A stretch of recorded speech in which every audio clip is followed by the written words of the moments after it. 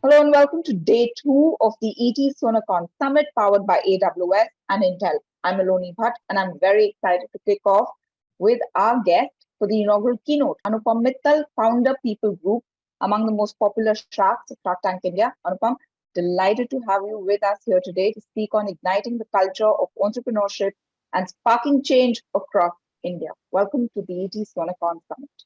Thank you, Miloni, for having me, and thank you, ET, for doing this summit. I think it's a great initiative, and I'm super pumped and excited to be here. Happy to share my thoughts, experiences, and of course, learn as much as I can. So fire away. Thank you very much, and we're so glad that you're here. You started your entrepreneurial journey in the early 2000s. You know, the word startup at that time was unheard of. Entrepreneurship not celebrated as it is today.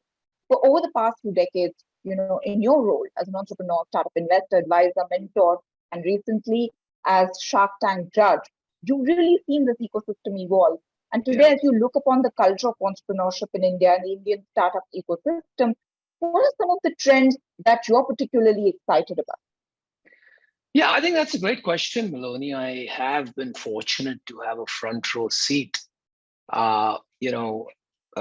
to this ecosystem actually being formed, right? When I started, as you pointed out, in the 2000s, there was no internet really. So the digital ecosystem, the first requirement is to have a robust infrastructure, and that itself was lacking.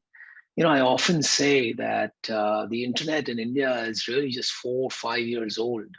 Many of us have been using email and other applications for a long time. But if you look at the widespread usage and the intensity of usage, it's only after Jio revolutionized the prices of internet access that we've seen everyone and anyone in this country being able to really consume the internet and use, it for all it's worth. So I think, we've just started the journey. That's the first point I want to make.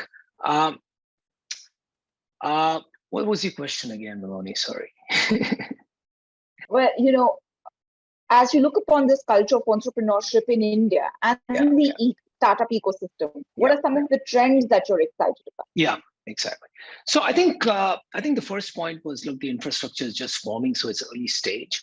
And my second point is, if you look at the history of the last 20 years, what's really interesting is that we've never really had a long run as far as digital investments and ecosystem building is concerned. So let me take you back to sort of 2000, when the dot-com boom first happened globally, right?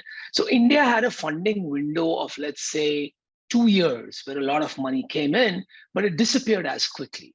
So you never really had a lot of companies being formed. And so it was sort of a first flirtation with digital investing, if you will. Then came 2006-07 when the dot-com bust started to come out of that period.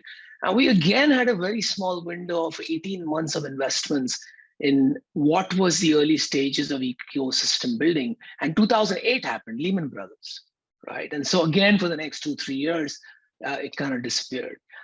The same thing happened again in 2012, 2015, and right up till 2018, we had these flirtations with digital investing and VC investing in our country.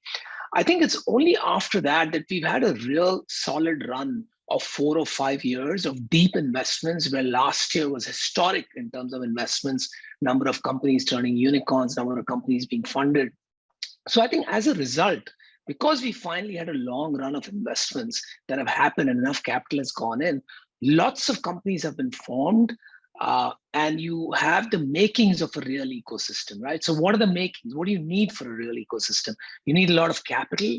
You need exits. So we've seen IPOs, we've seen mergers and acquisitions gaining steam in the last 24 months. You need talent, right? When we started, we used to struggle with getting a product designer, getting a engineer, right? They were called programmers back in the day, right? And now you've got depth and width of talent, right from UX designers to front-end engineers to full stack developers. So I think all that has led to India's engineering class coming out on the front of this rapid change that we are seeing. As a result, many of them now have opportunities not just to be professionals working in IT services firms, but entrepreneurs, right? And I think that is perhaps the most exciting trend that we are seeing. And so I think that's going to continue. I think now that the ecosystem has been formed for quite a while, I think we're going to continue to see a lot of great companies come out of India.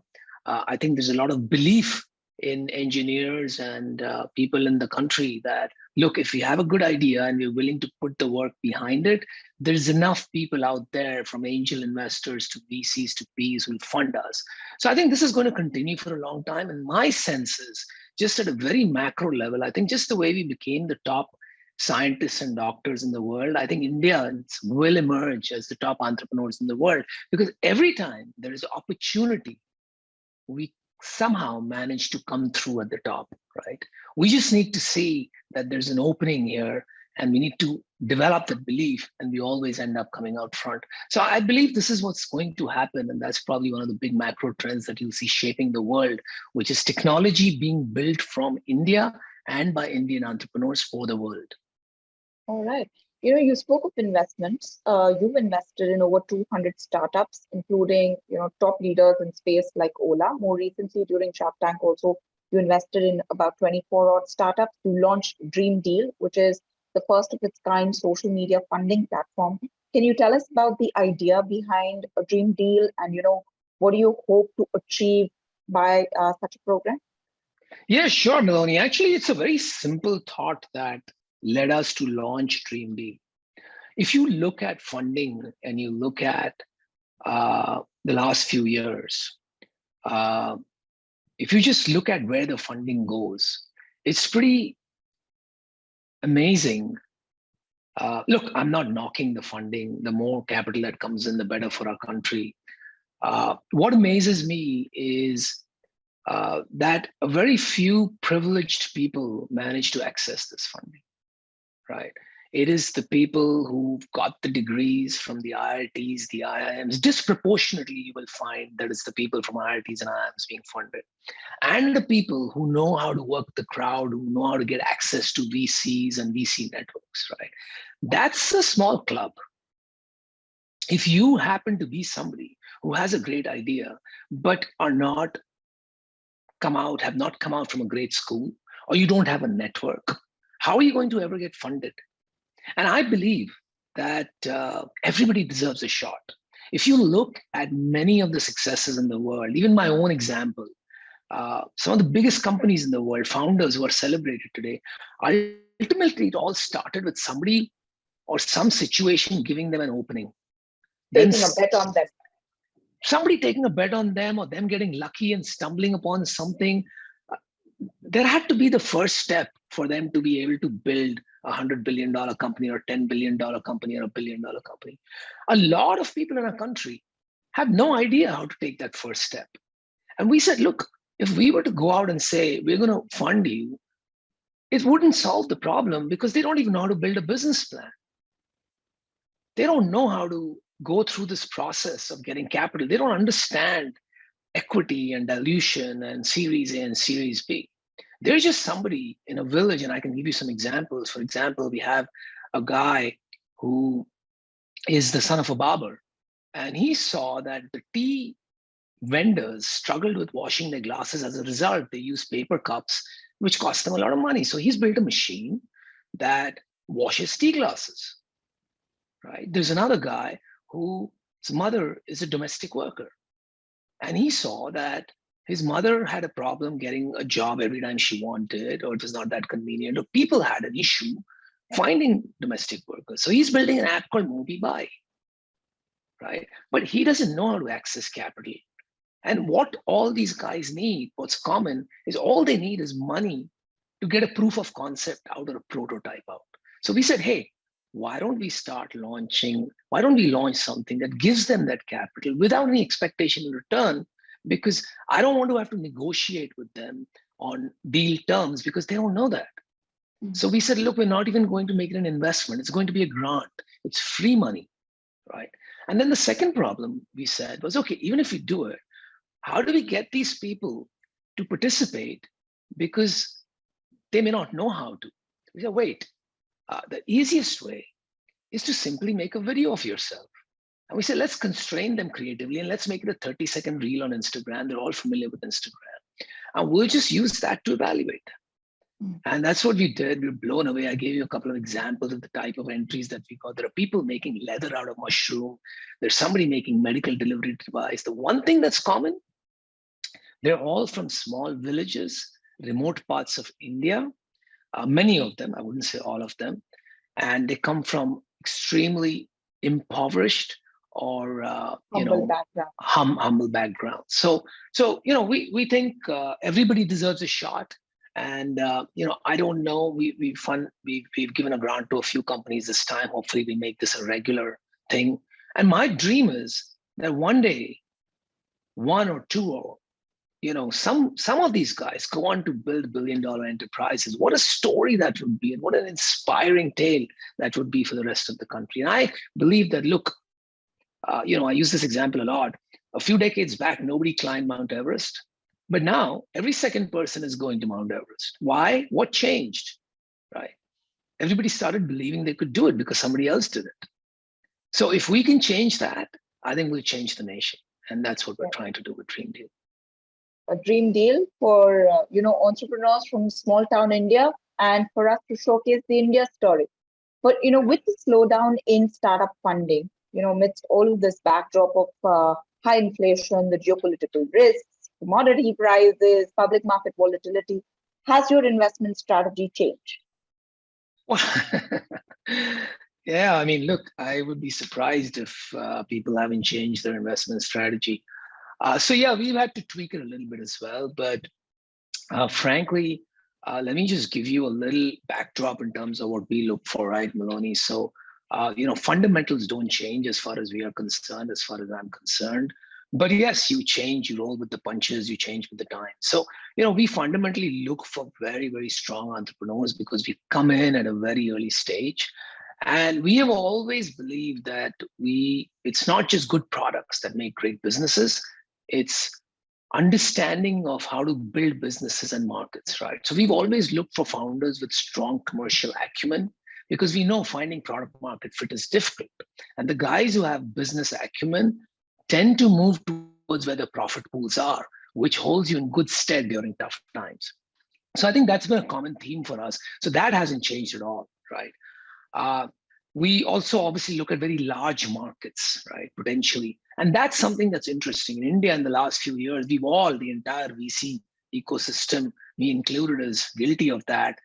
We now are going through a hangover, but we all got drunk on, abundant capital, believing that the markets are much larger than they are, right? India, if we start to break it down, India one is what really represent a lot of the buying that's happening digitally. And that's nearly nowhere as big as the 3.5 trillion economy that we talk about, right? And so markets start to come down in size pretty rapidly once you start cutting that. So, we made a few mistakes in the last year or so where, we did a lot of, not a lot, but a few momentum deals, a few FOMO deals, right? Because, we're just sitting out and watching this caravan run by and you felt foolish not participating in it, right? Although you knew innately that, look, there's something wrong here. This market doesn't exist, or this is not going to end very well. We've seen the movie before, but can you afford to really sit out? So, we participated in some of those, but by and large, we feel good because we've always backed strong entrepreneurs with good business acumen operating in large markets. And so our portfolio is doing well. We continue to do that. We continue to make investments. We're doing, outside of Shark Tank, I'm doing 20 investments a year, 25 investments a year. And the spaces that I'm still very excited about, right? Now that we have the belief in our country and we have a large ecosystem of engineering and product development talent, I think we are now ready to build for the world. So the TAM expands amazingly. And when you think about India building for the world, I get very, very excited about that. We are early investors in a company called Agnikul, right? For example, right? Deep tech, building for the world. They launch satellites into space. They're making their rocket company like SpaceX, except that they're doing it at a very, very low price with frugal engineering, right? Company's doing extremely well. We're very excited about it. We were early on in this space. So we think that's one theme that'll continue to play out, which is building technology from India for the world, whether it's SaaS or whether it's deep tech. Mm-hmm. The other theme, Miloni, is what I think some of the core bottom of the pyramid problems that are unsolved as yet. So solving for Bharat. I'll give you an example of a company, Animal. It's animal plus small, Animal. So it's a very interesting company. We came in at the first round. We owned a healthy percentage. Founder comes from a village herself, and she went to IIT after that. And essentially what she's trying to solve is build a marketplace for cattle trading. In India, it's highly fragmented and highly unorganized, right? And if you look at the numbers, it'll just blow you away because every farmer buys or sells cattle at least twice a year. And generally speaking, they're exploited by middlemen who take advantage of their situation. So they are seeking to address this problem with Animal.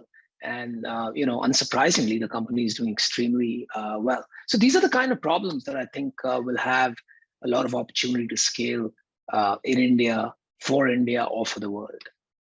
Anupam, you must be the only VC who's admitting to FOMO and admitting to making mistakes in investment strategy, because we've not come across any who made any mistakes so far. All right.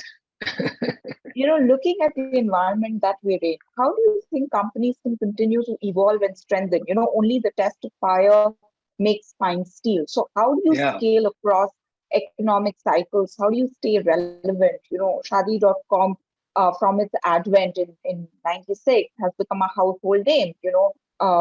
India's number one matrimonial site. Now, how do you continue to find new ways to monetize? Continue to grow and stay at the top? Yeah. Well, first, let me start with saying that, and in there, while it's going to sound rather superficial, but in there is a deep message. So we don't call ourselves a matrimonial site anymore, right? We started out as one, but we are a matchmaking company, right? Yeah. Why did I say that? Because in there is a message. You have to keep reinventing yourself, right? As time goes by, if you want to stay relevant, you have to keep reinventing yourself. I'll give you an example. One of my favorite examples is MTV, right? They kind of were such a rage when I was a young kid, and they just grew with their generation and lost relevance, right? As opposed to reinventing for something else. Today, of course, they're trying hard to reinvent with reality shows and so on. So they still have found an audience, but for a long time, they just stuck to their knitting and it didn't serve them well. So I think reinvention as you go along is very important. Horses for courses, and different times call for different strategies, right? The second thing is customer focus. I think we complicate things a lot in life. And if you look at the fundamentals of business, it's ultimately about serving a customer better than others can at a price that the customer is willing or can pay, right? And we complicate these things and we start sort of, talking about ecosystems, and we start talking about strategies of connecting this customer to this, and then I will create an adjacency in beauty products. And once I have beauty products, I'll create an adjacency into wellness. All that's fine and good, right? When you're dreaming, build your castles in the air, as I say, but your feet need to be firmly planted on the ground. And the ground reality is that your customers are the most important people in the room, not your investors, right?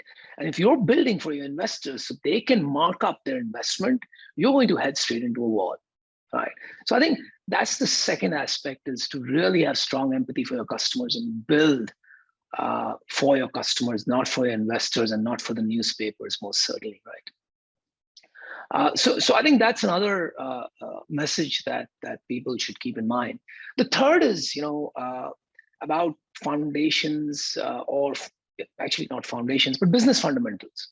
In my life, right, I have learned very early on, and I come from a business family, and a lot of people come from business families as well, who I find today in startup technology companies.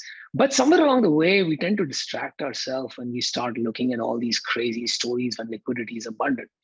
To me, there is only one profit, right? The cash that you make, right?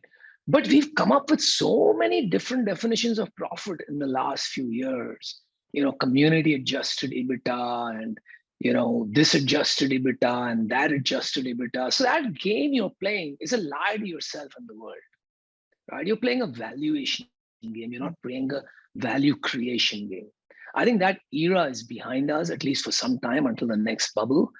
And I think people are going to be forced to really become, to use a sort of vulgar term, dhandewala, or to become a, hardcore business person, and become extremely commercially savvy and chase profit pools, not capital pools, right?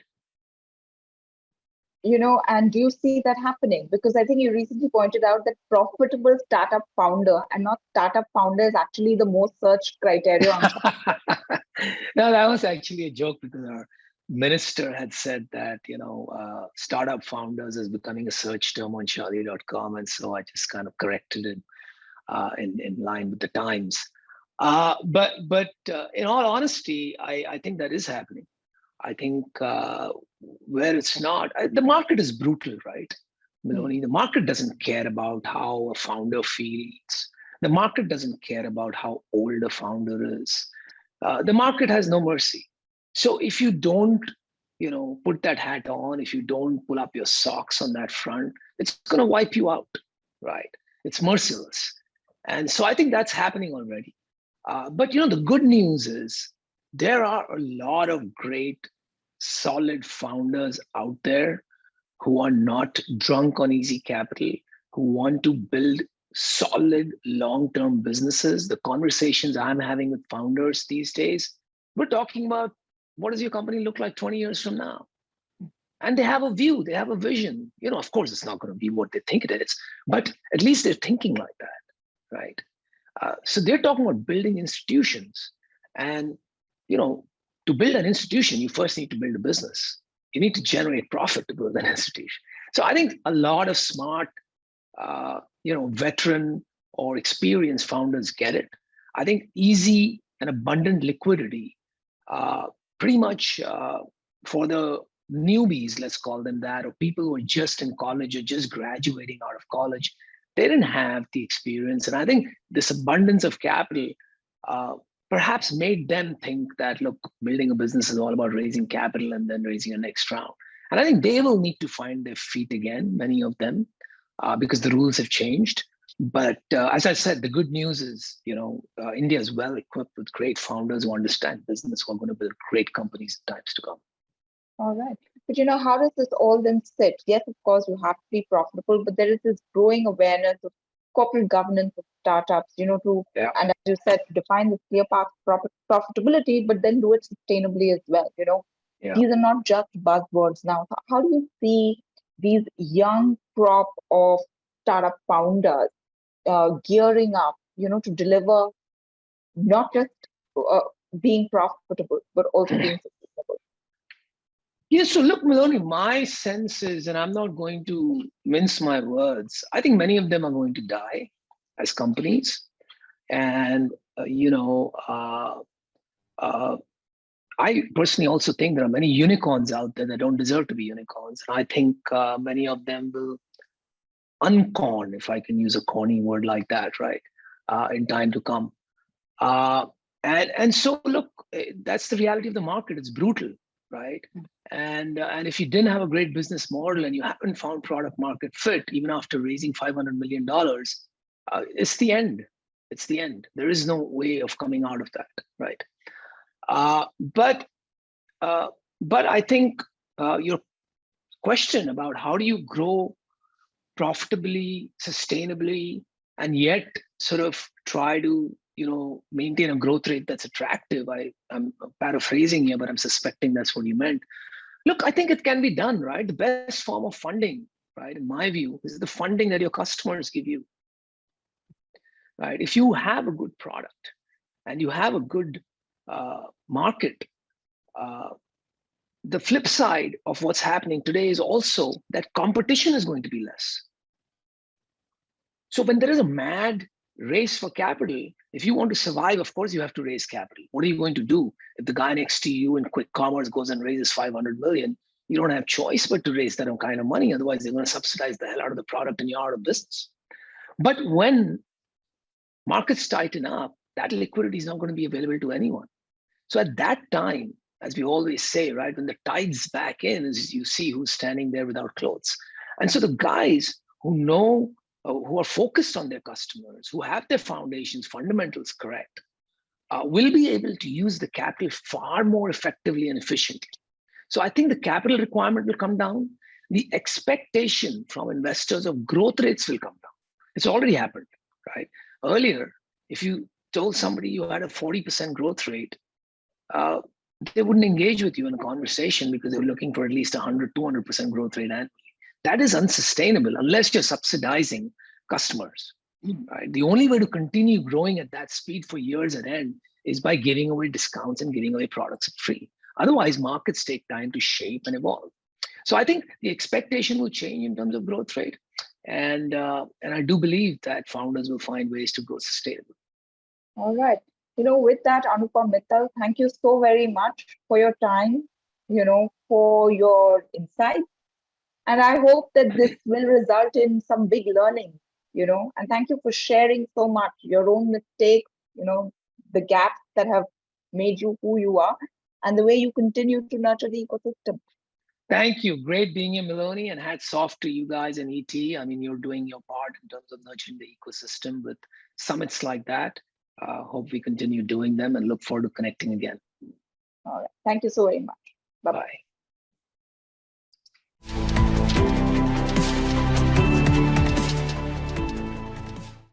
Hello and welcome to ET Soonicorns Summit, and you're watching the Unicorn Playbook track. I'm Miloni Bhatt. My guest today is Trivikraman Thampy, co-founder and co-CEO of Games 24/7. Vikram, thank you so much for your time today. Thank you for having me, Miloni. Pleasure. It almost seems to me like you saw the future of gaming in India. Did you imagine it to be this, where it became kind of the leader in online gaming, reaching nearly $4 billion in value as per KPMG when you started out in 2006? That's a great question. And usually me and Paavan, we really believe in humility. It's a big part of our value system. But to be honest, at least as far as the industry goes, where the industry stands today, we really did believe that back even in 2005, 2006. I think we had a very, very strong conviction on that. And it was not just gut feel and intuition. It was really based on what we were seeing globally, worldwide. And so it was a fairly data-based prediction that we had for the Indian market. And that's continued to be our culture even today. We're very scientific, very data-based company. And really what I'm talking about here is, when we go back to 2005, 2006, when we started this business, what we were seeing globally, and by globally, I don't mean just in the US, but you were seeing in the US, you were seeing it in Europe, you were seeing it in China, you were seeing it in Japan. It was not very hard to see that as long as India evolved into a robust internet economy, that it would also be a very, very robust gaming economy. It was pretty obvious if you drew up the charts, if you looked at all of these markets and how the growth of the gaming sector and the gaming industry in these markets, which is pretty large even back in 2010, 2011, kind of coincided with the growth of the internet itself. So you had to be like a believer in India not ever becoming an internet economy to believe that India wouldn't be a large gaming market. So to us, it was, to be honest, right, and I say this with little humility, it was really obvious to us that it's going to happen. Now, the big question was, is it going to take 5 years to get there or 10 years? And I think the early years were somewhat slower than we anticipated, but I would say the last 6-7 years in the gaming industry have just been phenomenal. And I think we're still just touching the surface right now in terms of what's possible in terms of growth going forward.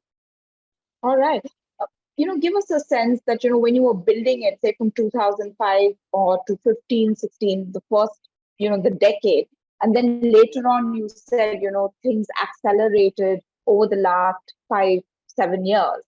What were the kind of learnings that you garnered, in the first decade of you being here that you were able to put to use that really, propelled you further than most, when we started accelerating?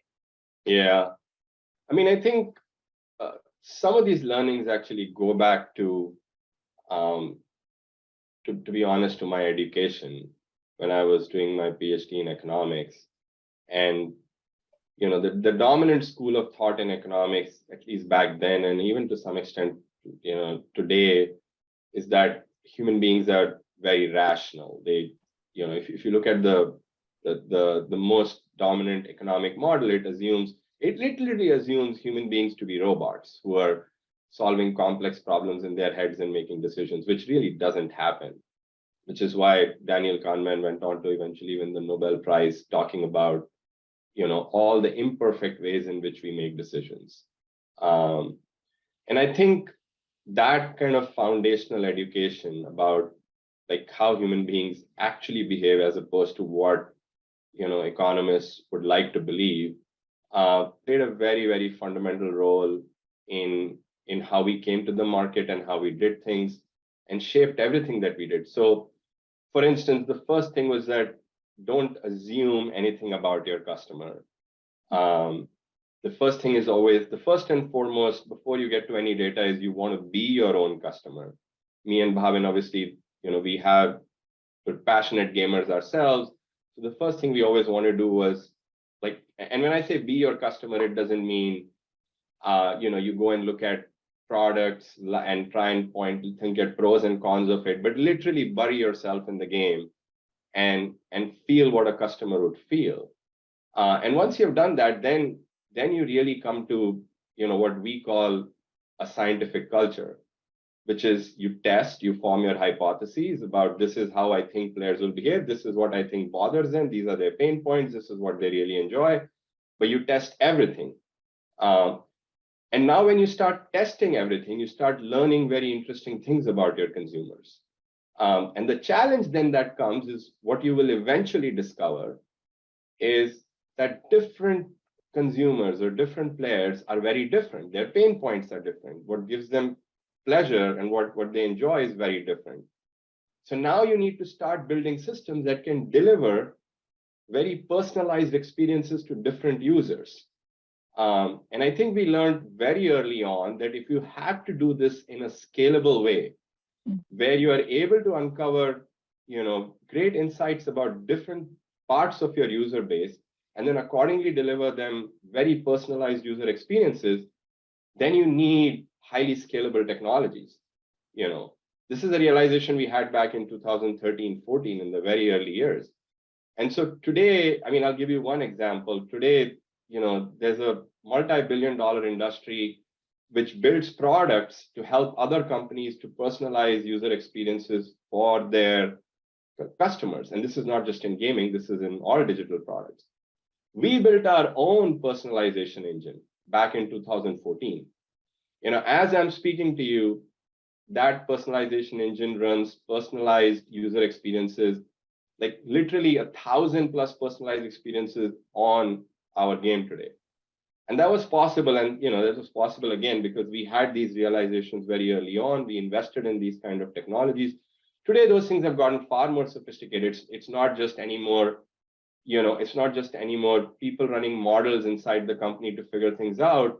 We have a very strong team of data scientists and AI engineers that are actually building models that figure these things out using data in real time and then deliver those kind of personalized experiences. So we've come a long way, but you're absolutely right. It was those foundations in the early years, which helped us, which told us we really need to focus on scalable technology to be able to continue to deliver great experiences to our users. All right. The headway in gaming industry is attributed in India to cheaper smartphones, growing younger population, higher disposable incomes, introduction of new gaming genres, high internet penetration rate. According to you, what is going to drive the next 5 years in gaming? When you look at the trends, what are the big trends that your company will leverage? Yeah. Well, I mean, if you think about it, right, gaming, the key levers that drive gaming, whatever you talked about are enabling factors, right? I mean, and that's happened for gaming and will continue to happen. So mobile was a huge deal. I remember 2013, we had 20 million smartphone users. By the end of 2014, early 2015, we had 100 million smartphone users. I mean, that was just, nobody inside the gaming industry could do anything to make that kind of a growth possibility, something real. And then there was, back in, I think, 2016, 17, there was the Geo launch, which made data really, really cheap and therefore ubiquitous. Again, that's something that gaming has benefited from tremendously. And gaming will, I think, benefit tremendously from the 5G rollout coming forward. And potentially also, and I'm a little bit more, careful on predicting timelines for this, but potentially also from what's happening in the crypto world. But these are what I would call enabling factors. But as far as the core business itself goes, it's always been about, gaming is always about two things. One is the content itself, and two is, your ability to deliver that content to users. As of now, if you look at the Indian market, the content that, at least from a monetization perspective, is doing really well is mostly all evergreen content. I mean, Rummy is one of the largest games in India right now, Rummy and fantasy sports. I grew up playing Rummy, learned to play Rummy from my grandmother. I mean, it's a really old game. Fantasy sports in its current avatar as it's played in India is maybe a couple decades old, but fantasy sports globally has been around again for several decades. Poker is an up and coming game, but again, it's a very old game. So most of the content in India that exists right now that's done really well is what I would call evergreen content. It's always been popular and will always be popular. What we have focused, therefore, more on is how to deliver the content, at least over the last several years, how to deliver highly personalized experiences. I think what you're going to see more and more going forward is more innovation on content. I think you're going to see a lot of content innovation. That's what's going to drive the next phase of growth. Some of that content innovation will come on top of existing game itself. So for instance, in our Rummy game today, we're starting to build what you call meta games on top of the game, that make the games more interesting. But then we're also investing in new content, new games, both skill gaming content and also casual games that we are now starting to build, not just for the Indian market, for the global market. So the Indian market's now at a place where you've got, a few large gaming businesses and then many medium-sized gaming businesses that are starting to do very well. And I think we're in a very, very solid position to start working towards becoming a gaming superpower in the world, where we're not just producing content for India, but also globally, and really start to bring meaning to the Prime Minister's vision of, gaming being an important part of the $1 trillion digital economy vision that he has. How is so when you innovate for the global market, or when you have a rollout for the international market, are there tweaks that need to be done? How is that market essentially very different, or different in a sense to the Indian market? And where do you focus more on? Because the growth, obviously, the scale and all of that is being driven by India. That's right. No, I don't get me wrong. I think the Indian market is still super exciting. I mean, our view is, and again, just looking at the same kind of numbers that we looked at a decade ago and said with confidence to our investors that, hey, this is going to be a huge market. If you look globally now again at the US, at Japan, at China, at Korea, at Europe, and you just draw the trend lines based on where India is headed in terms of economic growth, internet growth, I think India is going to be, anywhere between a $20 to a $30 billion gaming market by 2030. That's our projection. So to be fair and to be sure, India is a super exciting market and continues to be the bulk of our focus.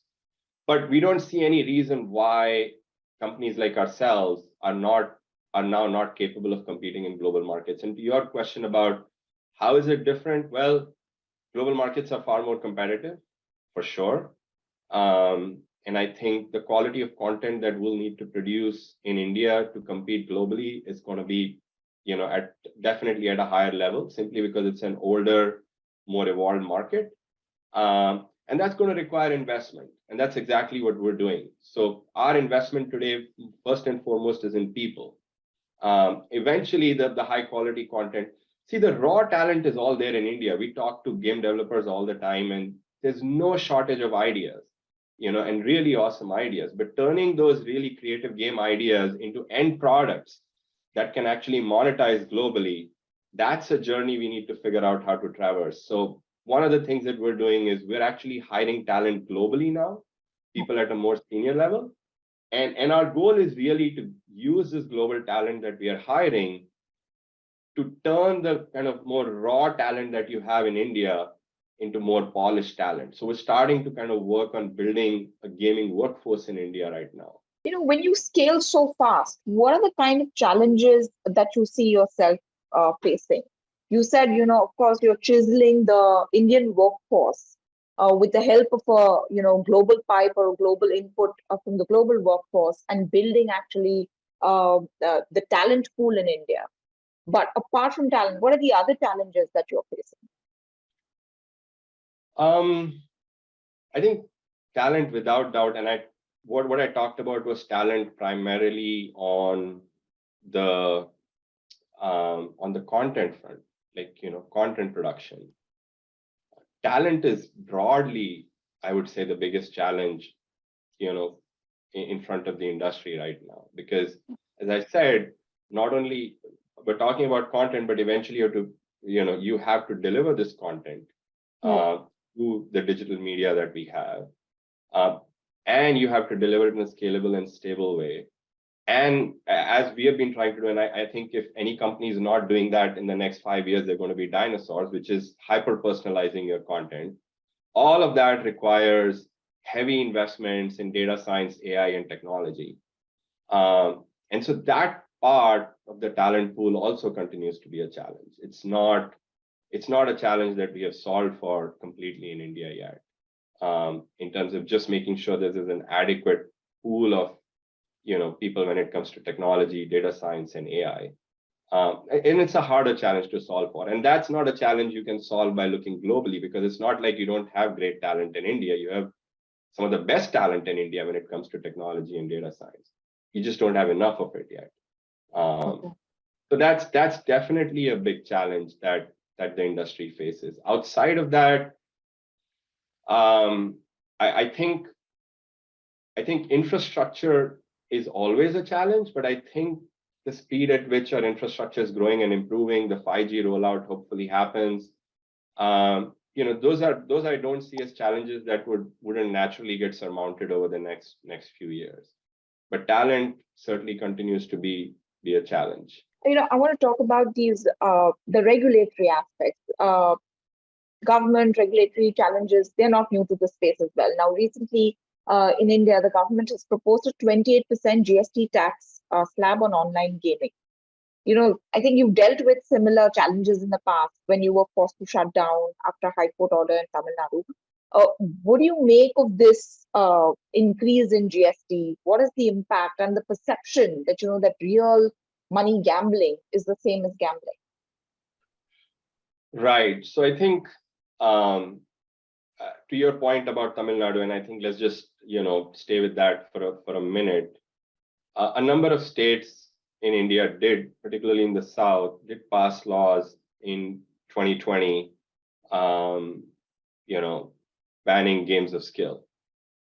But our view has always been based on the strong history of jurisprudence that you have in India when it comes to games of skill. Our courts, even as far back as the 1960s, the Supreme Court of India, and this is, I believe, in a 5-judge bench, it was a very large bench, basically ruled that games of skill are business activities that are protected as a fundamental right to trade. I mean, in other words, there is no difference. If you were to, you have a fundamental right to go out, if you're really good at chess, to go out, play a chess tournament where there's some entry fees and prizes to be won. And if a state bans games of skill, they're saying you cannot leverage your right, your skill set at playing chess. As far as the law is concerned, the Supreme Court has ruled rummy and fantasy sports, and some of the high courts have even ruled poker to be a game of skill. As far as the law is concerned, there is really no difference between any of these games and chess and golf or cricket. They all fall under the same bucket. And that's what subsequently the high courts of all of these states did, whether it be Tamil Nadu, Karnataka, or Kerala. They said these are constitutionally protected activities and you can regulate them, but you cannot ban them. And I think it's very important to understand the distinction between games of skill and gambling. Betting and gambling is an entry under the Constitution of India, under the state list. It sits in the Constitution of India. But betting and gambling now has been interpreted by multiple high courts and the Supreme Court actually to mean only covering games of chance and not including games of skill. So, the distinction is very, very clear. And this is what also we have tried to bring to the attention of the government, both when it comes to generally regulating games of skill, but also the GST matter. So yes, I mean, the 28% GST, by the way, just to kind of make a small point on the 28% GST, the 28% GST going from 18% would certainly slow the industry down. It's going to, it's an additional cost that the operators are going to have to pay. It is certainly going to slow us down. It will mean lesser investment in growth going forward, both domestically and globally. But it's not going to kill the industry. It's something that the industry could potentially absorb. Our concern that we've expressed to the government is less about 28% GST and more about what 28% GST is actually levied on. Currently, we pay 18% GST on our revenues or our commission or the service charge that we collect from users for providing a platform to play. Because we are not really playing with the users, they're playing with each other. We're just providing a platform. What will certainly hurt the industry pretty badly and potentially cripple it would be levying 28% GST on the user entry fee pool. And that's been our main argument to the government. We want to contribute more to the tax pool of India, but we also want to contribute more to employment and growth.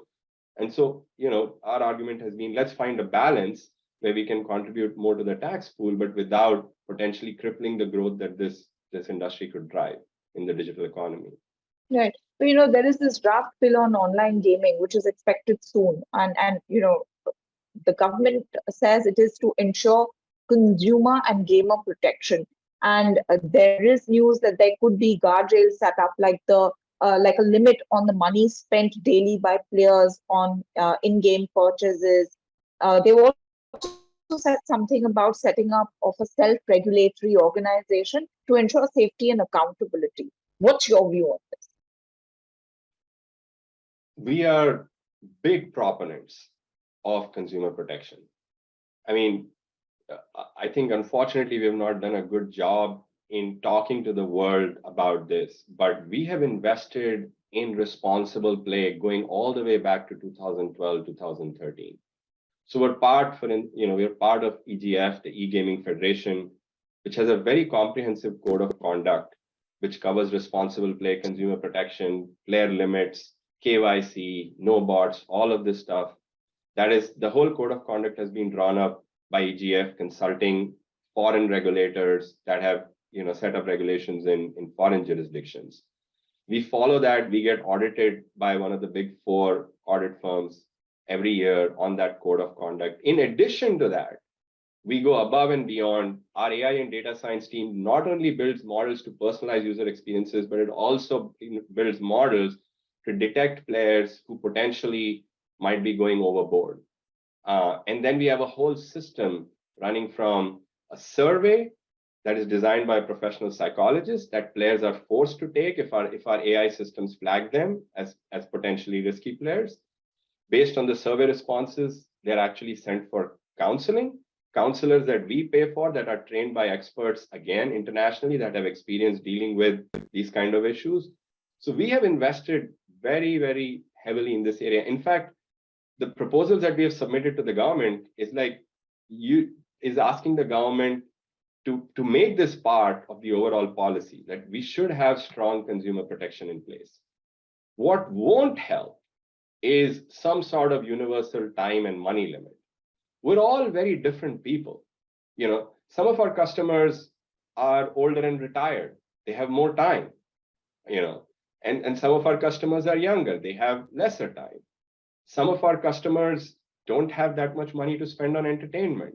Some of our customers have more money to spend on entertainment. So some sort of a universal time and money limit is just not going to be productive. If I say that you cannot spend, let's say, more than 200 rupees a day on gaming, which is 6,000 rupees a month. Now, 6,000 rupees a month might not be a lot of money for an IT engineer, let's say, who's a senior IT engineer, but 6,000 rupees a month is a lot of money for somebody who drives an auto rickshaw.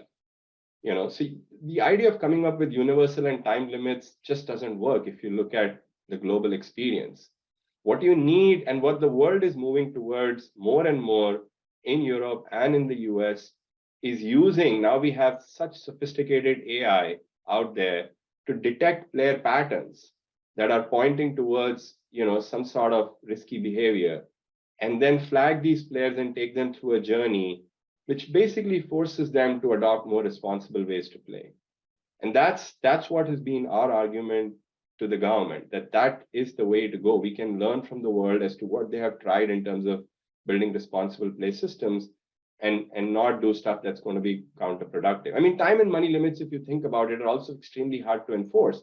If I put a limit on you that you cannot play for more than 3,000 or 2,000 rupees on games 24/7, you can still play for 2,000 rupees on my site and then 2,000 rupees on another site and another site and another site. Not to mention all the international gray market operators that don't have to abide by these rules. So the last thing we want is a system which forces domestic operators like us, responsible operators by us, to start following these kind of rules, but the customers don't benefit because the customers are just going to play with international operators or other gray market operators that don't follow these rules. So that's at least been our humble submission to the government. Right. And then, how are you sort of taking that forward? You have made representations, and what's come of it in terms of talks? I think the general response we've received, both in our conversations with the central government and the state governments, is very constructive. I think they appreciate the concerns that we are pointing out. But obviously, the government's biggest job is to protect consumers, right? So, and we want to do that too. We definitely think the government should put consumer protection measures in place. And we're just hopeful that the government will find that right balance, that consumer protection is balanced with industry growth and industry prospects.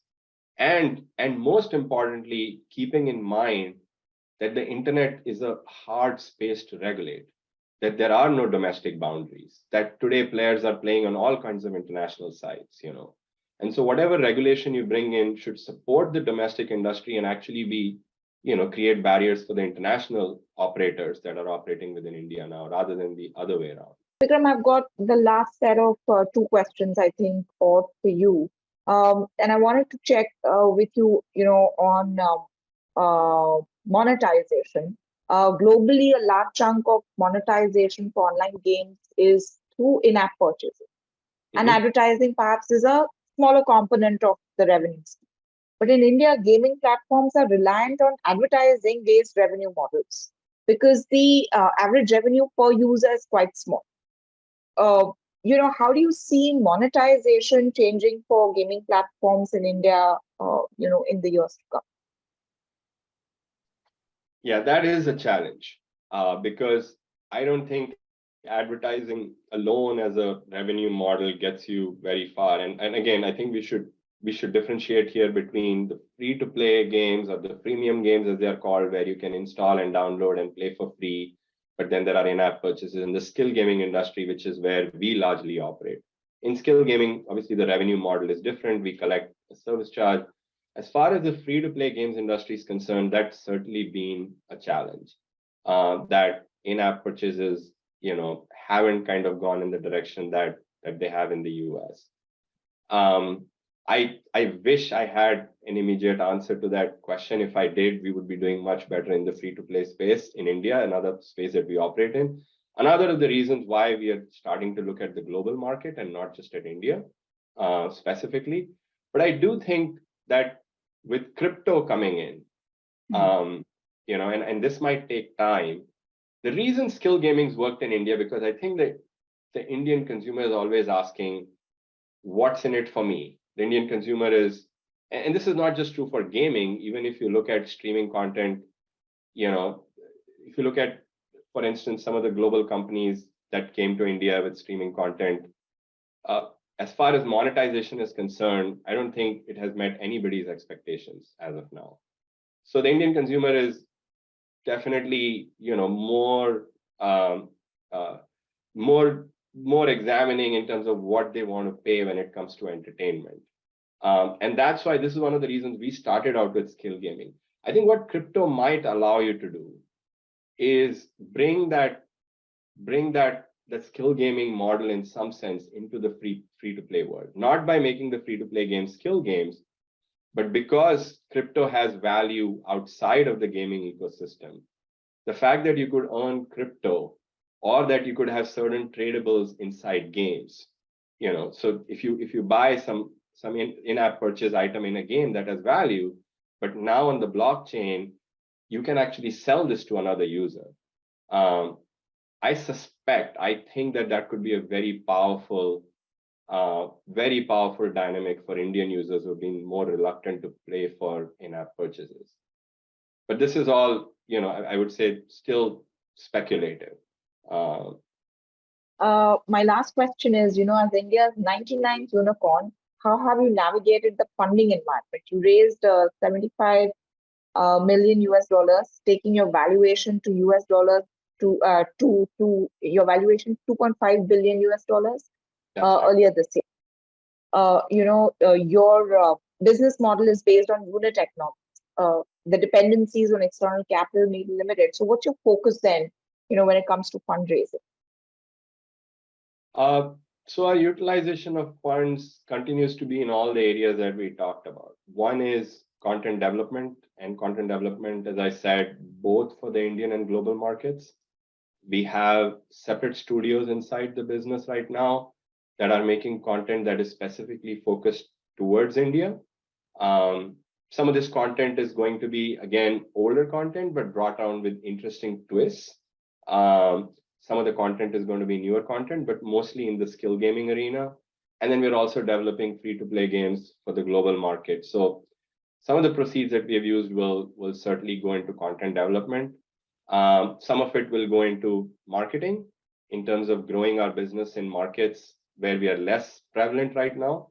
So for instance, we see a lot of opportunity in, still substantial opportunity for growth in markets in the north of India for certain of our products. So will be, some of the investment we raise will go into marketing. And then a significant part of our investment will continue to go into what's been the biggest strength for our business all along, which is data science, AI, and technology. We continue to hire the best talent, and the best talent always tends to be very expensive, and invest in the best technologies. So that will continue to be a focus area for us going forward. All right. Well, Vikram, thank you so very much for this interesting conversation and some of the insights into the gaming space and especially what it could possibly mean for India. Thank you very much for your time and for your thoughts today. Thank you, Miloni. Thank you for having me.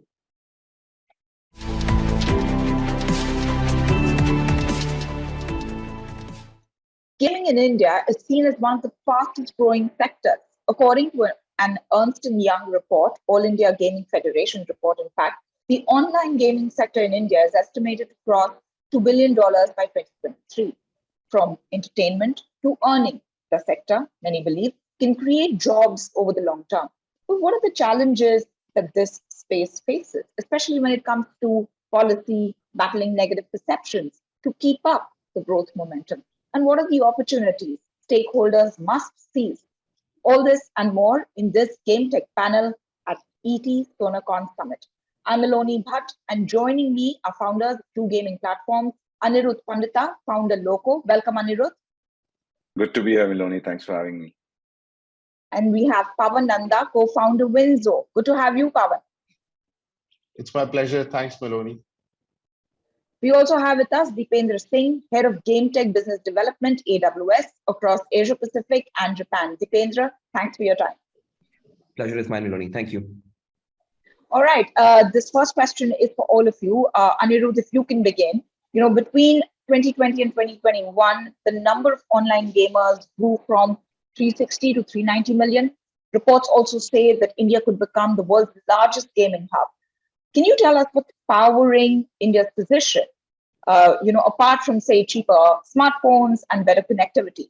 And linked to that is the other question, that what does the future look like to you, as we move from mobile, console sets, AR, VR?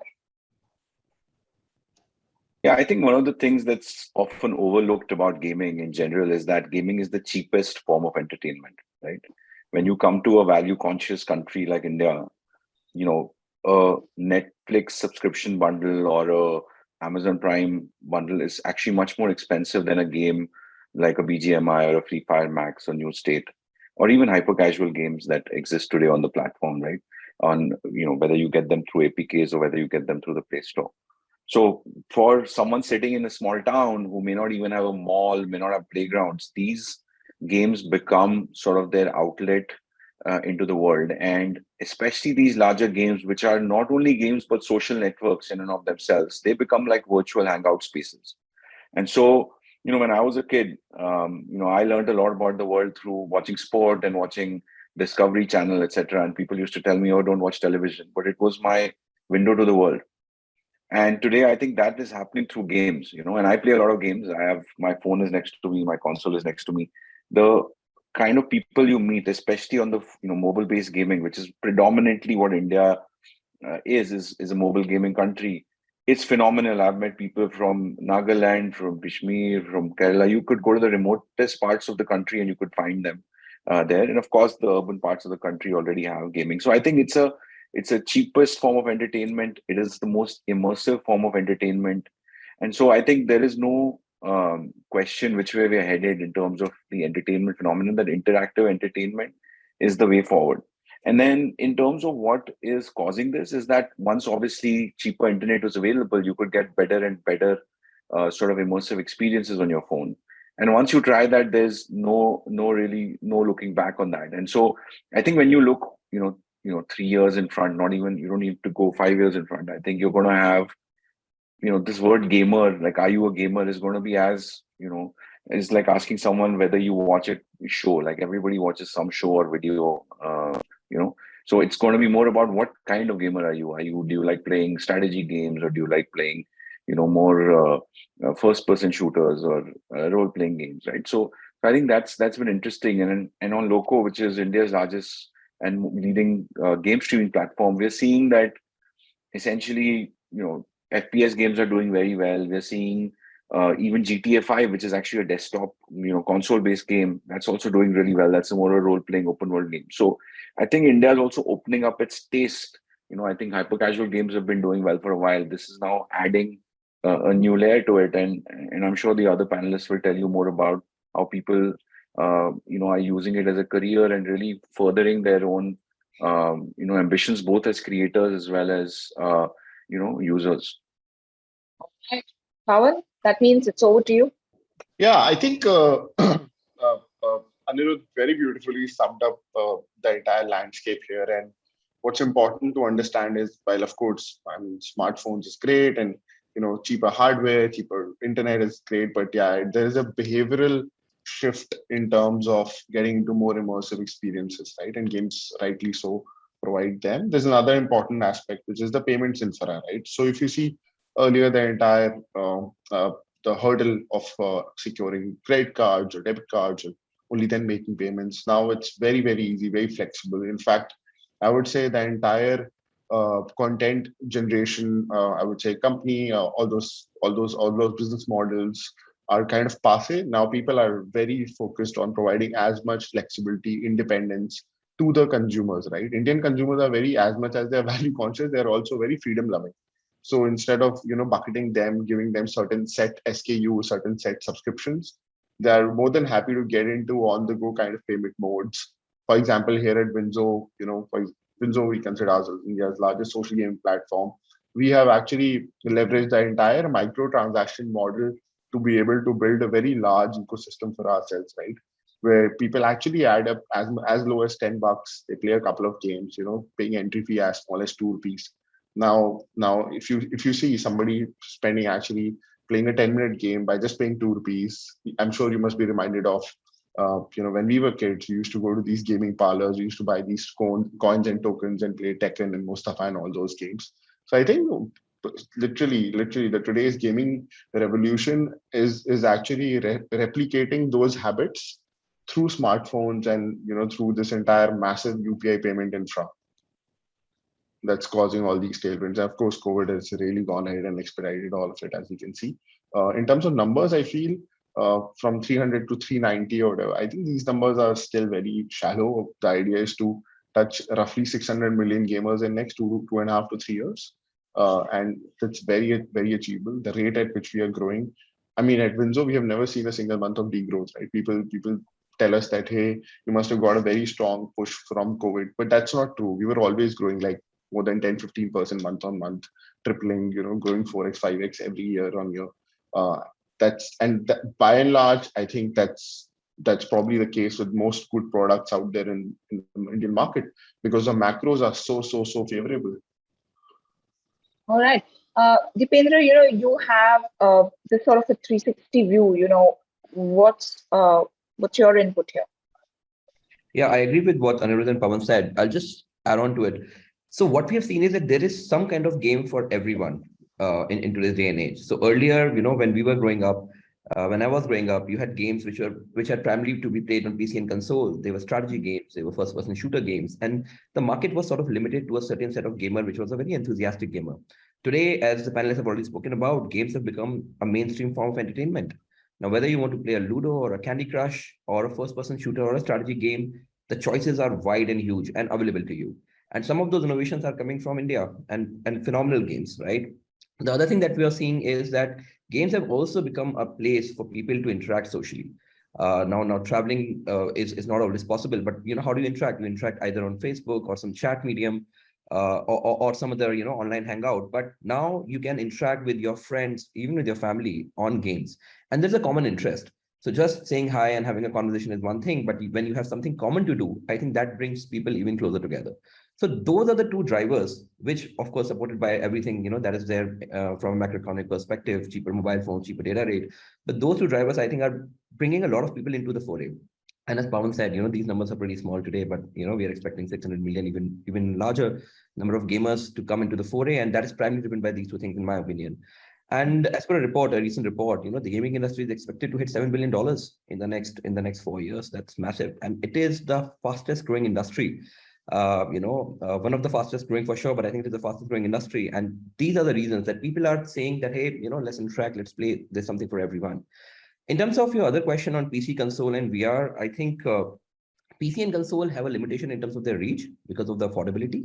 But what we are seeing is that mobile games which are coming out these days, they're of as high quality as a PC or console game. And now with cloud gaming, on the anvil and coming very soon, supported by 5G infrastructure rollout, you will be able to play PC and console games even on your mobile through a streaming platform. And that will just democratize the entire set of games available to everyone. And mobile is the predominant and will remain the predominant form of consumption of games in India. I'm very curious to know if you could give me a breakdown of gender when it comes to gaming. Men versus women. Are you seeing a lot of interest from women consumers? There is. I don't have the number, but what we are seeing is an increasing number of women are coming into the gaming forum and they are playing games. There are some companies which are creating games especially for women. There are some companies in the US, which actually make games which are focused completely on women. Without naming any customer, we recently met a customer who is making games only for women, predominantly for Indian women and for US women, and the type of the game is slightly different. So yes, women play the regular games, but there is an increasing awareness that we should bring more girls into games. At AWS, we also have a thesis of girls into games that, how can we bring more women into the gaming ecosystem and be more diverse and inclusive. So I think there's an increasing focus on not just offering the same set of games to women, but also developing games specifically for women. Right. But, maybe Paavan or Anirudh could answer this question. What is the offtake when it comes to women?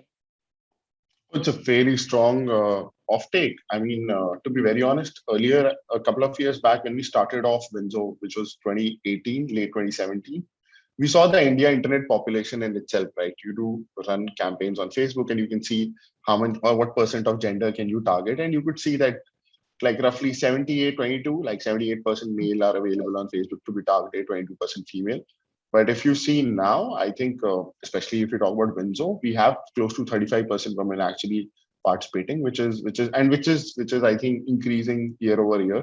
And like Deependra mentioned, it's really about the quality of content that you bring in, right? And the more relevant content, and by just women, right? Even if you see the dissection across ages, I mean, for all of us, we feel that probably gaming is a very, very young thing to do. People from 18 to 24 or 24 to 35 are the ones who are engaging in it. But like we have, I would say, a very healthy percentage of users on Winzo who are 45 years and above. So I think it's just that gaming as a mode of entertainment is penetrating in our society across different demographics, right? Gender, it's no longer niche. Be it age, and also language. I mean, we are a vernacular product. We are available in 12 different languages. We again see a very massive offtake outside English, and happy to cover that later in the chat. Right. Anirudh, maybe you could start. The gaming industry, of course, as has been laid out, is being recognized as an important pillar of the economy. And how do you see the industry supporting job growth? I think there's a tremendous number of jobs that are going to be created in the gaming industry, right? I think when we think about India, we always just talk about users. I think there's the fact that India is also a hub for developers. We have a lot of development talent. And yes, there are certain specialties in game development, maybe game design, etc., that still need to, be developed. But there's a lot of talent in India already. And I think you can see that in the kind of initiatives that are happening, different games that are in development in India today. But it's not just gaming, right? The gaming value chain, from the publisher all the way to the end user, there are many different jobs that are being created today, right? If you look at people on Loco who are streaming today, right? Competitive gamers, entertainers, they have huge incomes and they're getting that money from advertisers because they're drawing really big audiences who are interested in watching their content. So they're new age content creators. On the other hand, there are competitive gamers who are going out there winning medals for India and the Commonwealth. We had the first Indian team that qualified ever for the FIFA Nations Cup, right? We've never sent a soccer or football team to the FIFA World Cup, but we've done it in esports. We had representation at the PMWI now in Riyadh. So, we have people making money through prize money and skill as well. Then you go down the chain to kind of streaming platforms where you have people who are working in our development team, who are working on the marketing side, on the content creation side. So there's a huge number of people there. And then in the publisher side itself, there's huge number of jobs that will be created when we create games both for India and for the world, right? When you look at a game like Ludo King, which has done extremely well in India, you see many other studios like this who are now addressing the opportunity that India offers. I think a lot of studio efforts were primarily not focused on India earlier because before 2019 nobody really thought that a game would get to the scale that a PUBG Mobile or a Free Fire did in India, where there were 100 million plus MAUs in India, right? That's huge number. So, and they're also making revenue, right? A lot of these companies were doing, according to press, is doing over $100 million of revenue in India. So it shows you that there is both from a revenue point of view as well as a user point of view, the ability to create a market, and then the sort of support forces have also shown up, right? I think multiple companies have created gaming funds. One of our investors, Lumika, is India's first gaming fund. They've put in money into the ecosystem. Crafton, one of our investors, has put money into the ecosystem. Makers Fund, which has funded both Loco as well as Winzo. They've funded a bunch of companies continue to look at assets. So I think that awareness around gaming from an investment point has come in. Deependra and I have worked together on multiple initiatives with Amazon has supported, various awareness building initiatives. So I think the industry is really coming together. And I think COVID had a lot to do with it, which is that when people finally sat at home, they saw what their kids were doing, right? And I think whether they were entertainment executives or whether they were marketing guys or investors, they saw that that's where the young people were spending majority of their time. To give you a sense, anyone who's watching live streams on Loco today spends 50 minutes plus on the platform daily, right? So 50, essentially 50, right? And these are 15-minute plus sessions. So our competitor, you could say, is another platform, but it can often be Netflix, right? Not only just a gaming platform. It's just that's how the young people want to spend their time. They're just watching that instead of watching television or watching some other platform. So the point is that the industry awareness went up, and because of that, you're seeing a bigger support. And now I'm really happy that the government is actually, recognized that. Mr. Modi has talked about it openly, and we've created the AVGC committee has been formed. And I happen to know some of the people there. I think they're very forward-looking in the way they think. So I think you could see some good support coming from the government side as well. Right. Paavan, I want to talk about monetization. The gaming space right now is being dominated by two monetization models, right? Free to play and subscription based. What is the kind of shift that we see in gaming medium, and as new technologies emerge, how do you see these models evolving? Yeah, I think monetization, to be very honest, is one of the most critical things to be solved for any industry to unlock its true potential, right? And if you see last 20 years, I would say pre-Geo era, from 2000 all the way up to 2017, 2018, one of the reasons that really held back gaming as a sector was because we were only relying on in-app purchases or advertisement-related revenues, right? And to be very honest, I think spending on in-app purchases or spending on in-game items, I mean, is been considered a luxury. Like if you see a value-driven mindset, spending on games was touted to be socially conditioned as a luxurious thing to do, right? Like there used to be that one friend in the friend circle used to be famous that this guy actually spends a lot of money on games, Or so, has the money to spend on games. Or has the money to spend on games, exactly, right? But if you see how then value has really unlocked, right, post 2018, now there are very different models of monetization. If you see, for example, even in in-app purchases, right, payments has totally solved for it. Some of the other games like BGMI or Free Fire, as per the press, have actually clocked more than $100 million. There are a lot of other games as well who are doing those kind of numbers. If you see Winzo, right, we ever have the opinion that if we can sort of provide some kind of a reward or the other side of participation, then the excitement, then the ability to pay, then the interest in paying payments is going to grow multifold, right? And that's exactly what we did. We basically added a layer of reward-based competition where people can actually just load their money in the wallet and then they can go about entering a chess tournament. For example, you and I play a game of chess or carom, pay $10 each, and winner will take 18 rupees, right? Now, this kind of model has really gone ahead and exploded. We ourselves can tout to have more than 1 crore paid users, right, in the lifetime that we've acquired. And I'm very sure that the install to deposit conversion or install to monetization conversions are, I would say, multifolds versus, let's say, an install to purchase conversion in case of in-app purchase related models, right?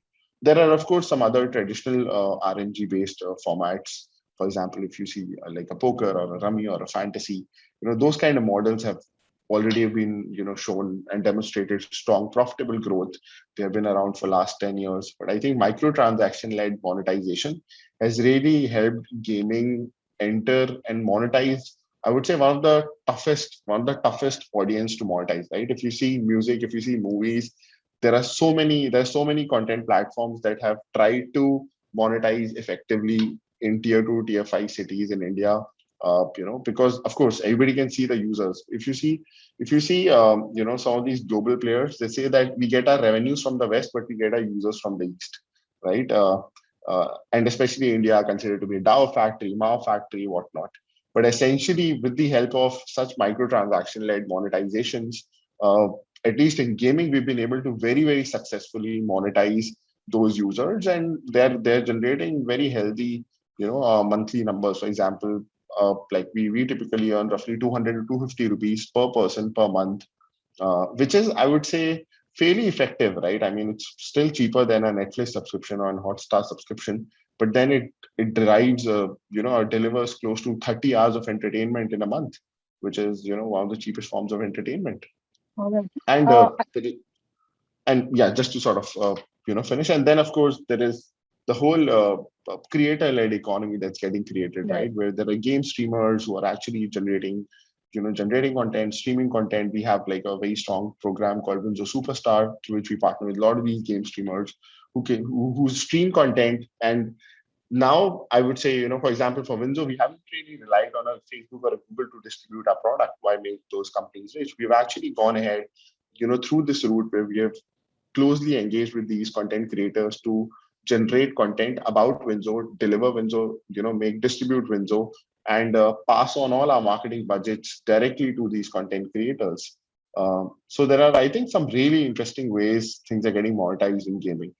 All right. Anirudh, if you can come in, I wanted to speak on the microtransaction point that Paavan raised, which allows gamers and spectators to make small game purchases. Would you say that it's kind of detrimental to the game and to its experience? It kind of detracts from the overall experience, and it skews the field in favor of those who can shell out a lot of money, to progress in the game. What is your view, Anirudh? I actually think it's hugely beneficial. Honestly, like the game design is in the game publisher's hand and in the game studio's hand, right? They can create. If you look at a game like BGMI, PUBG Mobile, it was not pay to win. So you could pay to, buy skins, you could pay to outfit your character, but you cannot pay to win. And there are other games like Free Fire, which had a pay to win mechanic in it. Right now, it depends from game to game how they want to do it. There are games like Clash of Clans where your experience and how much of grind you put into the game really matters. But I think that's a game design option. Without the UPI infrastructure, as Paavan has mentioned, we did not have the ability to make sachet payments easily, right? And I think that's critical when people want to put in 5 rupees, 10 rupees, they couldn't do it because, you'd ask for a credit card and you don't have credit card coverage, or to ask you to connect a bank account. It's very difficult to do it. So I think it's unlocked a completely new market and brought them into the mix, which is, I think, very, very important. So I don't think it's detrimental at all. And even on Loco, for example, we've built the ability to provide tipping or virtual gifts to streamers, and that's possible because of UPI. If you do not have UPI, the target audience would be too small, and so I don't think that's a bad thing at all, and it gives a completely new dimension to gaming that didn't really exist 4 or 5 years ago.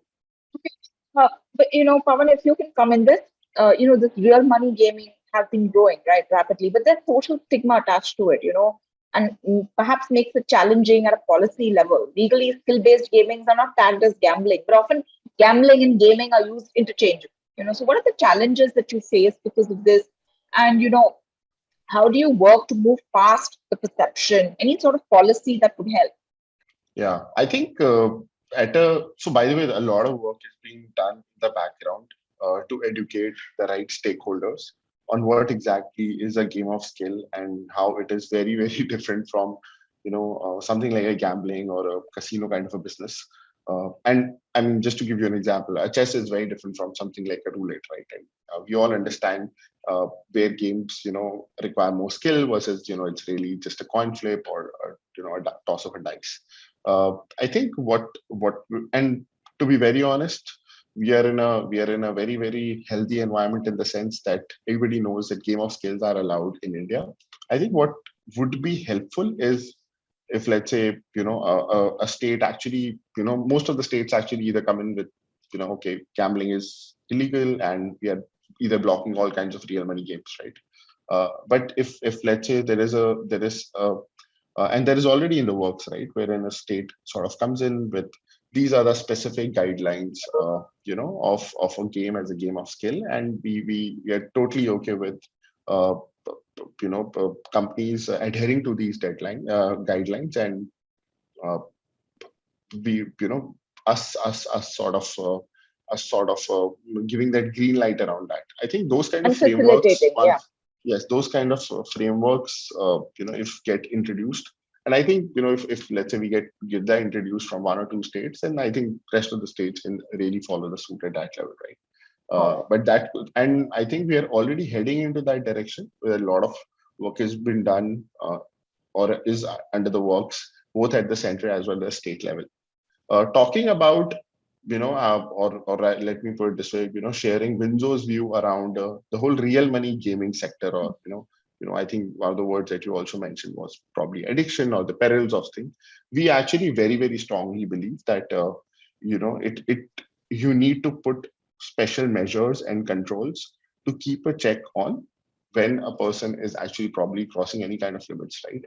And that's why we are following a very micro-transaction-led approach. We have like millions of users, and on an average, a person only spends 200 to 50 rupees.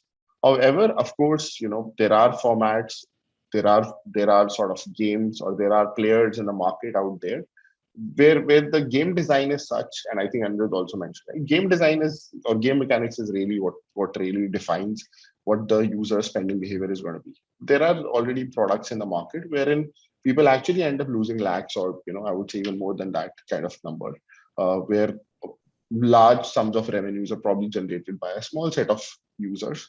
I think there we need to really ensure that proper checks, balances, withdrawal, limits on withdrawals, limits on deposits, and in every kind of exploitation that's happening around. I think, and with the help of data, with the help of ML, with the help of data science, all that is very much possible.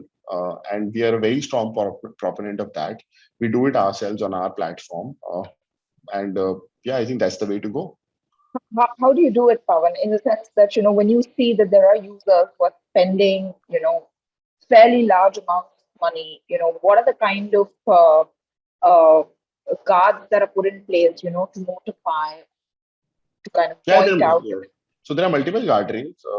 There is, of course, see, we are not I would say a gaming company, we are a data company, to be very honest, because we don't even make games and all, right? We just integrate these games. We are running through our algorithms, and our algorithms always keep we like consume more than, I would say 10,000 data points at any point of time of any particular live player, and whether that person is winning, losing, losing streak, winning streak, depositing too much cash, losing too much cash, and we have measures to also identify the economic levels of those players, and basis that there are limits around the withdrawal limits, deposit limits, limits on the amount of time a person spent, amount of games the person can play, so on and so forth. And I think those kind of measures are also important, right? Because to be very honest, it really hurts nobody. At the end of the day, those few edge cases do not really contribute to the business. 99% of your business still lies within those limits only. So those edge cases are very important to build the sector responsibly, and that's what we do. Right. I think Anirudh, you want to come?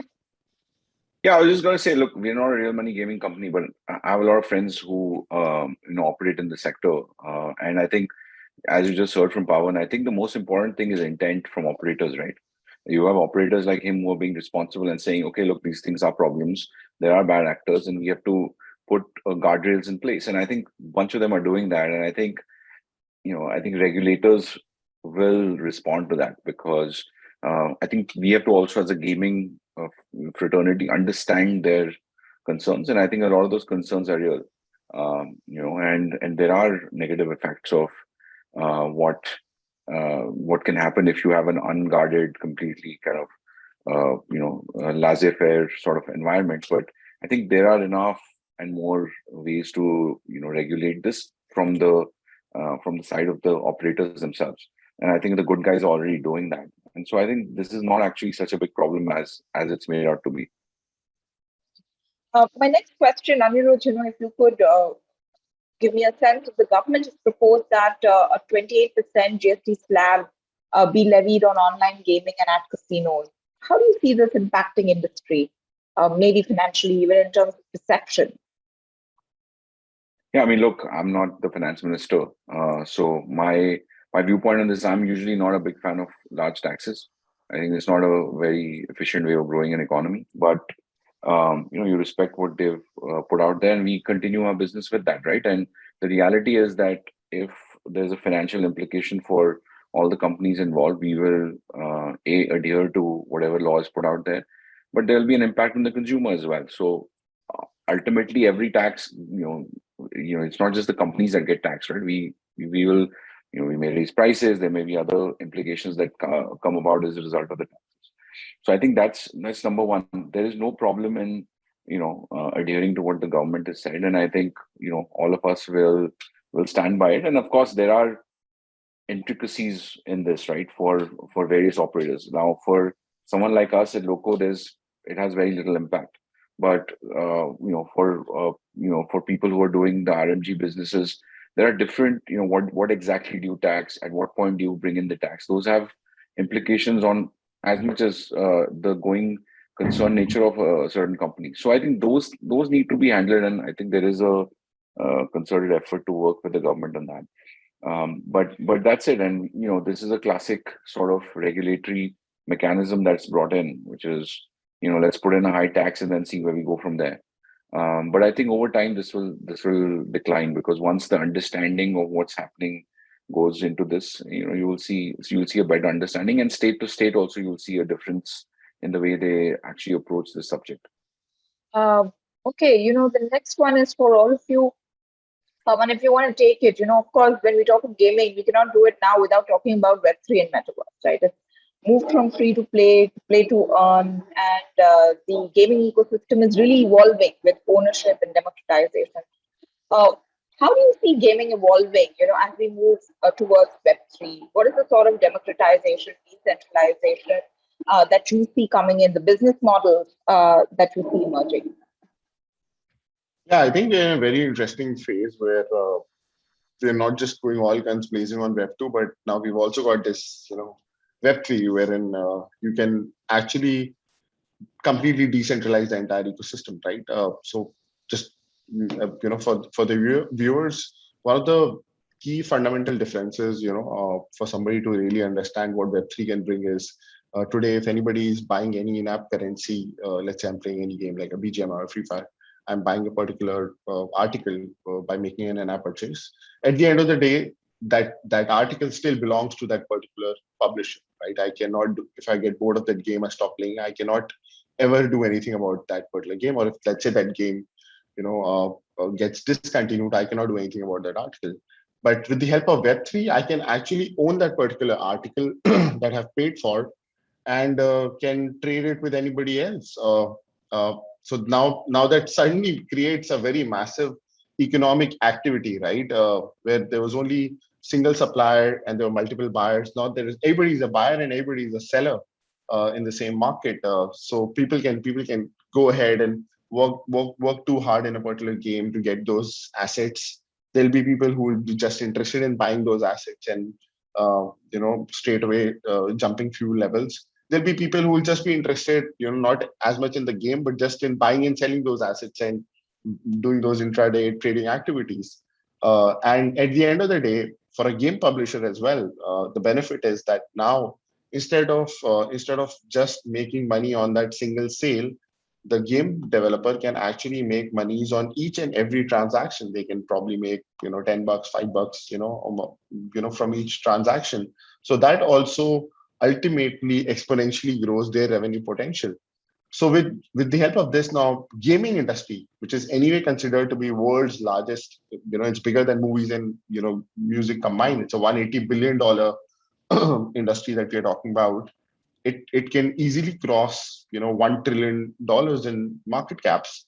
And I think that's what Web3 can bring in. Of course, when you, with the help of NFTs, you can go ahead and really demonstrate your ownership. You can really, I think everything, the entire playbook can be relooked at with the help of Web3, right? Whether it's the content creators economy, whether it's the entire supply chain between a player and a game publisher, whether it's about the way people are playing. For example, Web3 also offers us cross-country liquidity, wherein people from different geographies can actually go ahead and play, and liquidity is something very critical for multiplayer gaming. So I think the future is extremely promising on that front. It's not something, and nobody should be. I think the real builders are not getting deterred with what's happening in the crypto market, because crypto market is something very, very separate, right? People think that if Bitcoin is crashed or Ethereum is crashed or Web3 is a sham, but these are two very, very different things. Builders are continuing to build things on Web3, and next 3, 4, 5 years are going to be very interesting to see what all things come out of, especially in India. India can probably be the capital and the powerhouse of Web3 in development. All right, Deependra, what are your views? In fact, I was just going to take off on the point that Paavan mentioned, that when we see the crypto market functioning the way it is, what sort of an impact will it have on the larger gaming market, and the sort of looking forward to how Web3 is going to change the ecosystem? Will it dampen this ecosystem, or will it simply chug along? I think, as Paavan said, they are two very different things. Cryptocurrencies and Web3 gaming, there are very, very, very few similarities. So, whatever is happening in the crypto market, we are calling it the crypto winter.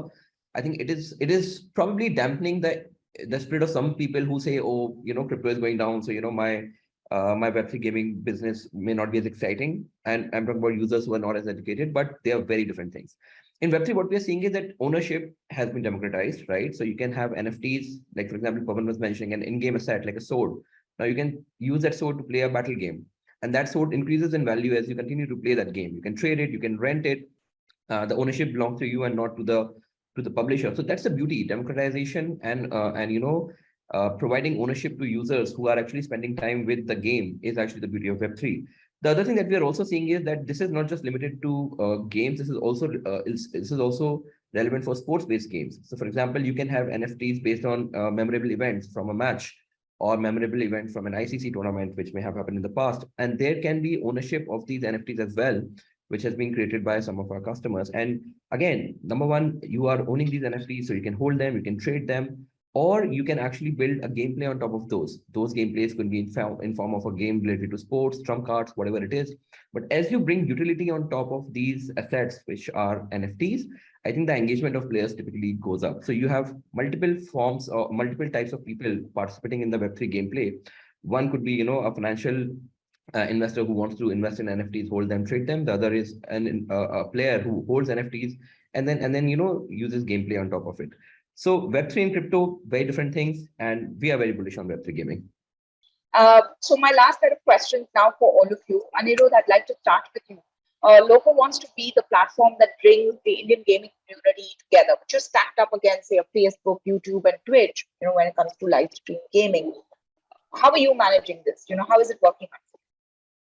I mean, we've seen phenomenal growth in the last year, right? If you look at our MAUs and DAUs, we're up almost 10x. Our live watch hours, are up almost 50x year on year. So we're seeing phenomenal growth.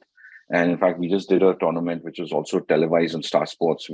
Our viewership has been larger than Star on that, and we got over 100 million views in that month just on the platform. And so the numbers we're seeing are bigger than what you would see on Wimbledon, what you're seeing on Formula One, what you're seeing on Premier League. So apart from Indian cricket, and in particular Indian men's cricket, esports is now the biggest sport in the country. And if you look at the interest levels are from across the country, right? So if you look at the big streamers, they're from the big competitive players, they're from Bandra, they're also from small villages in Punjab to small villages in Kerala, right? So they're coming from different places. And if you travel around the country and ask young people what they're watching or who their favorite athlete is, it's going to be likely that they take an esports person's name, which is insane.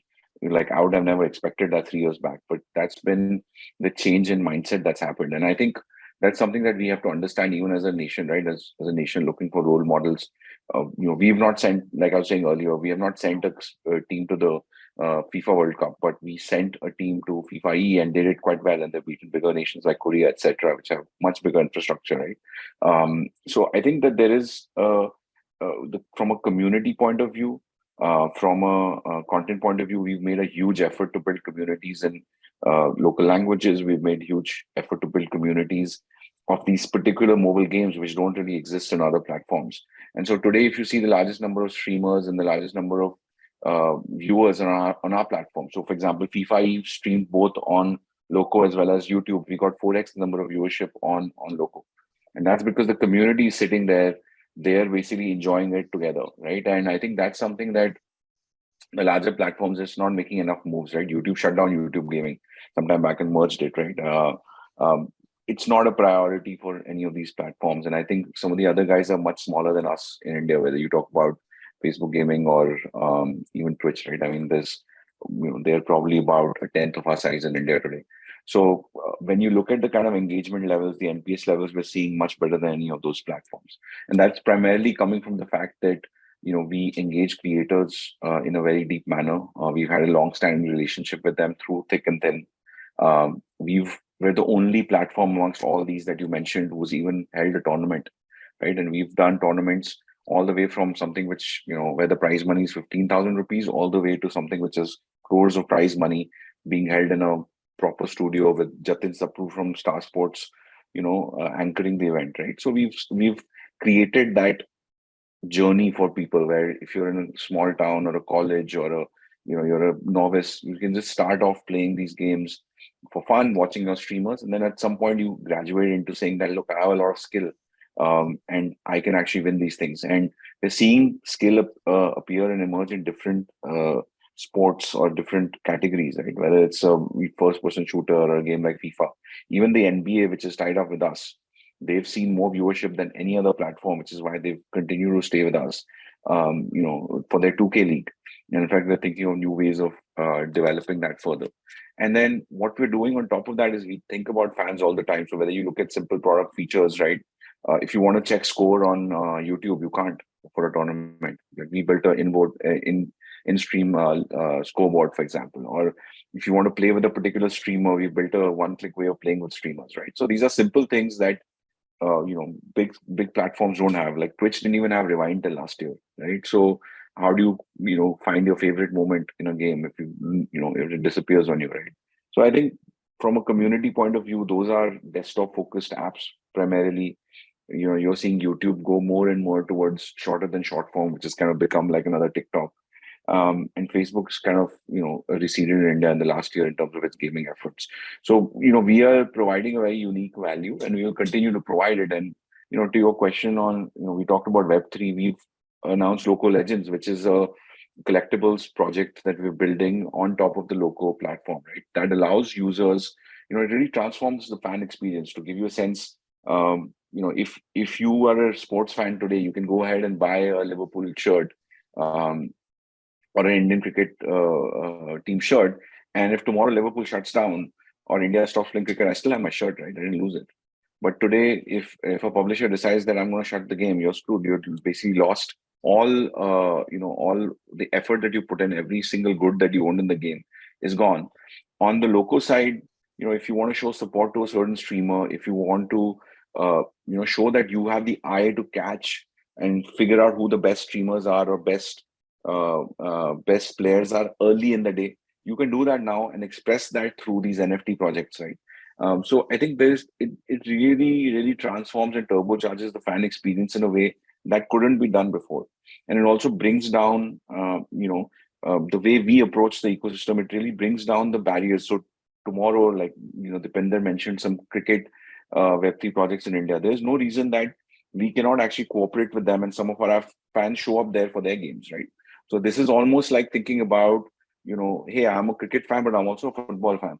So I'm just getting viewers from here to there, or, players from here to there, and they can do the same to our games. So this is not a zero-sum game. And I think the Web3 model of ownership changes that, because when you have the old model, it was all about putting a ring fencing your platform and then charging money or charging advertisers for it. With this new model, it can change, and it's through initiatives like this. Like none of these other guys that you mentioned have anywhere close to kind of the product that we've built on the Web3 side. So I think for us, we are focused on the need of the mobile gamer, and that has served us extremely well. And I think we're very, very early in terms of the journey. I think you're going to see in India a platform which is at least 100 million plus MAU that comes to fruition, whether it's us or somebody else. Hopefully it'll be us. But it's also important because it's one of the few places where India can provide leadership to the world. So there are other places where mobile gaming is becoming big. And again, those users are requesting us to, come to those markets. And that is really, really gratifying to see as, an Indian founder, which is that, people are saying, hey, we've heard about you. Why don't you guys come over? I mean, FIFA reached out to us. We didn't reach out to them. Right. So that is, for me, like simple, small signs of the fact that we have a lot to contribute, and it can really put India on the map as far as gaming is concerned. Okay. And we wish you all the success. Paavan, to you next. Winzo has made the choice to be a multilingual platform. What's the importance of, say, not just being a gaming platform, but also being a platform which is available to people in vernacular languages? Yeah, I think we are, to be very honest, the idea was never really to have a gaming platform. The idea was to have an interactive platform, right? I mean, today, if you see, and by the way, our models are also such that we don't really make games in-house. We are not a game studio. We just have built a platform where people, whenever they get bored or they want to get that kick of winning or that instant gratification, that's that kick in their mind, they just launch our app, spend I would say about 10 odd minutes, and they do that 5-6 times in a day, right? So cumulatively they spend about 45 60 minutes, and there are like a couple of million users who do that on a daily basis now, and we have their wallets also linked to us, so whatever they like, whatever they want to do, at a tap of a button they can just make the payments. Now it's really upon us what we want to do with Winzo, right? That's what Winzo is. We have, of course, added games, so people can just tap of a button. We've partnered with 40 plus developers, added 100 plus games, which people can actually go ahead and play. But then we've also done stuff like, for example, there is Winzo Store, where we are actually selling third-party in-game assets. And I mean, Google is charging 30% commission. We don't charge that much commission from the game studios and game developers. They can, at a tap of a button, buy the same BGMI in-app currencies or any other games in-app currencies at a discounted rate to Google. We also have a bunch of other such services, and that's really what we want to be, right? We want to be that place where, as a person's entertainment choices evolve, because entertainment is something which is extremely evolutionary, right? A couple of years back, people used to say social media is how people like to entertain. Today, social gaming, the boundaries are getting so blurred. We're talking about metaverse already. There are a lot of people who are already building those metaverses.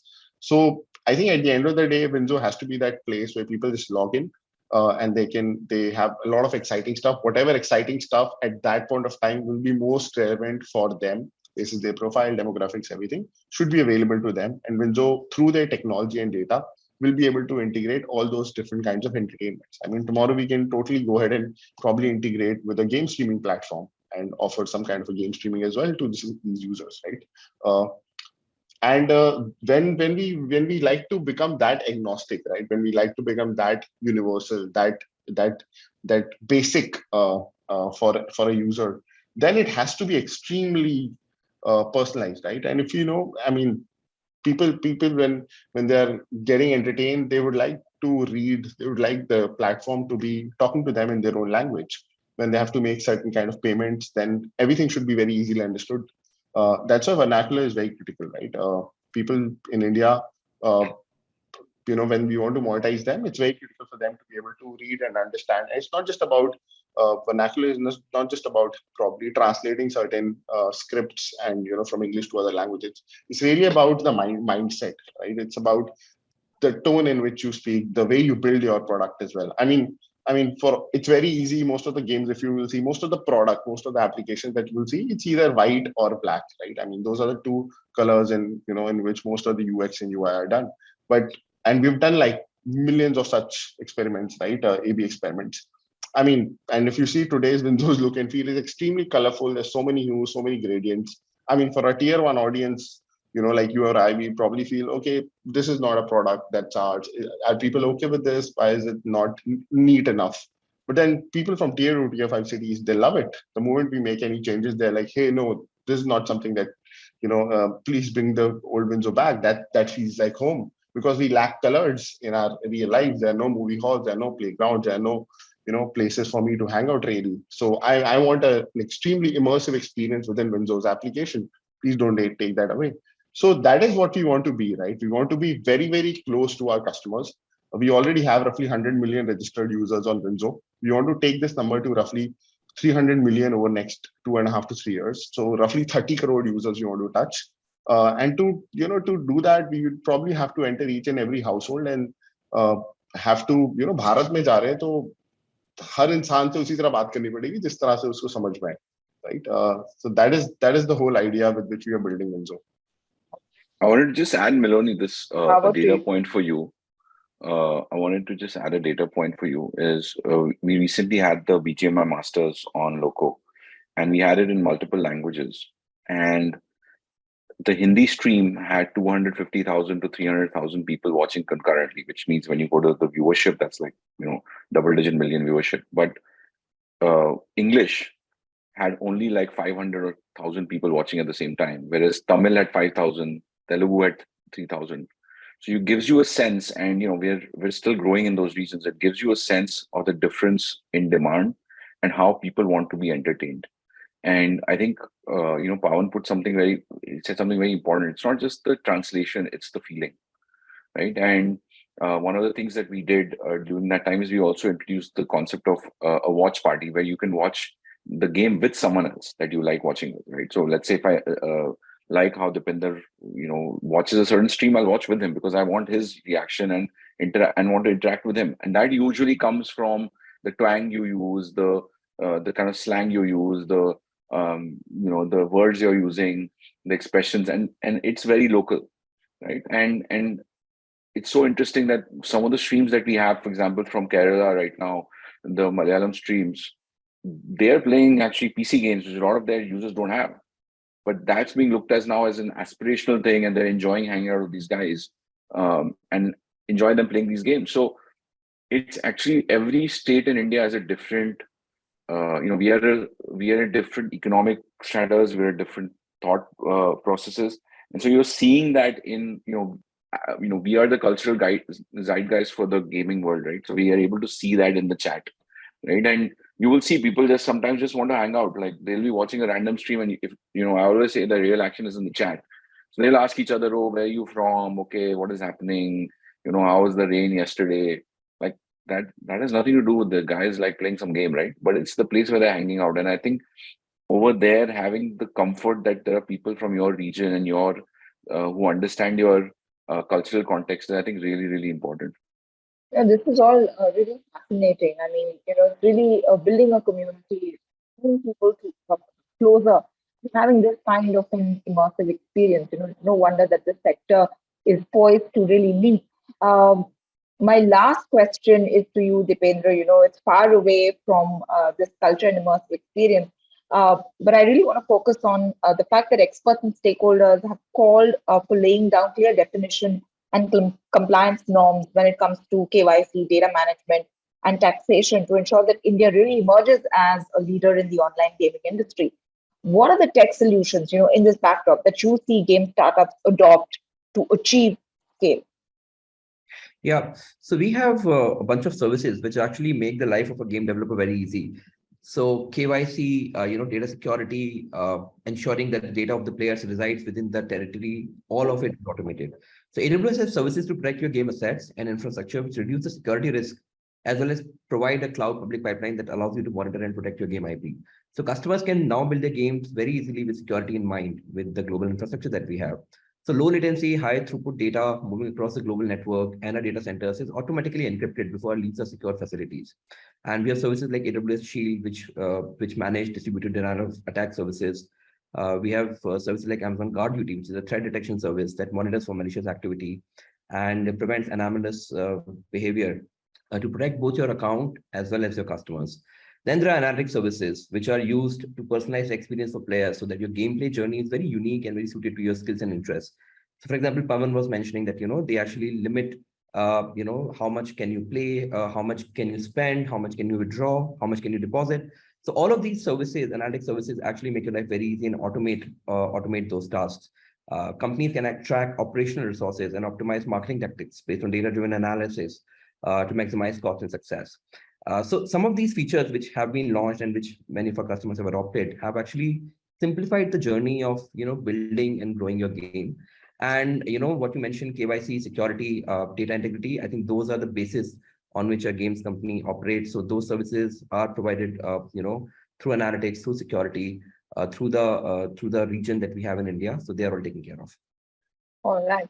With that, it's a wrap on this session. Thank you so very much, all of you, for joining me and, giving me your inputs and giving us a sense of where Gametech is headed. And of course, it looks like it is a sector that is only going to grow. Anirudh Pandita, founder Loco, Paavan Nanda, co-founder Winzo, and Deependra Singh of AWS. Thank you so very much for your thoughts and for your time today. Thank you.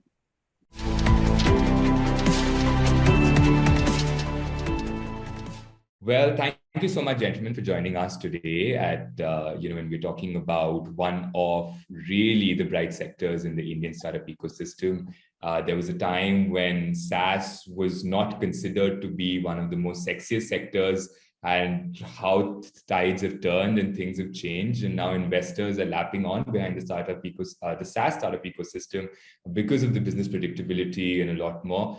But this opportunity is largely set to grow even further. So let me get the discussion started by asking all three of you, talk to us a little bit in terms of the key global SaaS trends that you're seeing coming out, and where does India stand, or Indian startups building for the global opportunities stand in these in the massive SaaS opportunity that's coming in. Let me start with you, Maneesh. Over to you, Chaithanya, and then Dev. Maneesh, please.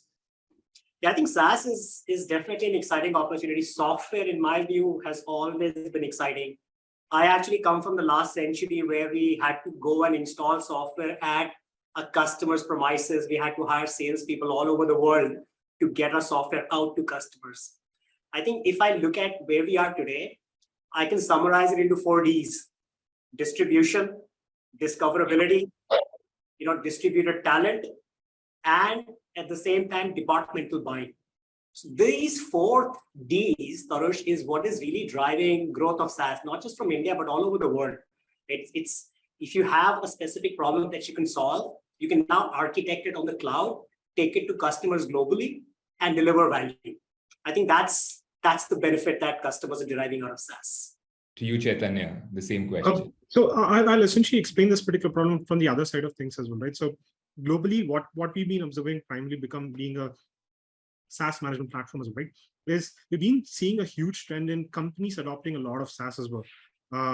Primarily, the numbers were essentially astonishing for ourselves. For example, for a 500-employee company, when we started over 2 years ago, the average number of applications they were using were close to about 187. Now that's almost incremented by close to 30 to 40% in the last 2 years. So the average number is close to about 243.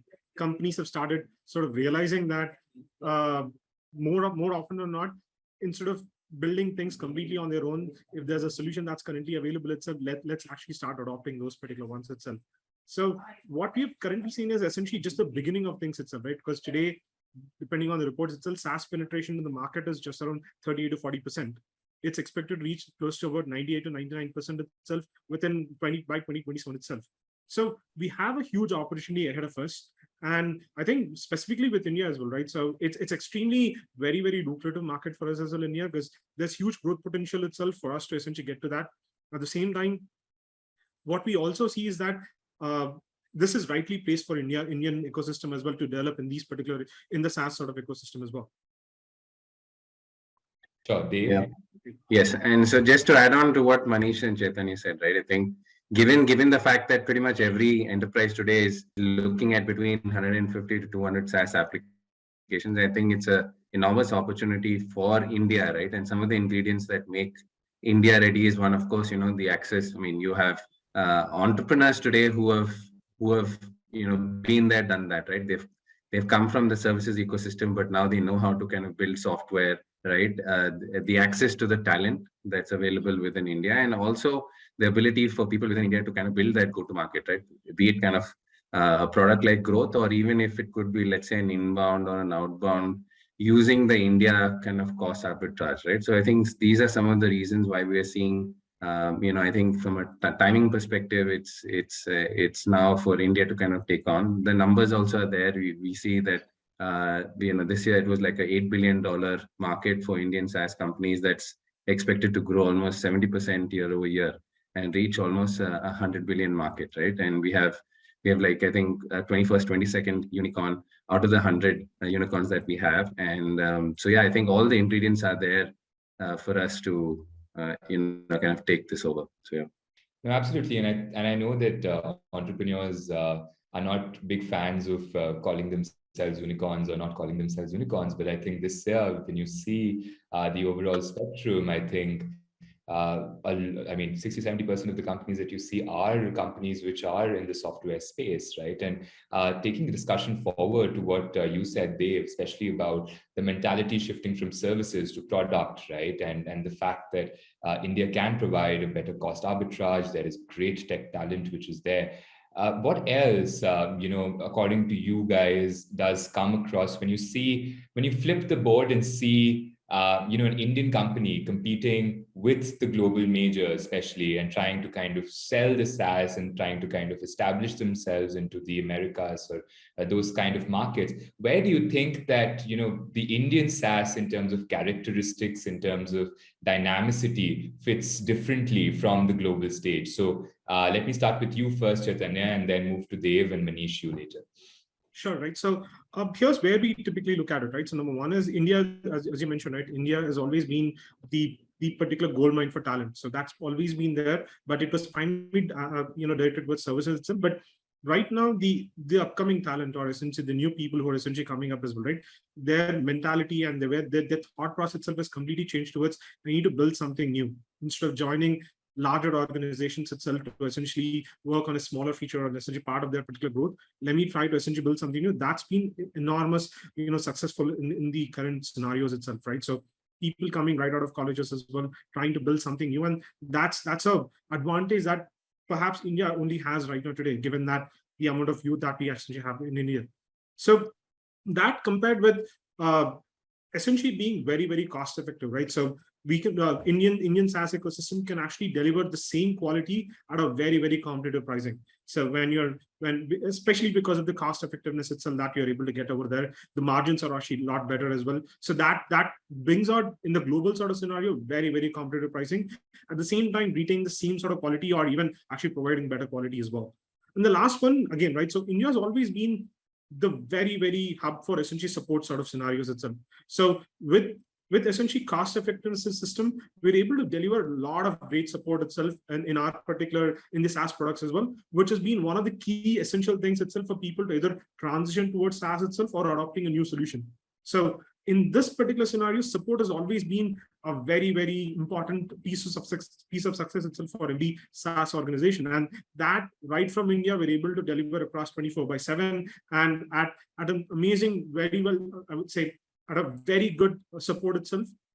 So these are three key areas itself that I see that India is going to be a very, very good player itself in the whole SaaS ecosystem itself, all across all the world.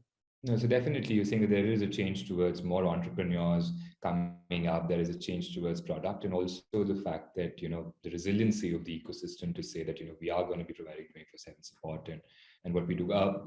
Moving to you, Dave, I mean, where do you think that is the true flavor or the different flavor for Indian SaaS rather in the global stage? Yeah, I just wanted to kind of reiterate what Chaithanya said, right? I think it really comes down to the access to talent, right? Just to give you a stat, at AWS, just over the I think 3 years ago, we had kind of trained around 250,000 people in cloud skills. That's now up to 1.2 million.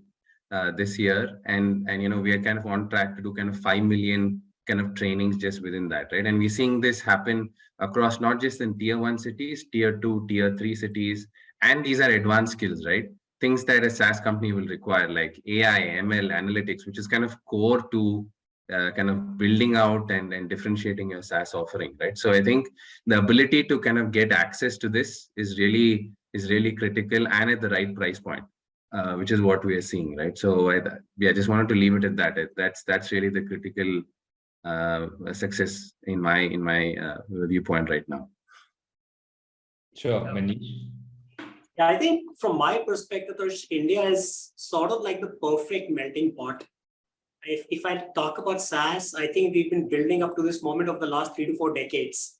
Right? You have this whole, pillar of GSIs, more than 1 million developers sitting there working across functions, across industries, across countries, servicing customers from a tech perspective. So there's that expertise sitting there.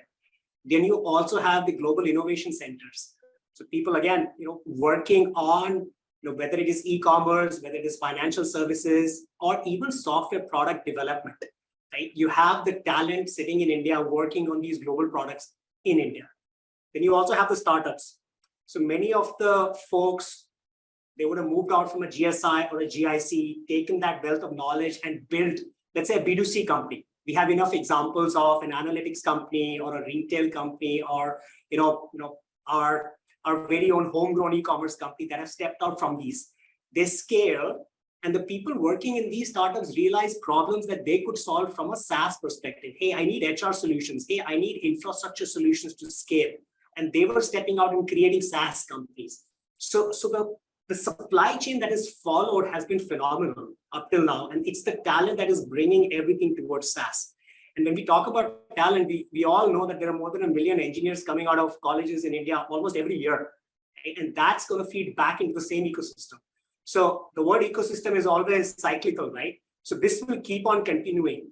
And this is a very, very unique position. I always get into conversations on, China versus Israel versus, Germany versus India.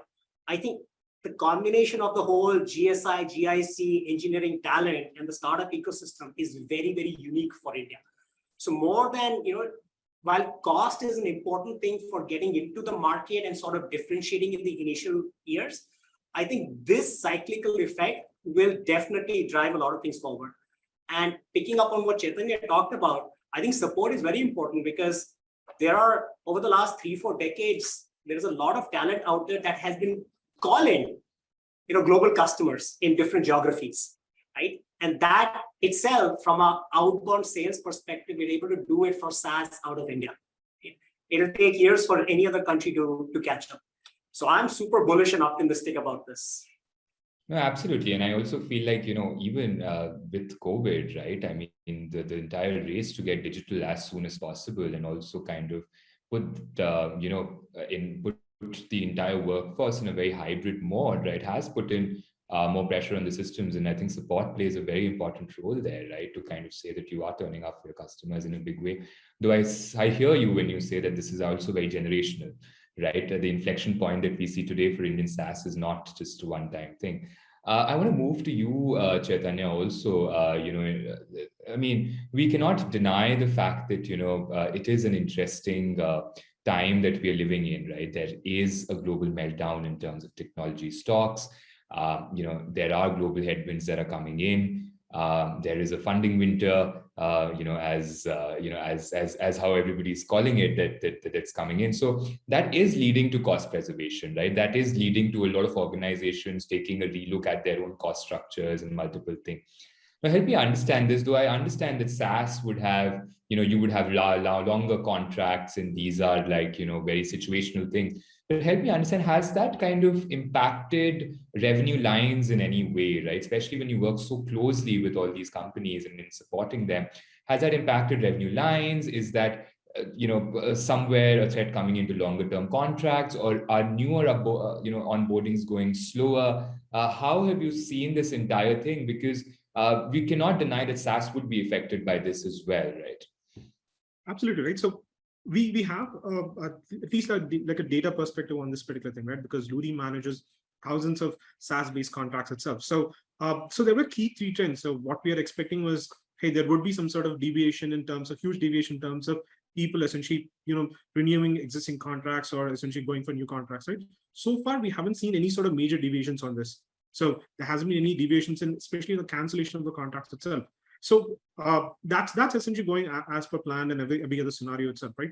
But the primary two deviations that usually are coming up is that when companies are typically looking for renewal for the second year or third year, even though if it's a long-term contract as well, right? So most of the companies are looking at renegotiating the second or third year because they're essentially looking at, hey, if I possibly bought a 5,000 license on a certain scenario, right? Because my growth plans have essentially reduced, I'm not possibly looking for that much amount of growth itself. I'm looking at maybe about 3,500 or 4,000 sort of scenario licenses itself. So that renegotiating for the second and third year has essentially changed a lot. And companies are specifically looking at understanding, some sort of predictive model and trying to understand what are the other ones, where should I essentially reach itself? So what would be the right number for me? Because my expansion plan is essentially not as big as what I initially thought right now, especially for the next year or so. So that cutting for also renegotiating the existing contract is something that's currently happening. And the third interesting key trend that's coming up is that companies are right now looking for long-term contracts, as you mentioned, but the payment for cycles for these particular things are essentially getting staggered a lot. So, for example, in a scenario wherein, hey, probably pay you $100,000 for the year one, but year 2, year 3, I might essentially be paying $200,000 to $300,000. It's either that, wherein they are essentially pushing back the payments on the first year side of things itself until to essentially optimize their particular cost this particular year. Or the second sort of scenario comes in wherein instead of doing a full down payment on this particular year itself for this particular year, let's say you have to down pay $300,000, they're essentially, staggering those particular payments itself so that I pay probably 100K this particular quarter and I divide that up into quarter-wise sort of scenario itself. So these are the key trends that's essentially coming up. But so far overall, in terms of SaaS negotiations itself, because one hypothesis from our end is that they become key to their particular productivity itself. So it's extremely difficult to cut down on a very crucial SaaS application itself to realize that might essentially affect adversely for them as well. That could be one of the reasons that we are hoping for as well. That's one of the hypotheses. Also wanted to ask you, but has that changed the pricing? Has that forced kind of SaaS companies also think about like innovative pricing now, right? I mean, because that's something that. So every single particular contract itself, rather than just pricing for I'm getting this particular application, has turned into a sort of performance-based pricing. Or hey, if I'm essentially doing this, I need to actually achieve these 3 goals or these 4 goals itself. Only then I'll possibly be able to essentially pay the next set of amounts. So that sort of control and that sort of to the right word would be ensuring that strictness has essentially come down right now, wherein if I'm essentially paying for something, I'd better get an ROI from that sort of scenario, either a direct or indirect sort of scenario. That's been enforced a lot by the operations and the finance teams as well these days. Sure, absolutely. Let me come to you, Maneesh. A similar question, but more towards the slowdown that we're seeing in the startup ecosystem. But help me understand that in this entire funding winter, right? I mean, there is nobody who's gone unaffected, right? We were just looking at the data Freshworks, right, which was and which continues to be, I think, India's SaaS mascot for the longest time, is down 68-70% from its IPO price, right? Even though they're showing strong business growth, even in the latest quarter. Help me understand that. How does that kind of impact fundraising or this entire global headwinds that the startup ecosystem is kind of facing? Do you think SaaS is quite immune to it? Or would you say that, what you guys also do see the effect of it, but just in a different light? I'm going to lap that on also with the exit question. I know that you guys are very young in your journey as well, but still, I mean, that's obviously the aspiration of every entrepreneur as well as teams to kind of give a great exit. So where do you think all these questions now stand in, especially in the scenario that we are in? Is SaaS immune, or is it still questionable? I think I'll start off with a disclaimer that I'm a perpetual optimist. And so I always see the silver lining. I don't think anybody is immune because this is not a SaaS thing, right? This is not a startup thing. There is uncertainty across the world, right? From a financial perspective, from a geopolitical perspective. So every CXO that we talk to, they are sort of cautious. Nobody knows what's going to happen. But at the same time, if you go back to what happened during the US depression when it last happened, the companies or the industries that really grew were construction, mining, railroads, right? This was physical infrastructure that was being set up back then. Correlated to today, it's the same thing from a software and digital perspective. The digital infrastructure is being set up. So I still see investments going into software and infrastructure. I don't see it slowing down. Cautious, yes, but not slowing down. And when we talk about market, Tarush, I think markets are always about sentiment, right? So I wouldn't read too much into a Freshworks, the stock price going down, because if you look at a Microsoft is down 7 to 10%. Apple was also down. Adobe is down a lot more. I remember 800 to 400 something, it's come down. Have the fundamentals changed for any of them? They've not, right? If you look at Microsoft is still showing profit, but because the market sentiments are weird, the stock price is down. Fundamentals haven't changed. So I think the market is cautious. It will recover. It's as long as, whether it's a SaaS company or any other business, as long as they're true to the purpose of serving the customer and growing, I think it's all good. I'm not worried at all. Sure, but I also understand this is, do you see that, with the markets as however they are, do you also feel the rationale to be like, every other startup to kind of say that, okay, let me also kind of, get in the cash if we are, while our fundamentals are great, we do not know, there is still uncertainty in the future. But is that also into play somewhere to say that, let's kind of grab in the cash if that's coming into us at a decent valuation? Because anyways, most of the global investors today are saying that, we're going to be on a hold for like almost 24 months. And when I say hold, like be more cautious or be more like slowly paced in terms of what we're thinking in terms of our investment. So is that also somewhere going into the psyche of entrepreneurs, especially in SaaS? It is. So it goes back to sentiments. Rewind 7-8 months, everything was hunky-dory, right? So it's actually changed from a seller's market to a buyer's market, right? And I say the buyers are the investors. So they have the upper hand because the demand and supply dynamics have changed a little bit. So they are calling the shots. Now, for those who were lucky enough to raise funding when it was a seller's market, they're obviously happy. But for others, if they can hang on, because it's all about valuations, right? It's all about when you're going to raise money and it's going to make sense for the company and for the shareholders. So it's a tricky scenario right now. But as I said, I'm a perpetual optimist. I see, things turning around very soon. There are still lots of startups that are raising fund, right? So if you sort of peel the onion, if you look at the US, if you look at India, funding is still on. You might not have frivolous funding going on, which probably happens at peak. That has sort of slowed down. But for those companies that are addressing a market opportunity, are able to execute well, I think things are still fine. No, absolutely. Dave, were you saying something on this point?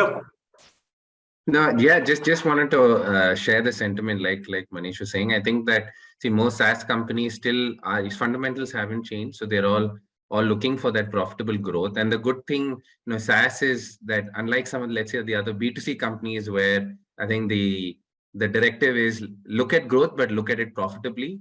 SaaS was always on this profitable growth journey where, your customer acquisition to the overall lifetime value of it was very clear. So I think a couple of things that we at AWS are trying to help companies is, one is, of course, yes, cost optimization, right? That is an absolute critical thing, right? And there are various levers within the platform from a technical side of things, working on the architecture to see how you can kind of continuously reduce cost, right? So it's overall that the specific unit that you see, like every time you add a new customer, how does that give you the the absolute least increment in terms of kind of the cloud cost, right? And we do that through various ways, right? Looking at serverless containers, looking at how do you use kind of unutilized capacity in terms of spot, kind of which gives you up to 90% discount. So various other techniques that are there, and then also also on the marketing side, right? Like, are there kind of market development funds that we can help in from a co-marketing standpoint to help you kind of continue to acquire new customers, right? So I think those are some of the ways that we are kind of trying to support it. But absolutely, I think cost optimization is a critical thing. We saw this, a couple of years ago in the first wave, when COVID hit, where of course it was a lot more severe. Pretty much, companies had come to a full standstill, and we had to kind of go into that mode and do everything we could to save the cloud costs. We're in a similar kind of a mode, just very, very focused on trying to reduce that through a variety of ways and supporting the customers. So yeah. No, absolutely. And I think that, from the sense that I'm getting from all three of you is the fact that, I know that this is a bright spot, but this is still not unaffected completely by what's kind of going out in the markets across. I want to ask, Maneesh and Chaithanya, you in particular, I just want to bring you guys in on this one is, also valuations, right? Like what we've seen is even companies which are doing good today are somewhere, being more head on the shoulder, let's say, about, what valuations they're asking in the market, because they're staggering themselves for the next 2-3 years, right? Like if there's an exit opportunity, are we too bloated? Are we not too bloated? And a lot of those things. Is that also a major, thought process that's going on, especially, when you're thinking about, let's say, raising funds, right? And, or when you are talking to certain VCs as well, I'm sure that, there would be outreach also, which could be coming in. So, is there that conscious thinking that's coming in terms of what amounts do I want to raise and what should be my valuation, and somewhere even putting the rope to the high flying horse, saying that, hey, listen, no, we need to kind of tame this down a little bit further. So starting with you, Maneesh, and then moving on to you, Chaithanya, on this one. I think it goes back to sentiment, Tarush. So valuations are not always mathematical, right? There is an emotional value, there is an opportunity value. All of that comes together to talk about valuation. I think if you think from an entrepreneur's perspective, entrepreneurs will always be optimistic on how I can grow my company, how I can provide value to customers, how I can provide value to shareholders. So whenever an opportunity comes where everybody is getting value, that's when the entrepreneur or the co-founders would think about, okay, this makes sense, right? Whether it is raising a fund, whether it is going for an IPO, or even, exiting, sort of integrating with another firm. So it's always about the value that can be provided. I don't think we're in a situation yet where anybody's thinking about distress raising fund or distress sale. We've not come to that. As I said, things are still cautious. So let's not overspend.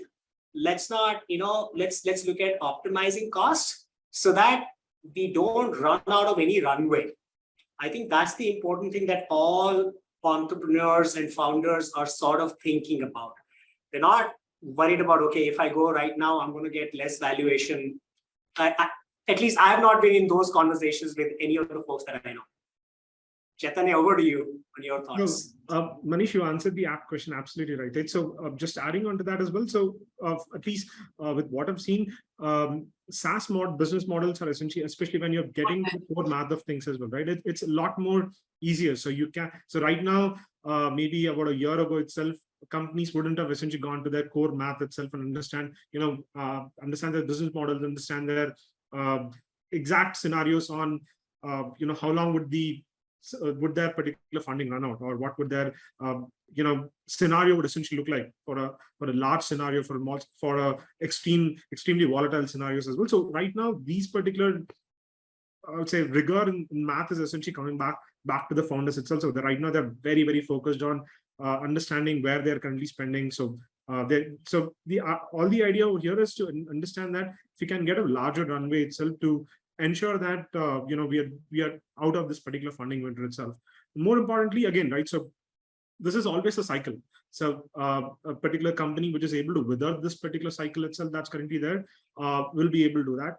or the worst case scenarios as well, what you would also possibly see is scenarios wherein companies might be raising capital itself, but not in the larger quantities, wherein you would possibly be raising enough capital at possibly the similar valuation or a down round as well, but would not be for let's say larger numbers that we saw in the last few years. Maybe just enough needed itself just to essentially break through this particular funding winter itself, so that they're able to get their particular valuations back, or are able to essentially get that particular rigor back itself. So that's my particular thought process on this. I think Tarush, I can pepper my answer a little bit more. It also depends on the stage of the startup. Yeah. Right. So there are many SaaS companies in India. I'm sure it's in thousands right now, but not every one of them have really found the PMF. Right. So those that have, they know what it will take for them to acquire more customers. Absolutely. The others are trying to figure out. So I think the situation is slightly different for both of these. And then there's the third category, which is on hyper growth. So the first one will struggle a little bit because the scope for experimentation is lesser. Right. So earlier you had money to experiment. Okay, this will not work. Let me try that. Let me try that. Let me try that. So they have to be super cautious. For the next one who have figured out a PMF, it's only about, okay, this is the zebra that's working. How do I get more zebras that I can hunt? Right. So without spending too much money, without doing, raising my CAC, how do I go after these zebras? For the high growth one, if they've not raised funds, yeah, that's a different conversation because they're at a stage where they have to grow fast. Otherwise, there's another competitor coming after them. So all three stages have sort of like a different mindset on, what they should be doing. I also want to move to you, Dave. I think that SaaS and software is definitely such a global opportunity, but it also has its own touch of challenges that's there across different markets, right? How Europe would kind of take in things would not be how the Americas or APAC would look at things, right? And since you have such an operating knowledge which goes across the continents, right? How are you looking at just serving and building for all these different geographies? And I want to just bring in that entire bit about regulation now, right? I mean, every continent is today thinking about data regulation, right? Every government is thinking about this more and more, consciously, right? And, really it's a digital economy and digital democracy in a very big way. So how are solutions now kind of being built in to kind of cater to these different needs and challenges that you see, especially from a regulation standpoint? Sure. So yeah, I think given I think we have a kind of specific compliance and privacy team that kind of helps us to kind of be on top of a lot of these things, right? Specifically, let's say GDPR. How do we actually handle PII? And we actually kind of make it very easy for entrepreneurs to, let's say, through a list of kind of best practices and checklists, we call it kind of a cloud formation template. How do we actually put in the right security and compliance in place, right? So that you can easily go through the audit part to make sure that you're able to scale that, or you're able to kind of launch it into a new market. So that's really what we kind of enable and do, right? So I don't want to kind of get into the details, but broadly, obviously it's an area that's very, very important for us. We're available across regions and geographies, and we'll just make sure that from the get-go you can comply with the relevant requirements, right?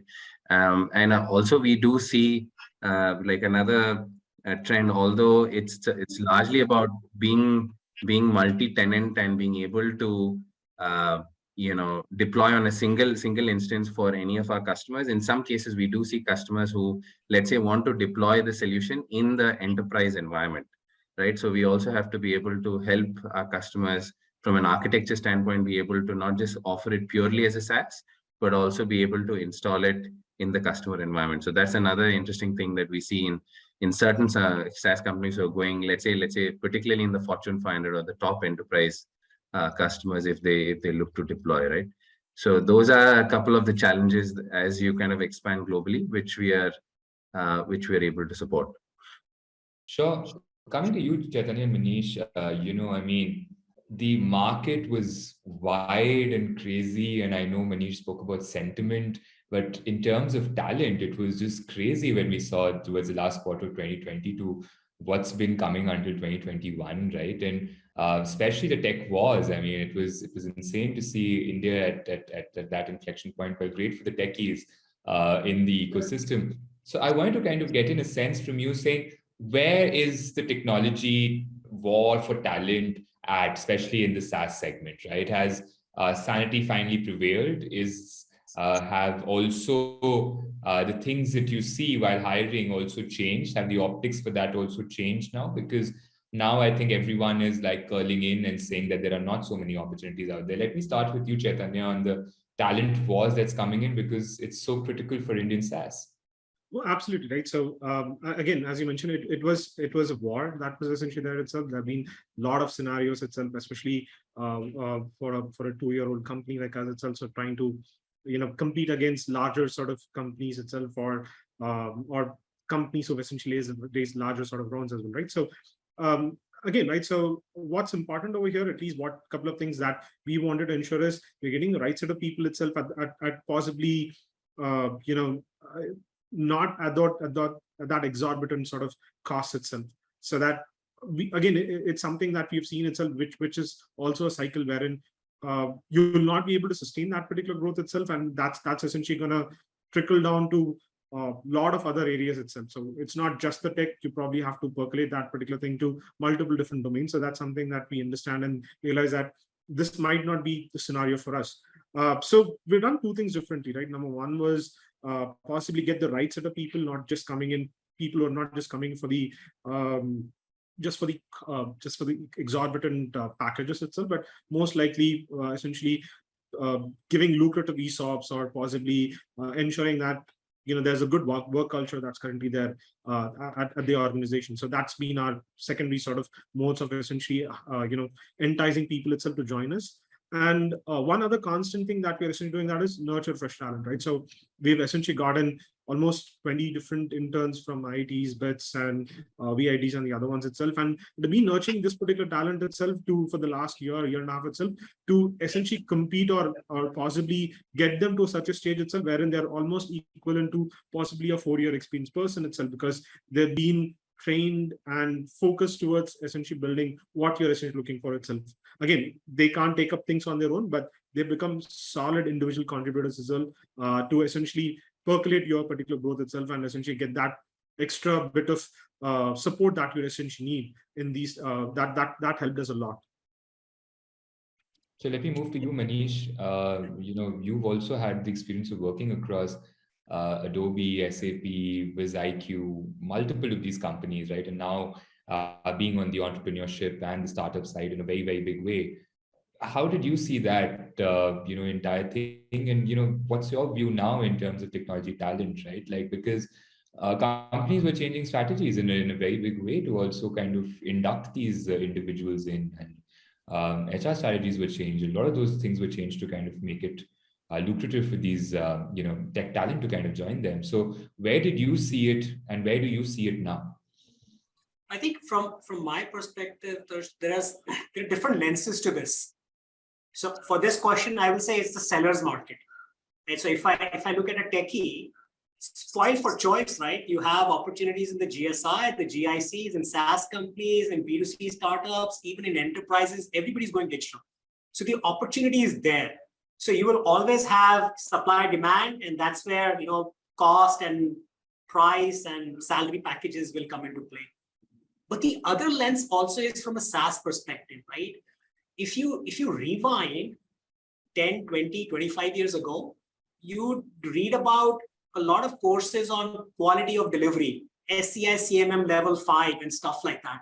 That was required because the GSIs were booming. You needed more quality, more standardization processes. So these trainings were available. Now, when you talk about SaaS, you're talking about talent of product management. You're talking about talent of pricing, compensation of salespeople. So there's a very different skill set that SaaS companies need. Is that talent readily available today? No, it's not, right? So there are those startups in B2B SaaS that have come up over the last 10 years where talent have grown, so they're in demand.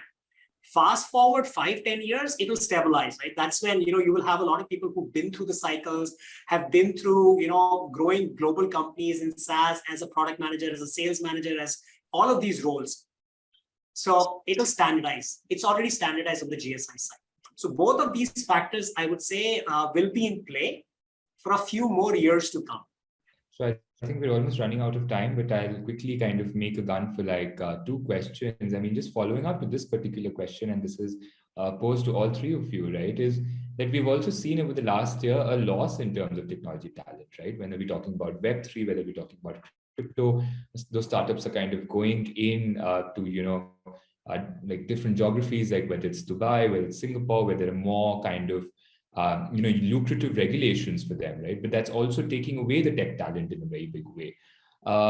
So, how do you see the mass leaving of tech talent is like, some of it is called, because somewhere we also saw that in 2015-14, deep tech startups didn't have a space in India at all, right? They were all moving to California to kind of somewhere be there. Do you see that era is returning in a bit, especially with newer global technologies being, at the fray of the next decade for the startup ecosystem? Let me start with you, Chaithanya. At least with my experience, it hasn't actually happened so much, because right now, at least with what I see, it's kind of happening the other way around, because a lot of deep tech startups, a lot of let's say vertical SaaS, a lot of Web3 startups itself are kind of emerging out of India itself, primarily because people are essentially looking forward to these particular ones. Because honestly, I would say 3 years ago, if you're possibly mentioning that I'm actually doing a deep tech startup, a lot of people itself, including VCs and women, were essentially taking a back, saying, I'm not too sure when this would essentially be done, or it has a higher time to essentially yield results itself, right? So, but that sort of thing is actually changing. If you look at space startups itself or any areas, so these are the new ones which are essentially coming across. And at least what I believe is that that's a market that's currently opening up, because you see SaaS not only in the areas about just engineering SaaS sort of scenarios itself, but also opening up in other side of startups as well, which is extremely good because of the relaxation of certain regulations made the space side of things itself, or possibly looking at Web3 sort of scenarios as well, wherein India is essentially leading that particular race itself against multiple different other companies as well. Or if you're probably talking about let's say if you're talking about let's say deep tech startups, or probably the generic sort of startups as well, right? So companies are essentially finding that niches itself that they would essentially do that, and are betting against that itself, either against global players, or we also start seeing new categories essentially being curated right from India as well. So that's what I'm extremely bullish about Indian complete startup ecosystem itself. So newer categories being created out of India. Dave, what's your hot take? Are we susceptible to lose a lot of talent in this entire talent, or is it global versus India? No, so I think similar to what Chaithanya said, I think from a regulation standpoint, we do see a few of the, let's say, Web3 crypto startups, maybe moving out of India. But from a talent standpoint, I see that it's irrespective of location, right? Like for certain niche areas, you would go to whichever location that you need to kind of get access to that, right? But overall, I think we have, as a country, we're fairly well placed to be able to give that, to continue to be the the place where people will kind of dip into from a talent pool standpoint, right? And also to Maneesh's point, definitely from a, let's say, a SaaS, let's say from a product management standpoint, right? That particular talent pool is fairly limited today. It kind of comes, obviously, there's a requirement of that comes with experience, right? And so that'll stay within a specific set of companies, and that'll be sought after by a lot of those companies. But I think that's also available for you to kind of tap into over here, right? So so I think that's broadly my view on this. Sure, Maneesh. I'm going to take a very different view to this. While I'm a patriot and a nationalist, if you look at any startup, in the end, it's a business, right? So I have to put my capitalist hat on So whatever is going to make sense for the business, whatever is going to make sense for the shareholder, that's what the company and the entrepreneur will do. So regulations, market opportunity, access to capital, access to talent, all of these come into play in deciding what should be the strategy. So whatever is conducive for the growth of the company, I think that's the decision the founders of the company would always take. No, absolutely. And I think that with that, we've come to an end to our discussion. And, there is just one last question that I have to ask you. It's going to go around the room is, according to you, you guys are all operators of this ecosystem and growing this ecosystem fast. What, according to you, will define the long-term success for India as a world leader in the SaaS ecosystem? Starts with you, Chaithanya, moves to Dev, and you, Maneesh. Sure, right. So I think, as I've been mentioning itself, right. So the larger sentiment is that India has a really, really good, really good potential itself in the next few years. So I'll explain this by essentially, taking a couple of points what Maneesh has said, right. So India has always been that service side of scenario. Then we've essentially moved to IT side of scenario itself. So we have that particular expertise. So for us to essentially build that particular next set of expertise to a SaaS, right now, there are certain capabilities that are essentially missing. Again, it could be a product manager. We have really, really good tech expertise itself over there. But if you're essentially looking at competing against the world itself, right? So it's not just the technical side of expertise. We really need that go-to-market capacity building itself. Wherein when you're competing against larger players inside outside of India with larger capital and larger essentially funds itself, right? So the only way that we'll be able to compete against that is not just by building tech expertise. You need to have that GTM capacity. For example, if you're looking at product marketing itself, right, for SaaS, there are very, very limited number of people itself who are able to essentially perform at that particular function. And you cannot essentially keep hiring those particular people itself. You need to start building capacity for this. You need to start training these particular skills itself. There are a lot of these particular gaps. These are people who would essentially need to be trained in these particular areas. And there are a lot of these companies or essentially SaaS companies can actually start training and producing these particular people itself. So if you're able to essentially achieve that, I think we're good. And, we've also seen quite a lot of help, again, essentially contributing back to this complete startup ecosystem itself, right? So that's always been happening itself. If you look at the successful, SaaS founders itself, right?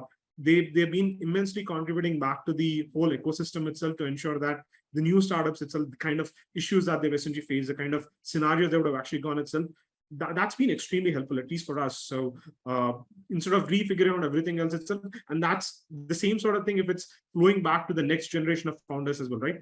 That's the ecosystem that we're essentially building itself, coming back to what Maneesh said itself. And I think that truly will define that particular success in India in the world of SaaS itself for sure. Absolutely. And I think SaaS continues to be one of the most strongest communities that I've seen actually in the startup ecosystem. Dave, what's your hot take on this? Yeah, maybe I think we've already discussed, how India is well poised. Maybe just 2-3 areas where I'm particularly bullish about is probably one is on the DevOps area, right? DevOps as a category is an area where you see, and obviously LambdaTest is in that as an example, right? Like any kind of tool to help the developers do a job better. I think that seems to be a very hot area, and we'll continue to see a lot of interesting companies come out of that. The other one is probably Web3. Again, it's kind of an infrastructure play, but you have a lot of specific problems to solve for. These would be like scaling issues that the L1 networks today, the core networks that are facing, or it could be even kind of solving for like cross-chain portability issues, things around notifications and alerts, right? So we're seeing a lot of interesting kind of SaaS offerings within the whole Web3 area. Even like, let's say, distributed databases, you had kind of storage and database options in Web2. We are seeing that happen now in Web3. So again, I think this will be the second area where I'm like very bullish about. The last one would also is just the whole cloud security, as in cybersecurity area, right? We see it's a given now that pretty much everybody is in the cloud.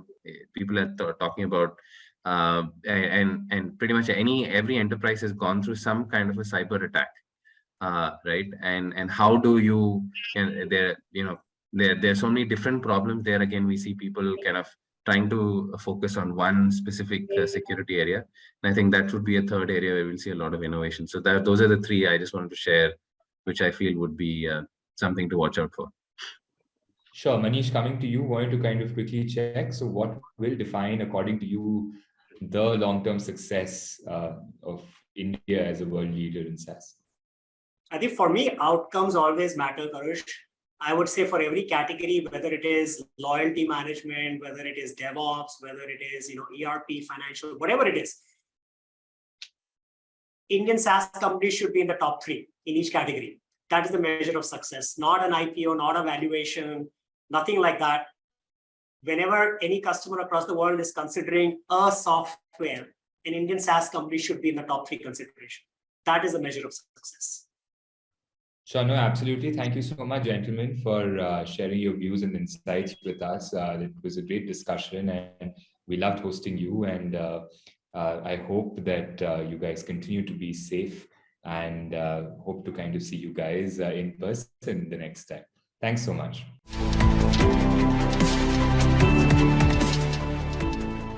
If you've interacted with Apple's voice assistant Siri or Amazon's Alexa to check the weather, to look for restaurants near you, or to check the latest markets update, then you know what conversational AI is.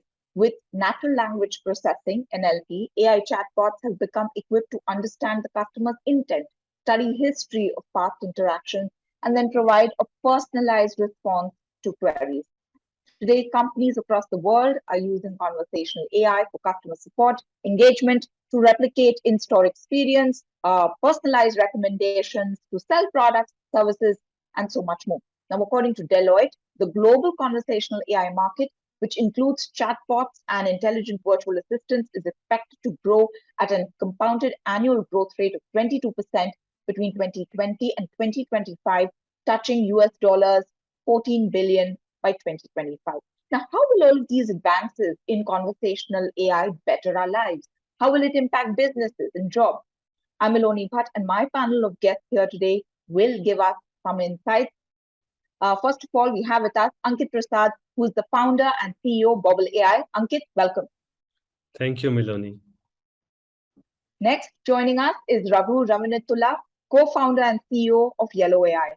Raghu, welcome to the show. Thank you, Melanie, and great to be here. We have with us Srini Anand, Managing Director, Intel Capital. Srini, good to have you with us. Thank you, Miloni. Great to be here. And finally, Ayush Jain, Startup and Machine Learning Business Development at AWS. Ayush, thanks for your time. Thanks, Miloni. Great to be here. All right, and it's wonderful for us to have you all here with us. Let's just dive right in. Ayush, to you first. When it comes to India, can you give us a sense of the India market on conversational AI, which includes natural language processing, text-to-speech, voice optimization, etc.? What are the scope? What are the challenges? See, globally, different sources, I just looked up, different sources can give different numbers, but broadly, the global conversational AI market stands at anywhere between $6 to $8 billion. Now, when this question of what is the India market size, it's very tricky to answer that because India is a land where companies are built and exports products globally, right? So from a demand point of view, there is a different market size in India. However, the supply, great examples are sitting here, right? Yellow.AI sells globally, built in India, and they sell globally. So from a sell side perspective, there are a lot of Indian startups building in India and selling to the West, English-speaking markets, Spanish-speaking markets, and so on and so forth, as well as to the domestic market. So that is a very important nuance that we have to look at, that the demand market in India and the supply market in India may not be aligned because India supplies to the world, right? So I don't have a number to put on it, but I just want to call out a few themes in conversational AI. One that I already called out, I mean, it's a land of exporting products globally. Typically we work with a lot of AI, especially conversational AI companies. Yellow is our customer, and many others, right? Observe.ai, Sketch.ai. Some of them I cannot name, but most of them are working with markets in the US and Western Europe, which are primarily English-speaking markets, because there is a lot of opportunity, right? So that's number one nuance that I want to highlight. The number two nuance that I want to highlight, when we talk about the Indian market per se, India is blessed with highly vernacularly diverse languages. There are many dialects, but primarily there are a lot of languages in India. It may be called a challenge, but the way I see it, and the way we see it at Amazon, is anything that is a challenge is an opportunity for entrepreneurs, right? So anything that calls for a challenge, it also calls for a big opportunity to solve for Indian vernacular language support, right? So that's number two that I want to really call out here. And when we talk about the scope of conversational AI, I also want to call out that it needs to be bifurcated into two parts. One is voice. See, conversational AI is inevitably going to take up a large percentage of human interactions, driven by, because we are interacting on digital platforms. Also, COVID-19 only provided tailwinds and expedited the adoption of conversational AI because of social distancing and all of that. So as humans are adopting more and more digital platforms to converse or communicate, the conversational AI is only going to go up. Now, conversational AI can be done in two ways. One is voice, we talk, or one is text, we type.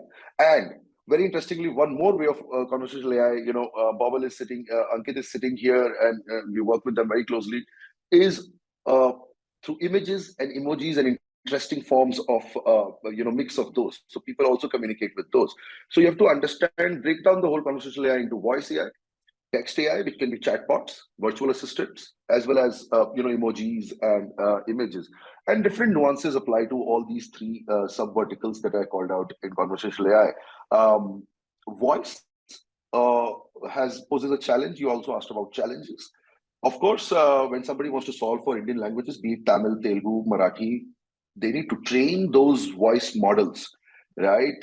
And that, for startups, that incurs a cost. So cost can be sometimes a challenge for AI first companies. Of course, Amazon and AWS work very closely with startups to reduce those. We, in terms of providing compute, low cost compute instances that we've launched. The second challenge that I want to also talk about is talent. I was reading some reports.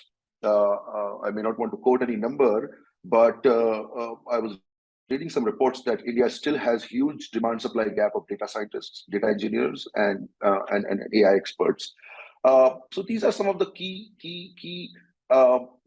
challenges that I see in the whole space, and these are my few thoughts on how to look at the market. Overall, break down the market between voice, text, and images. Indian market is not just Indian enterprises. Indian startups are selling to the globe, and the vernacularly diverse aspect that I talked about. Okay. Anyone else wants to contribute to this? Srini, you have anything to add?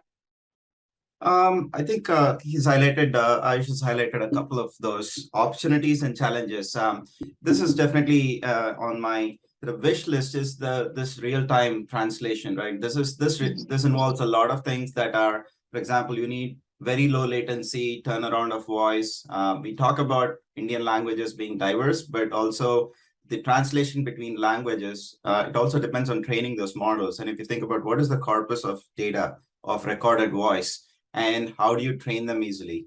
I think in US, there's been a trend to these larger and larger models, which favor the large corporations. So if you start thinking about how many different languages and dialects and can you train them, but ultimately, I think that would be the goal, that if you can enable these real-time translation among Indian languages, major Indian languages, and even provide them on a mobile device, that opens up the door to so many more applications. So I would just add that that is definitely the big opportunity. All the ones that he's mentioned, whether it's the text and images and chatbots, have been around in the enterprise for a few years, are only getting better. So right. I think there's the long-term goal of getting to real-time translation, which on a phone is actually not easy.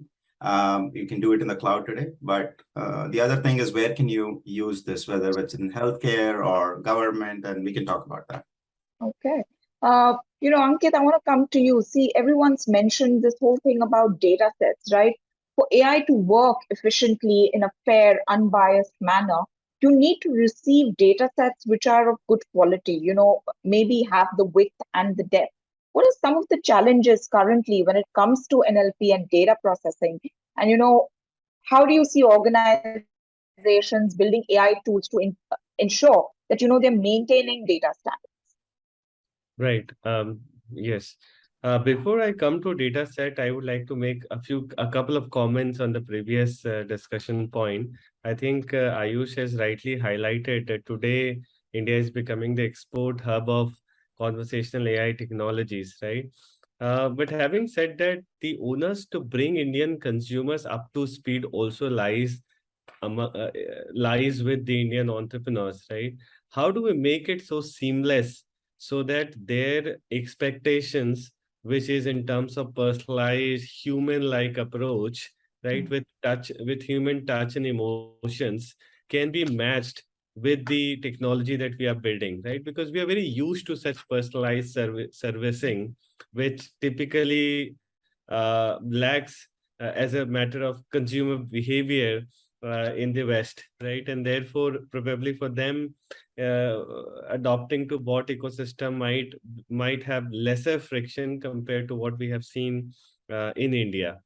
Yes, in order to manage those expectations, we need to build robust technologies, and such technologies can only be created with high quality data set, right? The challenge today, rightly pointed out by Ayush, is that such data set in regional languages um, is very scarce. It's very rare to find such data sets, and even if you can find it, it's limited in quantity as well as quality. Therefore, I believe most of the AI companies, conversational AI companies in India today, have at some point or the other decided to actually go ahead with creating your own data set, right? At Bobble, because we felt that, while there are so many other companies working on the end product and are working on creating bots, I think there was a merit in our decision to focus our approach on building the fundamental blocks which would help in creating the desired outcome, right? And for those reasons, we heavily invested into research and development.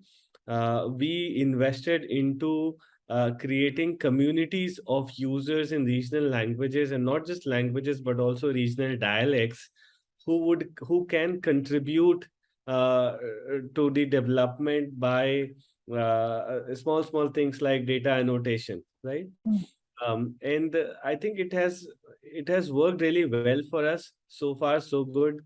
Be it the community of college students, school students, or be it the community created by under the banner of an NGO.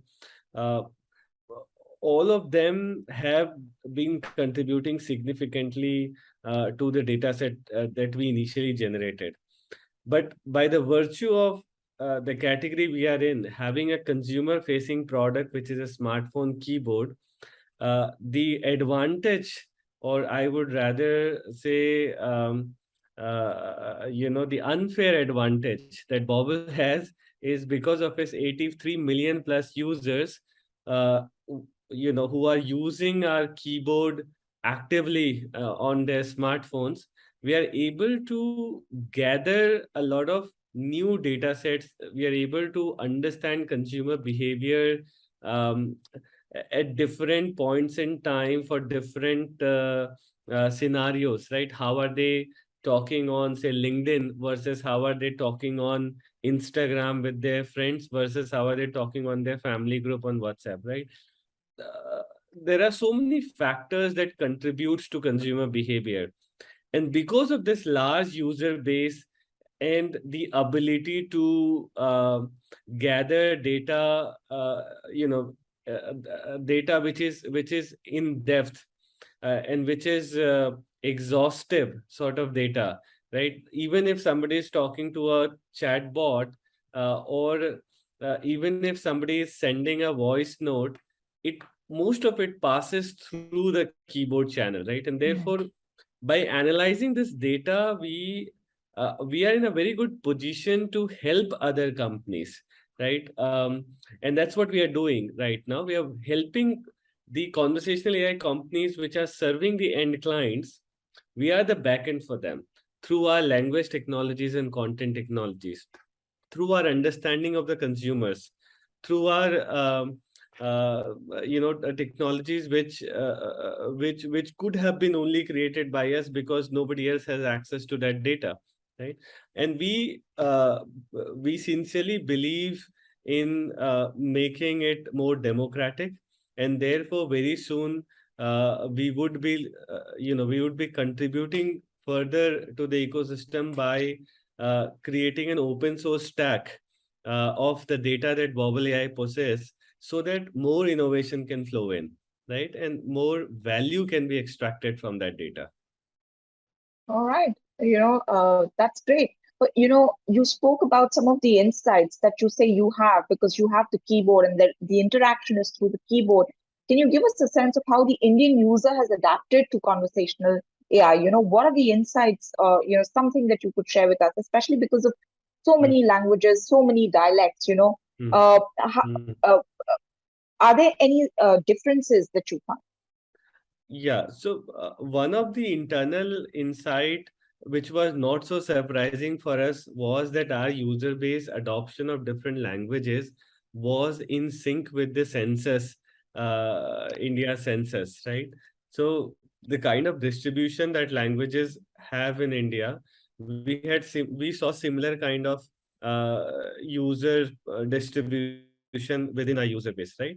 But when it comes to text versus voice versus image, we are seeing that the usage of textual conversation is not growing with that speed versus the usage of voice-based inputs, right? For example, 2 years ago, 6% of Bobble's daily active users were using the voice input functionality, which has now increased. And I'm talking by 2 years ago, I mean just before COVID. And today we see almost 16 to 18%, almost 3x jump in the voice input usage, right? That was an eye opener for us. That maybe this behavior could be very specific to Indian audience.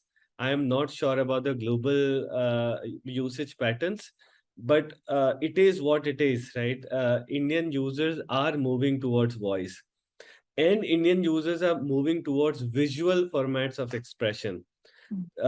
We have seen the popularity of emojis, stickers, GIFs, and memes growing day by day and surprising even our own expectations, right? People prefer to have those visual elements of expression within their conversations, right? No matter whether it's a peer-to-peer conversation or customer to business conversations, right? Or customer to machine conversations. Even there, people prefer to use things which can help them express their emotions better, right? And I think these are some of the insights. That's very, very interesting. Yeah, which led to some of our business offerings as well. Okay, anyone who wants to add? I mean, the fact that you might be talking to a machine at the other end still does not stop people from putting in smileys or frowns or things like that. I mean, that's essentially what you're saying, right, Ankit? Yes, correct. All User's right. expectation is that machine should understand this visual vocabulary, right?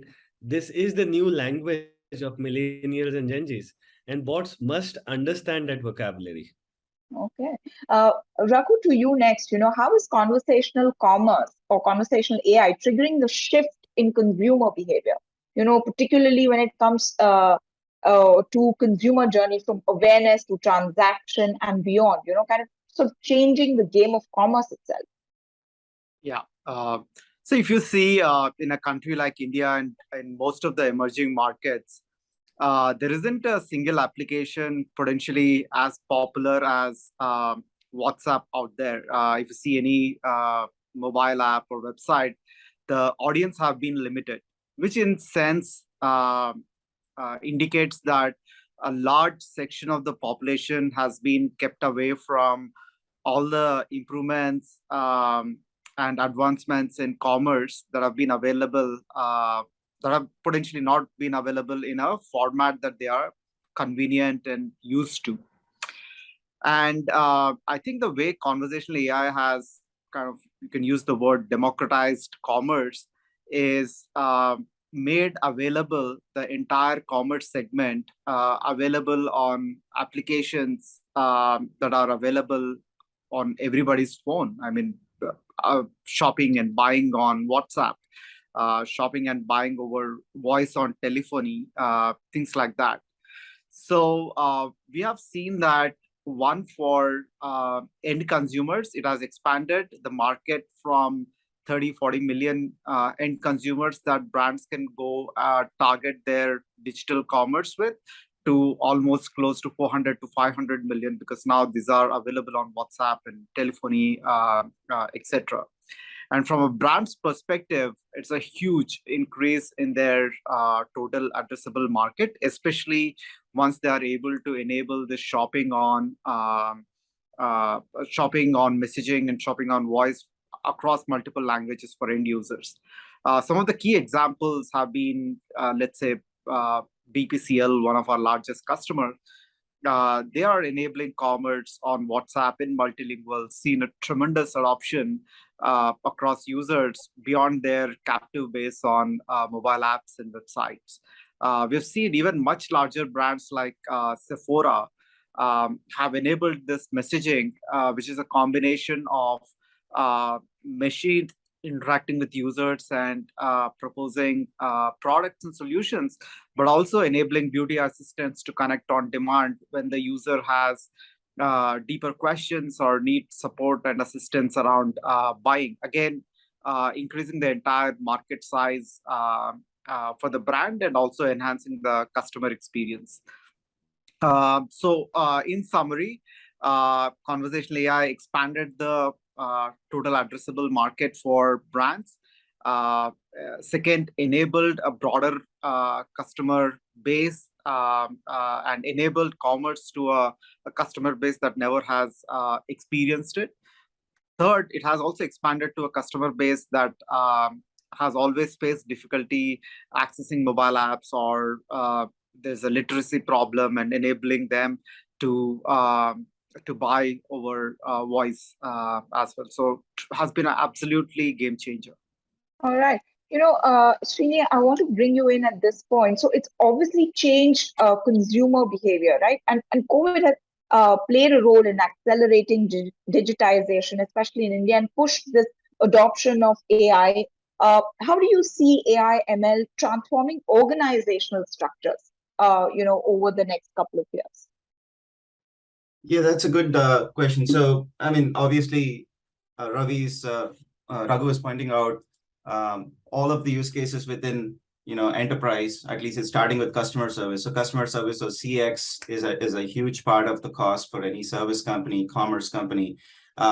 Those sort of cost structures definitely change. What percentage of people do you have sitting offshore in call centers, right? I think call centers are being completely transformed. A few years back, we had a startup we invested in called Babel Labs that was working on speech and noise removal. And now that has become sort of core for everyone. Now everyone has speech and noise removal. And so if you think about a contact and a call center, one of the biggest things is hearing conversations from other people come on your call. So that has been resolved. So now you think about it, how much of it can be automated, and how much of your tier 1 and maybe tier 2 level of customer service be automated. And so that is something that we are starting to see.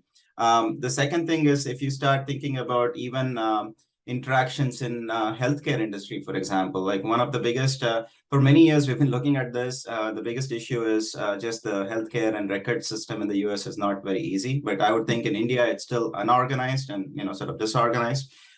So how do you transcribe the conversations that are happening with the doctor? Because maintaining electronic health records and EMR medical records is one of those things. If you can digitize, you can track, and if you can track, you can provide a better delivery. So I think healthcare is one of those industries which can definitely use conversational voice. We have platforms already available, but I don't think I would say the hospital and sort of medical systems in India are as organized. But if you start thinking about solutions that can be applied in transcription, in talking to, or even providing base level medical advice. Like if you have a helpline and you can ask some basic questions, which will prevent you from having to go and make a visit, right? And so those sort of things, telediagnosis and others, a lot of those can depend on conversational AI. And I would say healthcare is, I mean, we've already seen education changing, all the edtech having an impact, but I would think healthcare and healthcare delivery being the next big industry that can really transform if you have much better conversational AI. Okay. Ayush, what are some of the AI NLP solutions that AWS provides? According to reports, we are currently in what is being referred to as the stage of artificial narrow intelligence, and we'll move into the stage of artificial general intelligence over the next decade. Could you shed some light on this? Sure. So AWS has, offers the broadest and the deepest set of services. And this holds true also for our machine learning and AI suite of services. Within the ML stack that we have a group of language services wherein we have Amazon Lex, which is a chatbot platform that we have. We have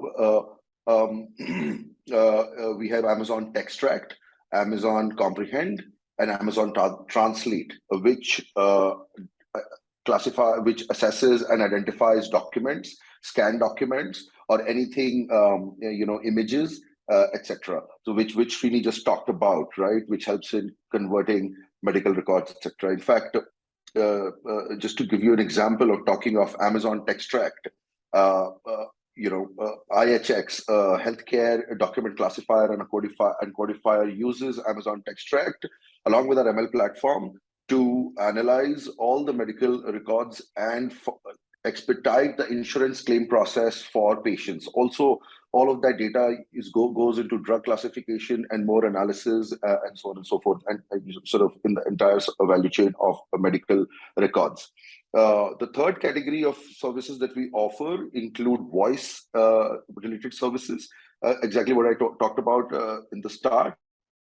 One is Amazon Poly. That is a text-to-speech service that we offer. So any textual text it can read out. In fact, very interestingly, approximately 20 days back, we had an announcement and we have launched Kajal, which is the Poly's bilingual variant, and Kajal is enabled to read any text in English as well as in Hindi. So Kajal is the new product. The Poly Hindi and English bilingual Poly avatar that we have launched on 22nd July. So that's a very big launch for us because we're talking of vernacular market. And lastly, we have a service called we have Transcribe, which is a text speech to text engine, which I think also Raghu and Srini talked about. So again, being in a vernacularly diverse country, converting speech to text can be a challenge. So Transcribe currently supports 4 Indian languages, and just to give an example, Prime Focus Technologies, which is one of the leading media house working in media post-production and supply chain, uses Amazon Transcribe to reduce cost as well as optimize their workflows. So these are some of the gamut of services that we offer in voice, in text, and image classification, as well as in the chatbot space. Coming to your larger question, which is a very interesting question. the ANI versus AGI, artificial narrow intelligence and artificial general intelligence. AGI is, I'm no expert, I'm not a researcher, but so I think a lot of labs and researchers globally are working on really live human-like behavior of AGI. And this is my personal opinion, that we don't even know the potential of AGI, and I'm not sure whether I'm for it, against it, or neutral to it. So I would, AGI, and I can also safely say on, what I feel personally is that it's a distant dream right now. AGI is a distant dream. We don't even know the pros and cons of AGI, the capabilities, the challenges. And researchers are working, a lot of labs are working. We have our annual event called REMARS, which is machine learning, robotics, automation, and space technology. We did have a lot of humanoid robots being displayed there, and for different use cases. But pivoting to ANI, Miloni, we, especially coming from an emerging market country, we live in a land where there are foundational sectors that need democratization and upliftment, right? And a lot of these artificial narrow intelligence capabilities is the need of the hour. They are the business use cases that we really need today. Talk of, India has 1.3 billion people. Financial inclusion is a foundational sector where ANI helps, right? I mean, we work with companies like Kisht and UB that run all their credit assessment models on Amazon SageMaker, which is the machine learning platform, and train all their models end-to-end, train, tune, deploy all their machine learning models for credit assessment, fraud detection, using Amazon ML platform. And and they have been able to, these startups have been able to make financial access for the underserved possible in days or minutes, even minutes and hours, right? With so financial inclusion stands to be one core fundamental sector that I feel that ANI is solving for that. I mean, talking of Kisht again, I mean, with their leveraging our machine learning platform, they've been able to reduce their NPAs by 70%, 75%, and increase their approval rate by 15%. Talking of the next foundational sector that I really believe that ANI is really impacting right now, and what is the need of the hour, is food and agri for all. We are an agrarian country. To give some perspective, we work with a company called Intel Labs that is actually using Amazon Recognition, which is our image computer vision service, to classify bad quality fruits, bad quality vegetables with good quality. And it made the whole reducing cost, because these are all perishable items, right? So reducing cost and thereby the entire food and agri supply chain. So a real foundational sector, another real foundational sector is education for all. Right. Again, online proctoring. We all just came out, hopefully, from the COVID-19 pandemic. The whole education industry turned virtual. People were taking exams virtually. Kids, and students were taking exams virtually. So that called for a use case of online proctoring, online assessment, interviewing. What is the sentiment analysis on the face? How is the person talking? Is he stressed? Is he or she stressed or nervous, etc., etc. In fact, a company in Pune called VShine Tech, they got this. They came to us with that problem, and within a week they had online proctoring solution ready using Amazon Recognition and Amazon SageMaker. So we enabled within a week. Another foundational sector where we could really impact in education. And lastly, I would say healthcare. What Singh touched upon, and I gave the example of IHX already. We worked with IHX to do document classification using TextRack and Amazon SageMaker. So if we are able to transform all the medical records, imagine what democratization of healthcare can happen. So my point being, Miloni, while AGI potentially can be amazing, I don't know the answer to that. Let's focus on the narrow intelligence. Yes, and right now that is the need of the hour, and we need to solve for some foundational problems that we have. Yeah. Okay. Raghu, Yellow.AI is described as not just another chatbot. Our dynamic AI agents automate every interaction with your customers and employees to deliver actionable outcomes. Now, past experience has shown that very poorly designed assistants cause a lot of frustrations among customers, among employees. How did you solve for this? Great question. I think the company and the platform is kind of built around few fundamentals. One, I think the virtual assistants and chatbots need to have a more complete content from the end customer or use case perspective. What I mean by that is, as you can imagine, you cannot have Siri answer just 10 questions with the same intent. That will lead to frustration. So one of the key element of the platform has been that how can we get to a much larger share of enterprise content to be available on the virtual assistants, which means that not only are you dealing with structured APIs or integration to the core systems, but ability to handle unstructured data. Large part of the enterprise content is available in PDF documents and unstructured data. So having a large coverage of the enterprise content through ability to ingest unstructured content has been one of the key pillars. The second pillar is about focusing on not just automating the conversation, which is a part of the conversational AI, but a lot of conversations arise in workflows that need to be completed for the end customer or employee. Imagine somebody wanting to reschedule a flight ticket.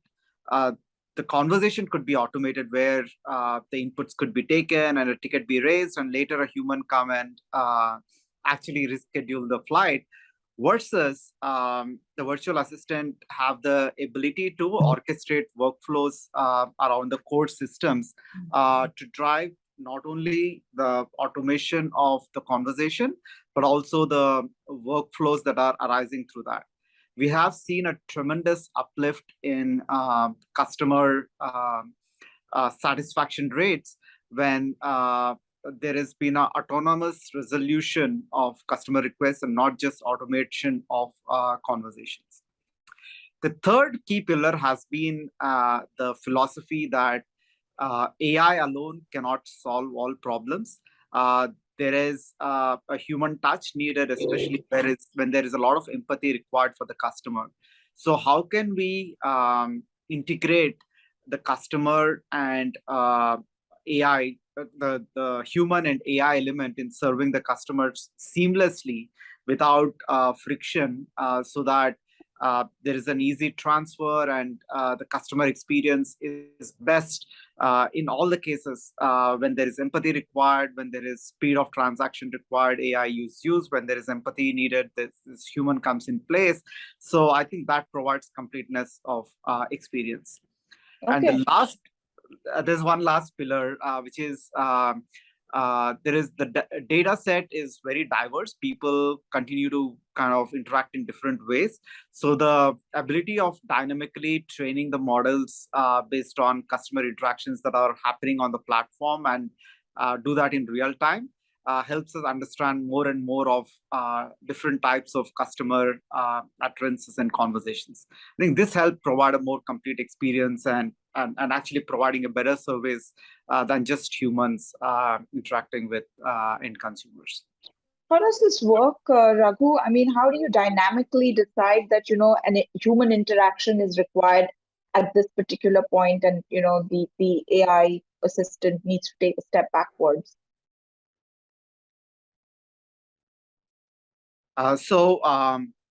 This is primarily based on the sentiment analysis. To give the extent on the same example, let's say somebody is asking to reschedule flight tickets. They are looking at speed in which they can do it. So machine is the best way to handle it. Let's say that similar conversation is extending to their worry about COVID protocols, which they want to be sure about. That empathy around their concern is best provided by humans. So that is detected by the virtual agent that this is a query that needs this signals a empathy that is needed for the customer, because it's a cause of concern that they are raising a question or interaction about, and it transfers to the human agent that can provide the answer back. So it's essentially around detecting the sentiment of the conversation and determining whether that resolution or interaction needs to be handled by a machine or human. So essentially, AI and humans work side by side in this perfect scenario. Absolutely, 100%. Okay. All right, Ankit. Bobble AI has a keyboard that supports 130 languages, including Indic languages, and your site says that 20 million people are using this keyboard at any time, and you use this data to provide insights for brands, who could get it to use it to target customers. How can brands incorporate conversational AI and yet retain that personal touch in the customer experience? When it comes to customer experience, what do you think are some of the key areas perhaps that conversational AI needs to focus on? Yeah. Yes, Miloni. So I believe even when brands are aware about the static user profile or customer profile, right? They are aware about their customers because of the first party data that they have collected from various sources. But what they are not aware about is the real-time intent and mood of that customer, right? So I think one of the lagging scenario in this space is brands are still waiting for the customers to come to them, right? To ask for a support or to make up a new booking or make a new purchase, etc. They're waiting for the customers to come to them passively. We were thinking, how do we make it more proactive approach and enable brands to actually get access to real-time intent and mood of the person via, again, the keyboard data collection that happens and within the GDPR compliance and regulatory limits. How can we transfer this intent or broadcast this intent to the brands or service providers sitting on the device so that they capture the intent and proactively provide support or capture that opportunity into transaction, right? So I think while on one side we're thinking of conversational AI as more sort of a bot ecosystem, but on the other side, conversational AI is also analyzing conversations to come up with meaningful information, right? That can be further used to serve various use cases. One of the use cases I just mentioned, right? For brands, I think it is on the other side, while they are interfacing the customers, I think it is important for them to infuse a personality into their interface, which could be a bot in this case, right? Say, for example, currently a BFSI bot that is providing the BFSI related services versus a health and wellness bot, they all behave exactly the same. There is absolutely no difference between a BFSI bot conversation and health and wellness bot conversation, the way it is structured and the way it is presented. I think this leads to no brand recall value, right? So brands need to infuse some personality into the bot, and they need to probably extend that customer service into conversational commerce, right? To generate more value from that conversation, right? So conversion of or rather say converting a moment of frustration which typically customers come up with while interacting with the bot into moments of delight is going to change the game for brands, right? And they can do that simply by introducing personalized content or by ensuring that their interface is able to make intelligent recommendations at the right time to that customer, right, when they actually need it the most. And they need to speak in the lingo that their target group is habituated with, right? So I have never come across a bot which calls me a bro, right? I have never come across a bot that literally sends me a sticker of namaste, right? Or a bot which sends me when I'm leaving the chat, it sends me a gif, "Tussi ja rahe ho," apna kabhi khushi kabhi gum ka famous dialogue, right? So these are things that will bring that moment of delight for the customers. These are the things which will create that connection, build that brand connection, where I think brands need to think and invest more actively to bridge the communication gap with the new age customers, the millennials and the Gen Zs, right? Yeah, on the data front, I feel that understanding not just the customer intent but also sentiment, right? This is, I'm sure there are various work that has already been done on this front. Yet I feel brands are still unaware of how do we use that sentiment for better conversion or for the business benefit, right?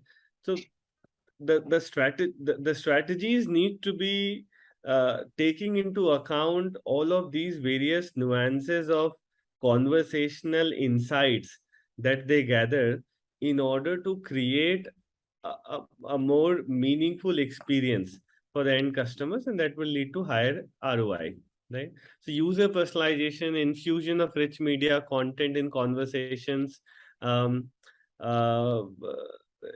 think these are some of the things that brands can think about. All right, so it's really an open space right now, a lot of experimentation happening, a lot of things brands are not aware, but hopefully, an ecosystem is being created where all of these things, will build up to having really great interactions with either chatbots or with voice assistants. Srini, I want to ask you, about the investment in AI-based startups. There's a tremendous interest in AI and ML. Any particular segments that you're particularly bullish about when it comes to NLP, AI, ML? Definitely. I think we've seen the evolution over the last few years. So we've always been investing in speech and AI. And if you go back 7-8 years, it was more traditional, ASR and NLP and TTS and models that were based more on older algorithms. And then you've had this movement to replacing every one of those segments in the voice processing with AI and neural networks. I think what we are seeing now, at least for the past 2-3 years, Google came out with this thing called a transformers architecture, and that has helped the training of a lot of large language models. And so there are a number of startups that are using large language models or building and training their own large language models. And what we have seen and what we have found is large language models are good for a couple of things, right? They are very good at text generation. There is OpenAI came up with something called GPT-3, which can very quickly give you a lot of text that can be used by, for example, a startup called Copy.ai uses this to automatically generate copy text for websites, blogs, and others. So that is one of the areas, large language models, and startups either training their own large language models, or we'll probably see the next set of startups building on top of LLMs as the base layer. Just like NLP was the base layer, it's already getting infused in enterprises, it's already getting infused in a lot of startups. I think large language models is going to be starting to get incorporated. Our most recent investment was in a company that is building, AI virtual agents, but for gaming and for metaverse and virtual reality use cases. But the idea being that if you can give more of a knowledge base and more intelligence to a virtual agent, where in a game or in some sort of a virtual setting, you can have longer interactions. So today, if you go into a game, a non-playing character, or they call NPCs, they don't say much. They have a script, they answer a couple of questions, they send you on their way. But what if these agents can have a conversation? What if you can quickly whip up a bot or an agent that can conduct an interview? For example, you are in a virtual setting, you have a booth, you don't have a person to man the booth. So you can create an agent that can actually conduct an interview or maybe take you through the company's products. And so we are definitely bullish on segments that will be powered by this next wave of large language models. I think one of the other areas is it's probably a little bit of NLP, but and as well as broader AI is just knowledge queries or asking questions in natural language and being able to get answers. Today, the databases of the world are very much structured or unstructured, and you go in and you have to use a language or some format to retrieve that knowledge. But if you look at enterprise search, I still can't go to my company's intranet portal and ask a question and get the answer that I want. I think Raghu highlighted that there are a lot of integrations inside that aren't done sometimes. Enterprise search is still not a solved problem. But what if you could ask a simple question like, what is my last quarter's results in this particular segment? Or what were the 10 patents that were filed last year in this particular segment? And those kind of problems are definitely not yet solved. So startups that I think we will start to see more and more investment going into startups that use these large language models and eventually find a way to make it small enough that you could have on your device, right? That eventually everything has to become small enough to be able to be used on an endpoint, because we don't want all of this knowledge and everything to rest only in the cloud. Right. Okay, the entire flow of the conversation, everything's been very interesting, the points that all of you have made. But I want to go back and circle back to something that Ayush said, this whole point about availability of skilled talent when it comes to advancing projects. What are your thoughts on it? How much or how big of a challenge is this? And, how do we sort of prepare for it? Anybody who wants to jump in? Yeah, I can sort of take a swing at it. I would say one thing that separates maybe this generation, you obviously need talent who understand voice and speech, but it's not the same as it was, a few years back. A few years back, you needed sort of speech linguists, and you needed people with very specific domain language to be able to do translation and things like that. Now it is more of a broad-based AI skills, machine learning.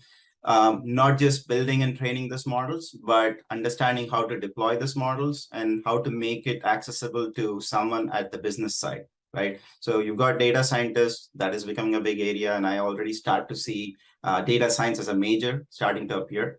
But if you go to the next level, how do you take something that has been built by the data scientist, then how do you deploy it in a larger cloud setting? And that is more of your front-end and back-end engineering. I think that is broad computer engineering skills. And then finally, how do you translate that in that business application sense? People who can take some requirements and say, this is our solution and this can be used. So all of these are something that can be learned and trained. And this doesn't require, you don't need the PhD in a specific speech or natural language area to be able to do this. So, but you do need more specific AI and machine learning courses. And this is one area that doesn't stop, right? It continuously keeps evolving. So I don't think there's a degree program or a particular major alone that can solve. This is basically continuous education and jobs and sort of MOOCs like Coursera and Udemy do a good job of this. But it's almost like you have to keep yourself refreshed. But that is something that can be done because the knowledge is available in a much more democratic fashion, right? You don't have to pay thousands of dollars to take a course in AI and deep learning anymore. It is available at your fingertips.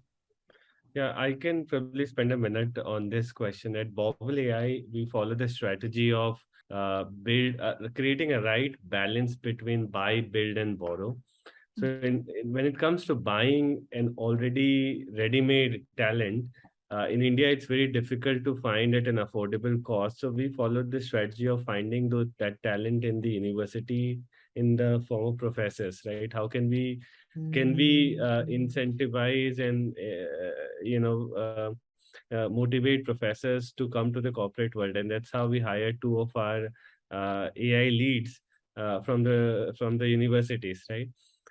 In terms of build strategy, we look at freshers who are really passionate about AI and ML, or data scientists who wants to switch their career to AI and ML, right? And train them to make them prepared for the future. And when it comes to borrow, it is pretty an open world wherein you can actually find a talent in US or Europe or anywhere else, China, Ukraine. I don't know. I mean, there's talent everywhere, and you can borrow them for certain specific projects or certain specific skills which is missing in your existing team, right? So, the right balance between buy, build, and borrow can actually help solve the problem instead of just looking to hire talent. All right, I think that's really interesting. Raghu, any insights from your side? Do you follow this buy, build, and borrow model? So I think I'll it's interesting on how we kind of look at it. We kind of look at it as a way in which I think that every person in the company needs to be aware of how AI is used, in a sense that we don't think AI is a specific skill. I think it's a way of thinking, of solving problems. Because we are all trained in the regular code-based way of solving problems, which is pretty much rule-based. So if you do that, this happens. And a lot of problem solving around AI is about how you architect the data and decision making so that the systems are dynamic and learn by themselves. That's a very, very big shift in how a company or different functions of the company need to think about architecting every single piece of solution that they are putting in their platforms, right?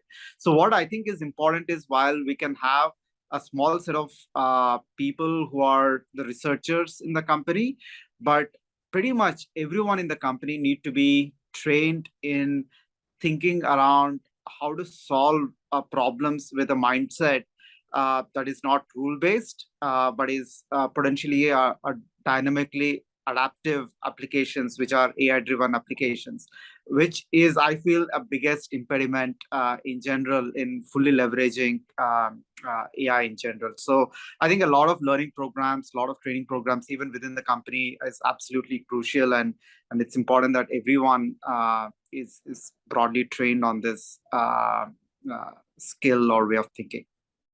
All right, it's interesting. I mean, both of you have, your own processes when it comes to talent, and we wish you all great success with everything that you guys undertake. Ankit of Bobble AI, Raghu, founder CEO of Yellow.AI, Srini Anand, Managing Director, Intel Capital, and Ayush Jain, Startup and Machine Learning Business Development at AWS. Thank you so very much for your thoughts and for your time today.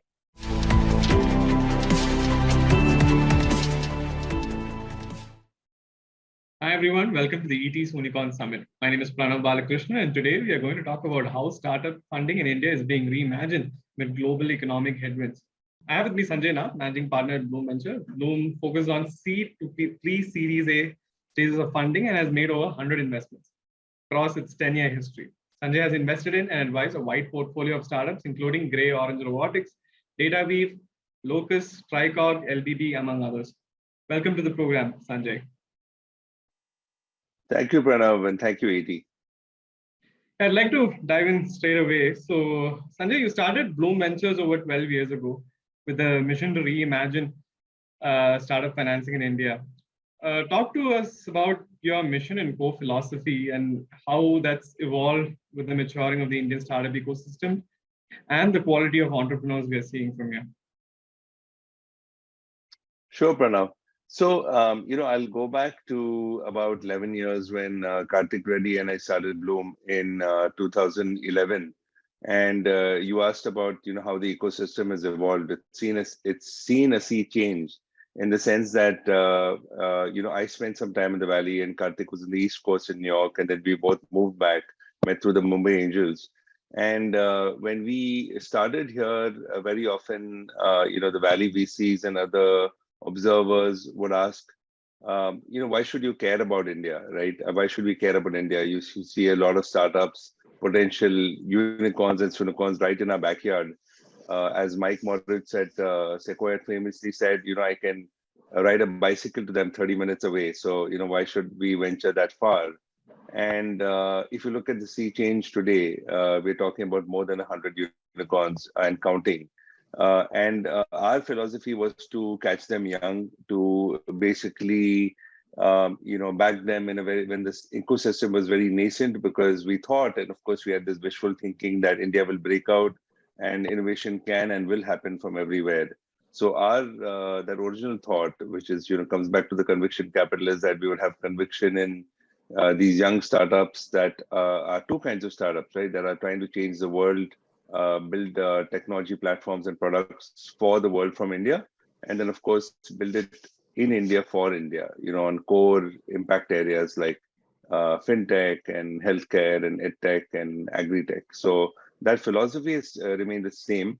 I think what has changed is the scale, and the exits that have happened in the last decade have just been a sea change. So, the 100 unicorns is just a metric, but the fact that it's happened and that it's real is a substantial, significant data point in the startup ecosystem evolution.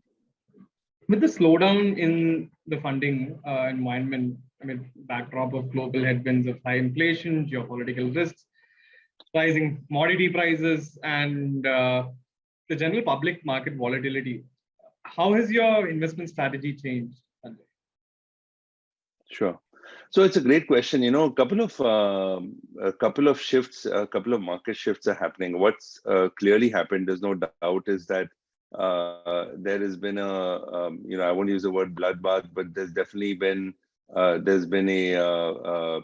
not positive sentiment and effects in the public markets, right? Where stocks have been battered. Even if you look at our own bellwethers like a Freshworks, for example, which I think is the stellar example of Indian SaaS company that's put India SaaS on the map.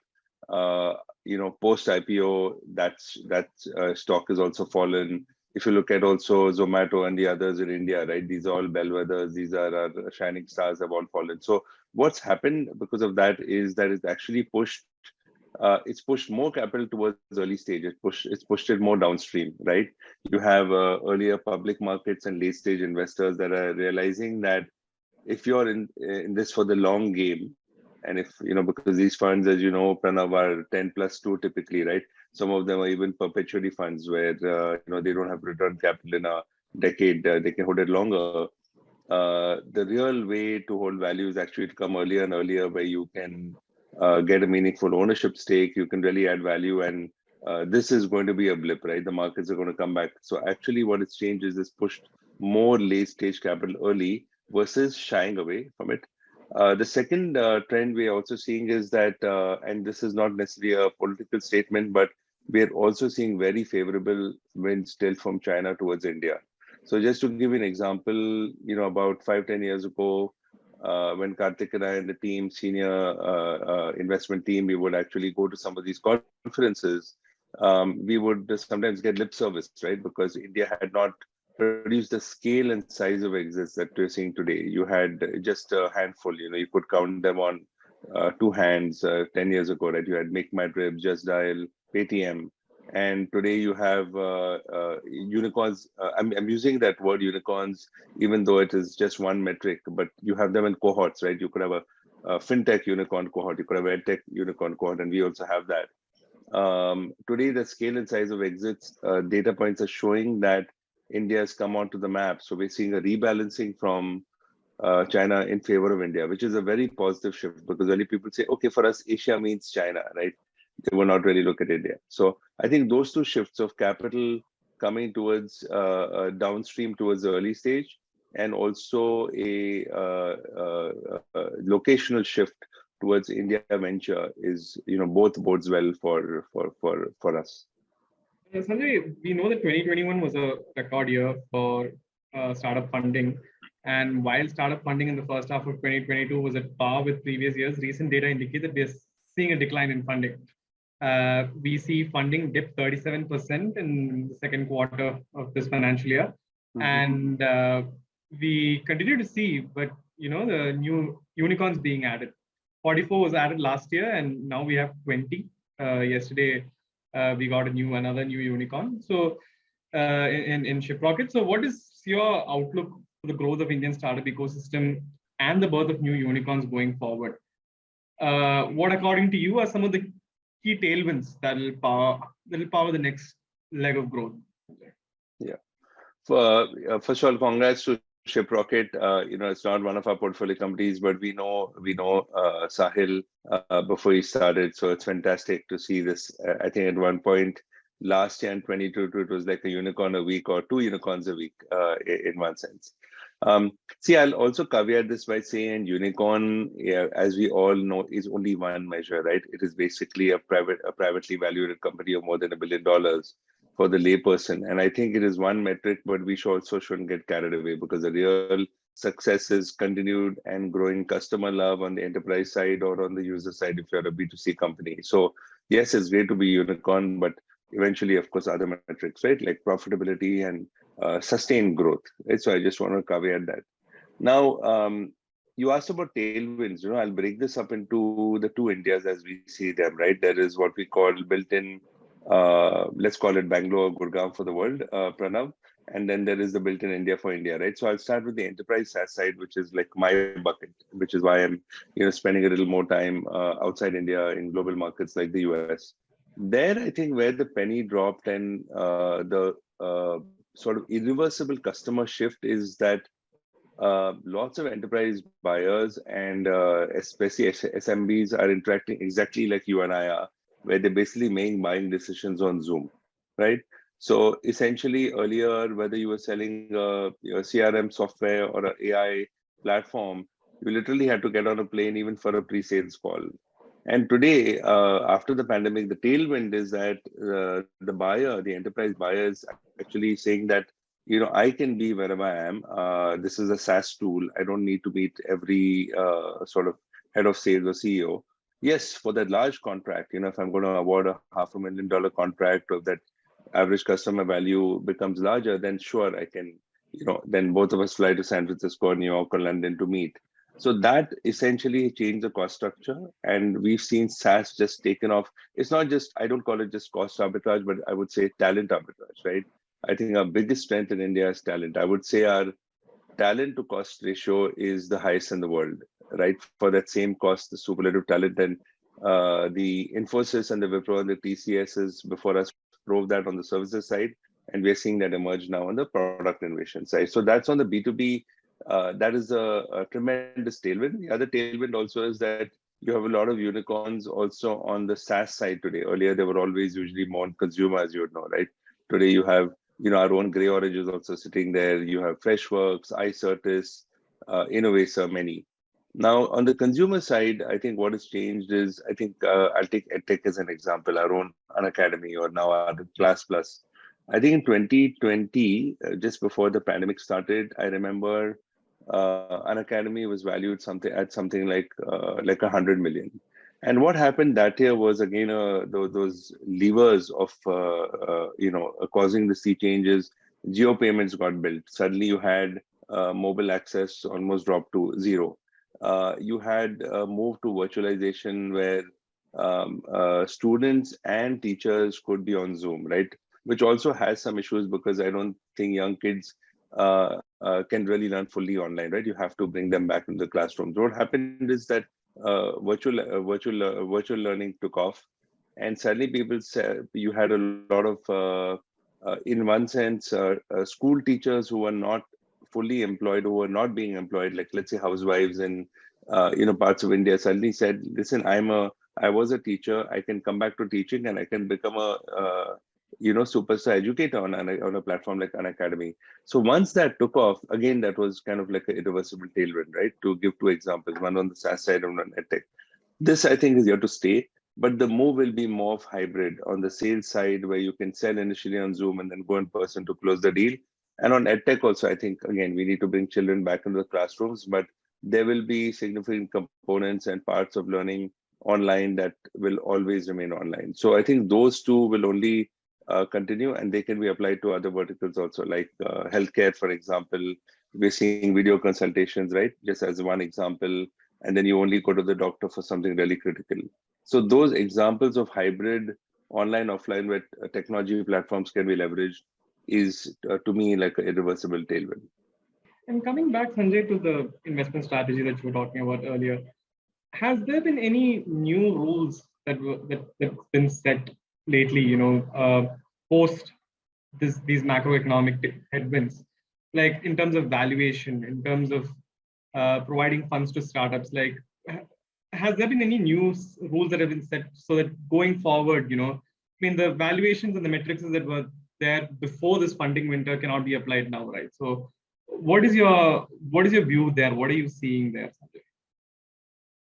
That's interesting. In the US, you have summer, and we're sitting in the summer, but the question is that every VC is sending out its winter is your memo, right? And that's not surprising. But I think it's fair to say that the shoe has shifted a bit, where the shoe is tilted more towards the investor versus the founder, and that's not necessarily a bad thing. See, I think Pranav, all of you also are keen observers of the venture ecosystems around the world, not just in India, and you know that it's a very cyclical business, right? I mean, typically, if you go back 20 years, around the century, we had the boom and the bust, which was the original. Then around the Lehman crisis, 2007, 2008, again we had it. 2015, if you remember, especially around Bombay and Powai, you had a lot of the food tech startups. I think at one count, almost 40 or 45 of them, right? Basically, this craze for delivering food, and many of them started around the sort of IIT Bombay campus. So you always had sort of those feeding frenzies, right? That's just the nature of capital following, a disproportionate sort of a fad, if you will, of ideas.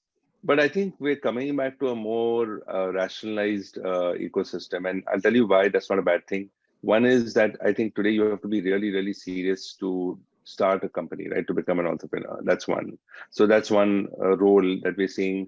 The other role is actually much more active base of active mentors and advisors today, right? I mean, think about it, that if you have 100 unicorns, in one sense, every unicorn founder is also quote unquote a role model, a potential mentor, an angel investor that is available as a guide to, which was not the case earlier, right? So that's a new role.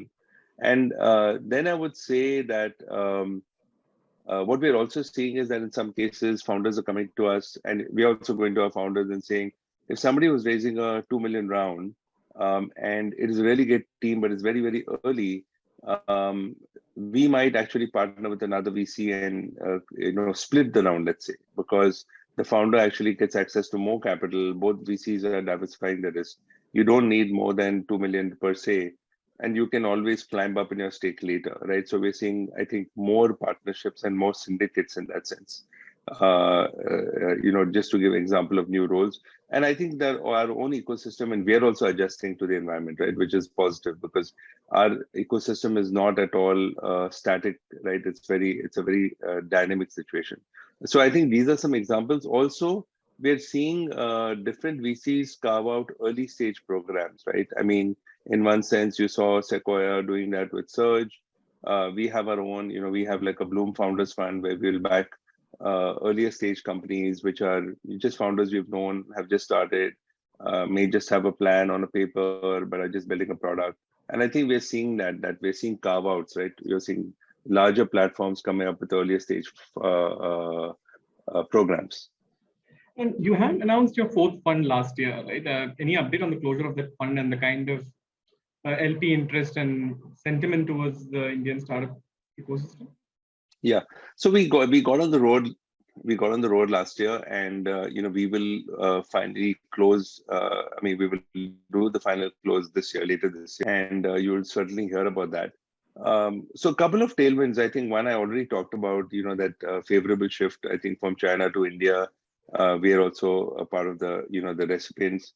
I think another sea change has been, and I'm sure we'll talk more about this, is just the rise and availability of domestic capital, Pranav. I'm going back to about a decade ago, and we were the first VC, we were the first homegrown VC to raise entirely from India. The 100 crore fund we raised in 2010. This is Bloom Fund 1, about exactly 100 crores, about $15 million US. Every VC has always raised only from outside India, and some cases a mix of India and the US globally, but we were the first. Now that has come to stay. If you look at most of the homegrown VCs today, you can't ignore domestic capital, both from the domestic support, right from the sovereigns and the government agencies and the bodies that are supporting Indian startups and VCs, but also from domestic family offices, suddenly, and corporates. Well, suddenly, I'm going to use the word woken up and saying, we have all been running after all these glamorous startups in Silicon Valley, but here are our own homegrown girls and boys who are, look at the Nykaa story, for example. I want to bring that also in about women entrepreneurs, which was not even the case. You have great examples, right? We have Love Local, we have Kaleidofin, I know I'm missing some, and you've got the great Nykaa story. So a lot of that is also fueled interest, from domestic family offices. I think that's net positive for the Indian VC ecosystem and for startups. Despite this gloomy global outlook, what are some of the sectors that you continue to be bullish about, and which ones do you expect, will continue to capture investor interest going forward? Sure. Pranav, just to go back, I didn't answer fully your earlier question. So just coming back to Bloom's fund, we're going to look at, north of 200 million for this fund, which will double the size from the last fund. The last fund was 2018, which was a $102 million fund. Sticking to the same strategy, which is pre-series A and A. But as you see, I think the ambition of Indian founders has become larger and stronger. While there is a market downturn overall, seed rounds have increased, right? So they VCs need more power capital for larger rounds, but also to follow them on later. We also have, we have 3 established offices today. I'm spending a little more time outside the US myself, but we also have a very active platform team in addition to the investment team that helps our companies with fundraising, go-to-market, hiring, outsource CFO services. So we're expanding our capabilities, and so the good news is there's lots of capital for India. If you look at all our peers and even some of the larger funds, while the global downturn is sitting on our shoulders, almost every firm has raised almost 2x of their earlier fund sizes. So that bodes well. Now, coming to this question about sectors of interest, I think any place where the buyer has shifted his or her mind and is very comfortable making that decision, using technology to make that decision, and also using this hybrid online-offline model is what is exciting, right? So I'll just talk about some sectors. I'll start off just with Web3 and crypto. I think we are in a research and learning mode. I think we've got some great folks in our team who are doing some good work, but we have not jumped in, all in that space. So just to start off with that. I think in terms of what we think of, again, the Indian innovation in 2 buckets. We talked about that. So I think around SaaS, vertical SaaS, for example, SaaS has almost become like a business model today. So applying that to different use cases, edge cases like healthcare, we've got Tricog, which is like a virtual cardiologist using AI predicting heart attacks. So I think AI and SaaS for different use cases like healthcare, for edtech. Then you've got SaaS touching deep tech. For example, if you look at Pixel, which is our space tech company in one sense, but it's also a SaaS analytics company, because that imagery can be used, that data can be useful for companies, or a gray orange robotics, which is automated warehousing. So I would say SaaS, vertical SaaS, deep tech, which touches, AI platforms and machine learning platforms. That's very, very broadly on the this side, which is built in India for the world. And then I'll tell you some interesting, surprising new sectors that we're seeing on the consumer side, like vernacular. Let's look at vernacular content, right? I mean, we've got Koo in one sense, which you could call like a local Twitter for India. Apramaya X Taxi for sure, who we had backed, is he and his co-founders and team are building Koo into a very interesting platform. But if you look at also Stage, right, which is sitting in outside Delhi, Vinay and the team there have actually built it around Haryanvi, the language. And I think that's the beauty of India, right? That we have all these sub languages and, in the states. What is interesting there, Pranav, is that there are paying subscribers for it. I think there are more than 50,000 subscribers at one count just in Haryana. So think about replicating and scaling that. So I think vernacular content is interesting. Sajid Pai from our team has written extensively about Bharat. We have the India, the IVAR, the Indus Valley annual report coming out, where we think that whether it is agri-tech or local content or, even delivery, right?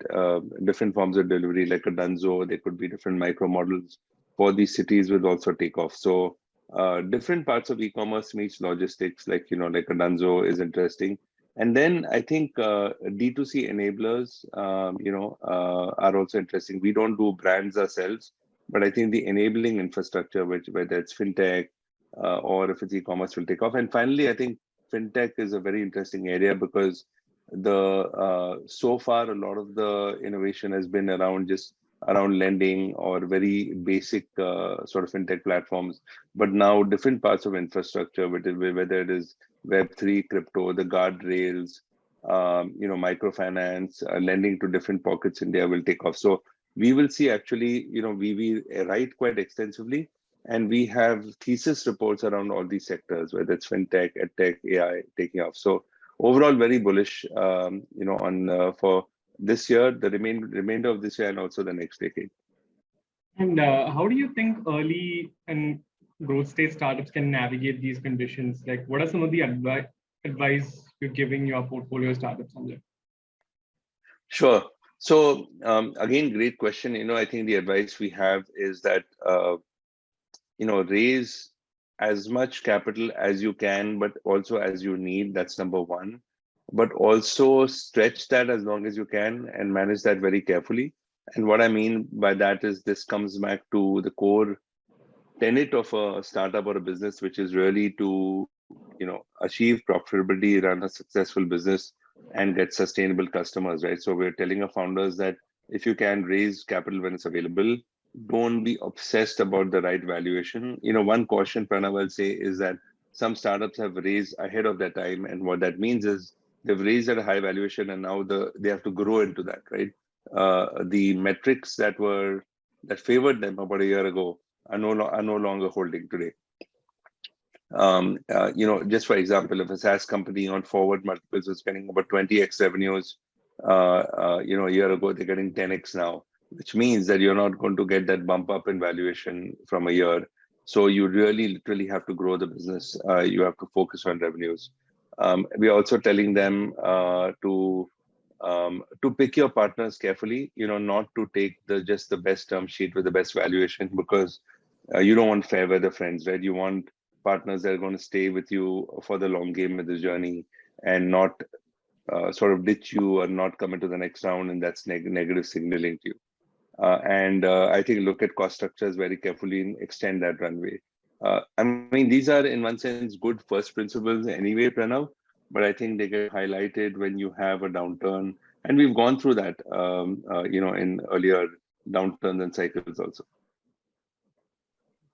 And we're now seeing growing emphasis on corporate governance in startups and the need for new age companies to define a clear path to profitability, right? So sorry. Give us a sense of some of the trends you're seeing unfold around these areas. And in your view on what this means for the startup ecosystem in the long run, are there any other areas the startup need to be ramping up their focus on? I think it's again a very interesting question. We see this change in behavior when we see some of the later stage public market funds come into our Series C and Series D rounds. And the board, if you're a fly on the wall observer in board meetings, you'll see that the founder is being asked questions about managing revenues from quarter to quarter. It's almost like you're getting ready to manage a public company, right? And that itself is not a bad thing, because essentially that's that behavior has to come in now before you go public or before you get acquired, because it's not a switch that you can suddenly turn on, right? I've got to beat my quarter estimates now, right? That's healthy. The other part you talked about, corporate governance, I think is very important. Again, it's always important. It's come to the forefront now because of the situation the global market is in. So I think there are two lenses here, Pranav. I think one is See, I think sometimes corporate governance is poor or sort of unfolds because there is really, something troubling happening, right? I mean, whatever, there is financial malfeasance or siphoning of funds or whatever. And I think there you need, you need strong financial controls where you have a strong CFO, you have an independent board member, and you also have the board, the VP of finance and legal just monitoring it. Sometimes you just have a case where companies are just going too fast. You have two or three young founders who their love is basically building products and selling them, not managing a company and managing finances. So I think it's also our collective responsibility as investors to not just be board members, but to bring in the equivalent of, just like how Larry and Sergey started Google and they needed, I don't think it's so much of adult supervision, but just a hand, right? A helpful hand to help them manage that capital they've raised, to get a CFO, to get a more senior statesman who can actually sort of help on the operational aspects of the company while the founders, do what they love, which is build products and sell them. So yes, I think both those elements are important. And as we get more and more companies going public, the good part is it also, Pranav, it tones you down, right? You have a high flying unicorn and suddenly you don't get the pop you see and you realize that, wow, you know what, I have to be careful what I wish for. Did I really want to go public?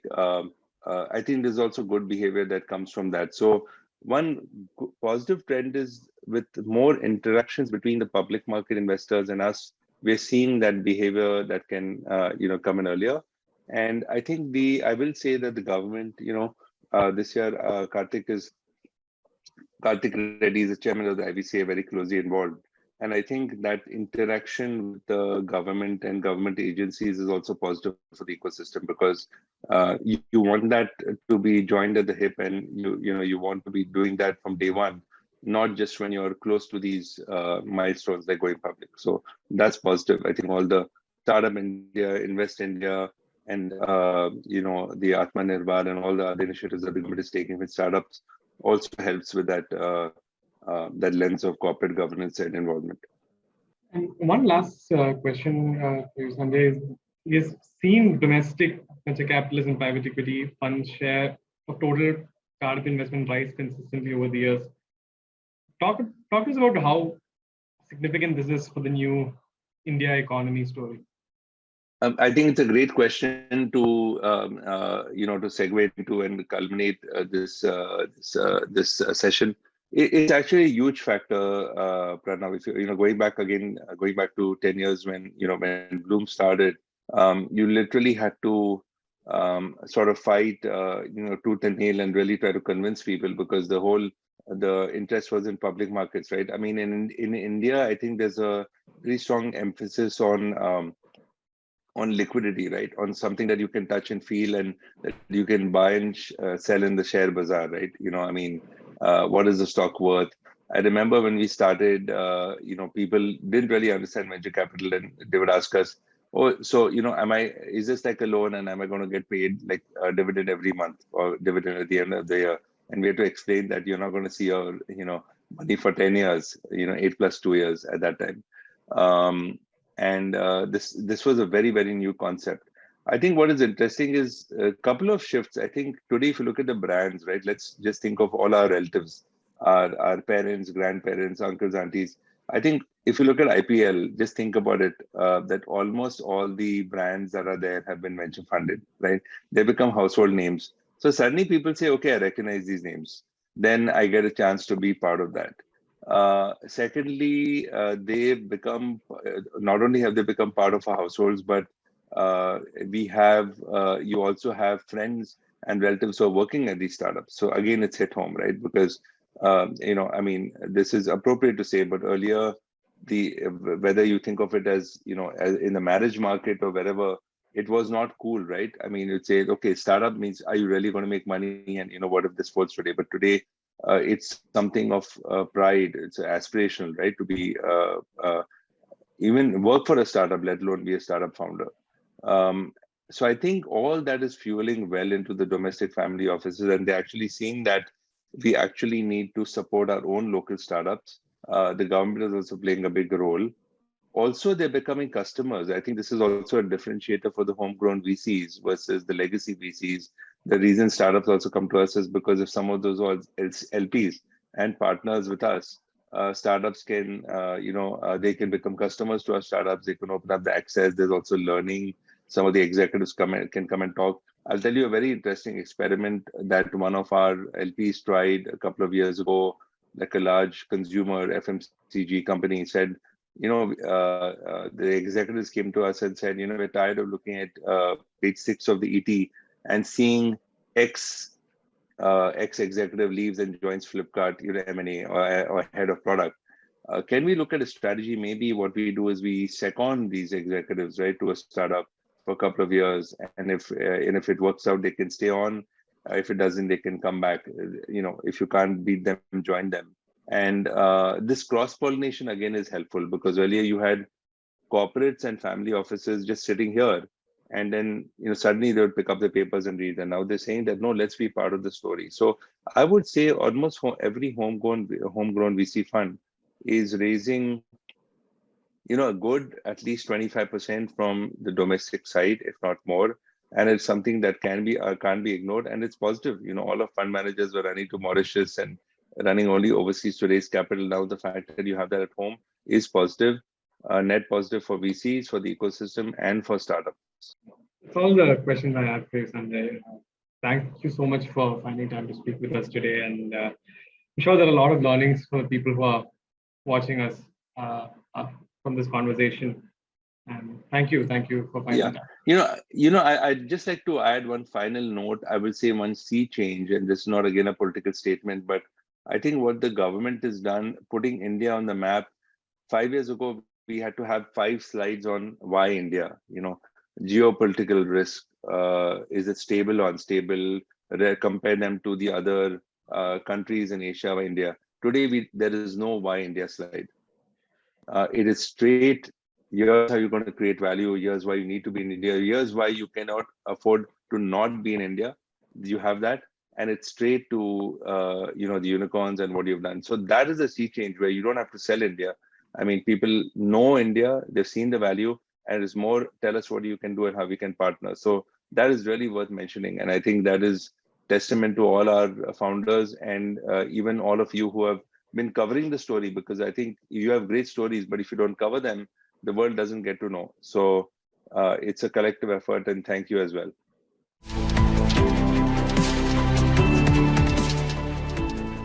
Hello and welcome everyone to the Soonicorn table roundtable for Web3.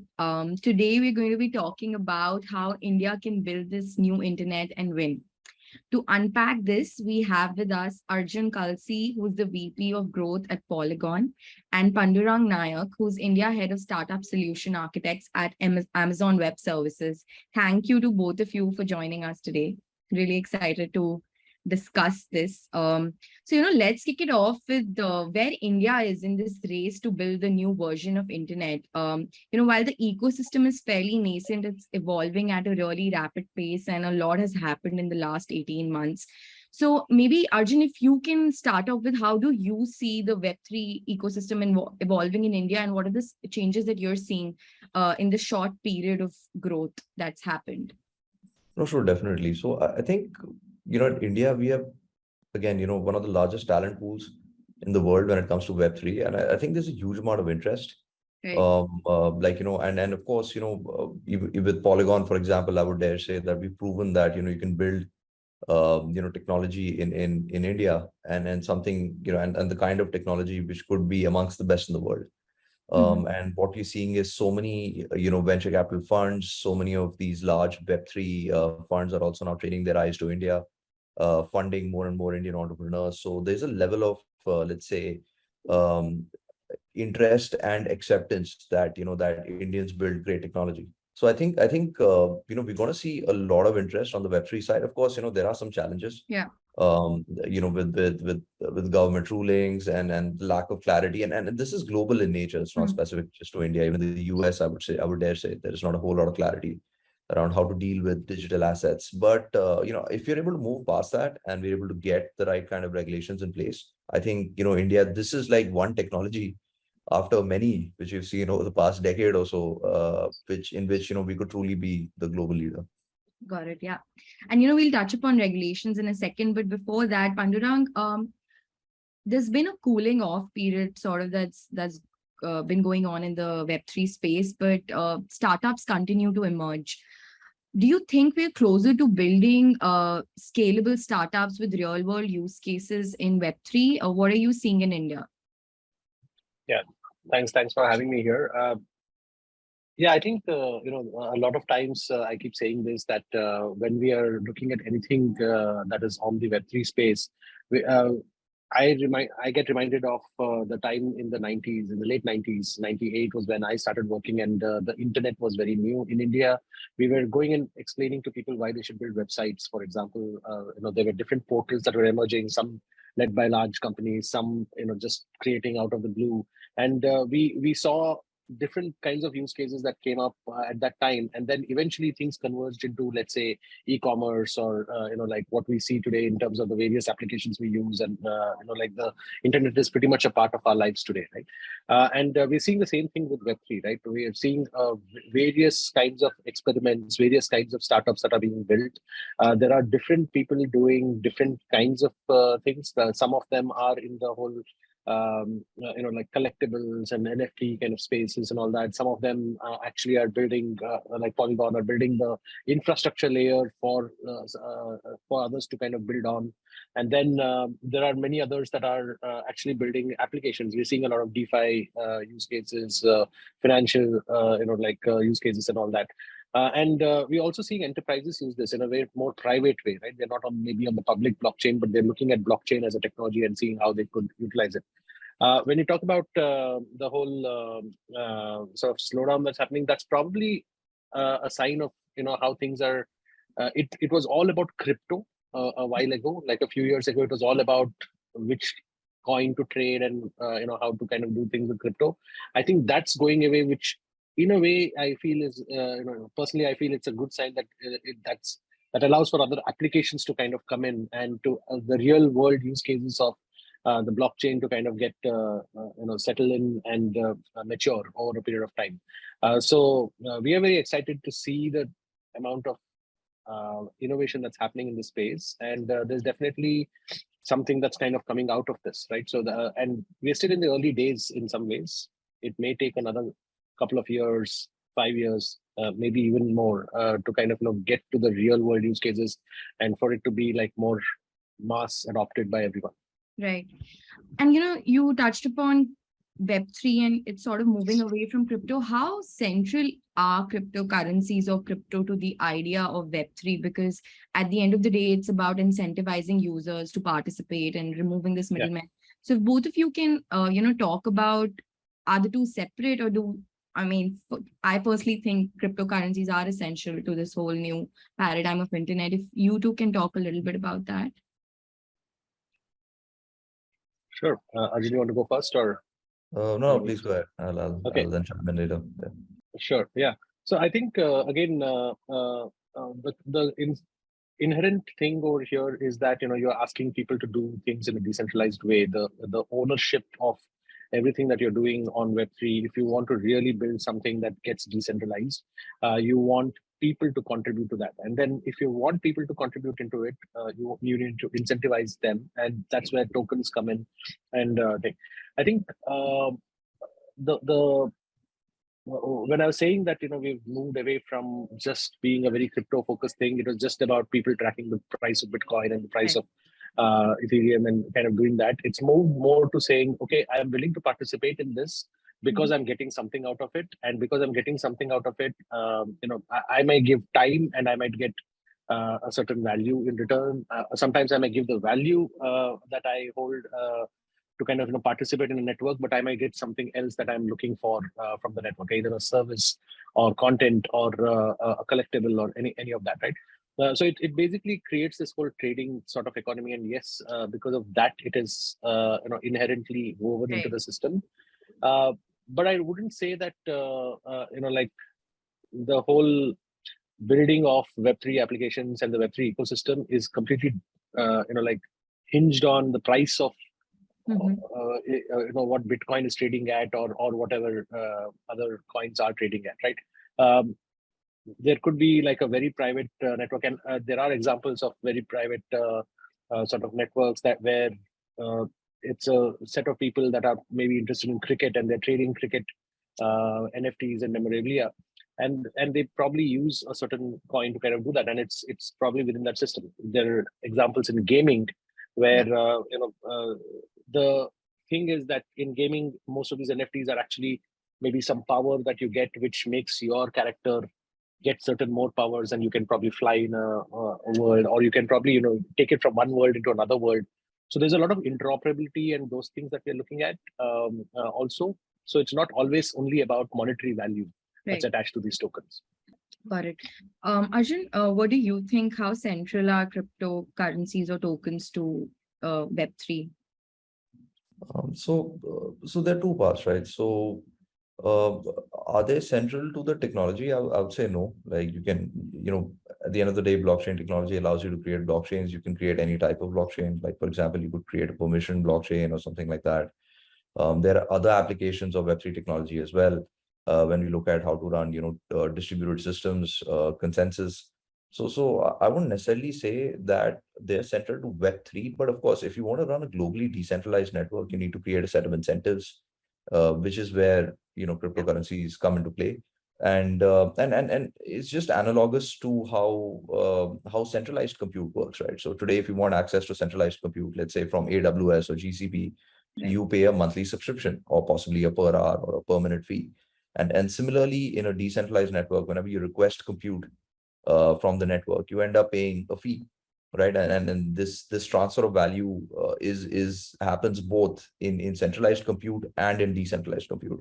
So that's why I feel that to build a decentralized network globally, you would need to create some set of incentives. Yeah. And that's why I feel that for decentralized networks, cryptocurrencies are vital, because otherwise you would not be able to sustain such a network, without having this kind of an economy around it.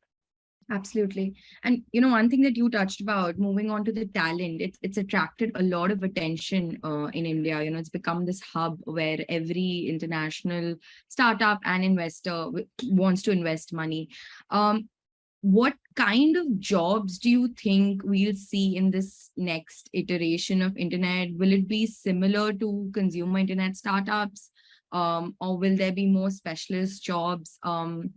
What do you think about that, and what kind of growth do you expect in the Web3 talent space from India in the next 5 years or so? Arjun, if you'd want to take that. Sure. So I think from the type of jobs, again, right now, since it's early days, there's a huge dearth of technical talent. So I think getting people who are developers, smart contract developers, people who understand network topologies, how to run distributed systems. So there's a huge requirement for, for technical talent for sure. But then there's also a huge requirement for people who know how to manage communities. Like, Web3 companies inherently are distributed and decentralized, right? So how do you manage something like this? So, and essentially, the ability to be able to manage diverse and distributed communities, be able to, for example, solve for marketing, for something like this, there are several of these kind of jobs which I feel are very interesting, and typically everybody tells me that, oh, I'm not a technical person, I don't know if Web3 is for me, but you don't have to be. Like, there are equal number of opportunities and positions where a person with a non-technical background can do really well, and as far as India is concerned, I think the advantages are all there. They've always been there, right? So large talent pool, lower cost of living. So it's like, for example, one very interesting way, which works really well for India is that, if you had to fund, let's say, a company for 2 years, let's say for 2 years burn rate, right? In a place like US, you may need anywhere from maybe $5 to $10 million. In India, you need 2. Right. So even for funds, they've realized that, wow, this is like a really cost-effective place where you can build like a world-class solution, right, with literally minimum resources. Yeah. So I think the edge will always be there with a country like ours. I think, as long as a few other external factors fall into place, and of course, macroeconomic conditions continue to let's say improve over the next, let's say, 18 months. I think we're going to see, we're going to see a lot of Indian startups do really well on the global stage. Right. Anurag, there's this number that I have that India, the crypto industry will create about 800,000 jobs by 2030. Do you think that's on point, or are we, do you think there'll be more, there'll be less? And what kind of jobs do you think we might see? By 2030, there'll probably be 100x more jobs than that. I don't think it's going to be 800K. It's going to be 80 million most probably. Okay. Wow. Right. So I think that's I think we need to recalculate that number. Wild underestimation. Wild underestimation. Okay. Yeah, and I don't think these will be just called Web3 jobs kind of thing, right? I mean, at the end of the day, when you build companies, when you build when you build anything, you need a whole bunch of services. There's on one end, you need technical people who understand the protocols and who understand how to kind of build on this. But that we have seen that evolution happen over the years, where there was a time when people were just web developers, and then we had specialization where there were front-end developers, the back-end developers, the people who had expertise in the cloud, and hence similarly there will be people, and all those people will still be required, right? I mean, it's not like when we start building Web3 solutions, we don't need a user experience in front of it, or we don't need to build apps on Android or iOS, or we don't need to build any analytics-based solution or machine learning-based solution, etc. All of those are just going to come together. It's more like there's nothing replacing the previous thing. It's more an evolution from the way we're doing things to a different way of building applications. And you will still need all the talent that you currently have, and you'll need specialization in some of the newer technologies and the newer protocols that are coming in. In addition to this, there will be a lot of people who need to understand how to do marketing in this world, how to kind of do legal contracts in this world. If you're building a network which is decentralized in nature, what are the kind of legal constructs? I mean, you take something like the Board Ape Yacht Club, which actually created all of this. Now they're thinking about how the community is coming together to think about, if I own a BAYC NFT, can I actually take that, and do I have the rights to use it for branding? Do I have the rights to kind of leverage it for making t-shirts out of it and selling?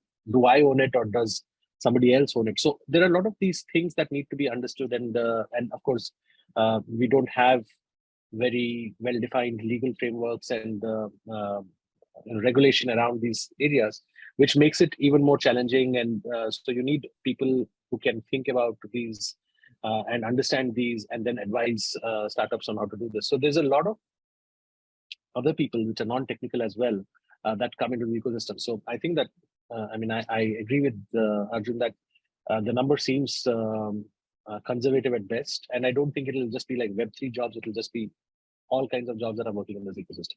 Yeah, absolutely. And that's a great point. Are you seeing it, is it a challenge for designers, lawyers, marketing professionals who are migrating to Web3 or crypto startups? Is it a challenge of to find people who are knowledgeable in both crypto as well as are a specialist in the field? Do you think it's expanding, keeping him up in pace with the kind of growth the Web3 space is seeing in India? Yeah, well, I mean, if the technology came, technology really got in about 10 years ago.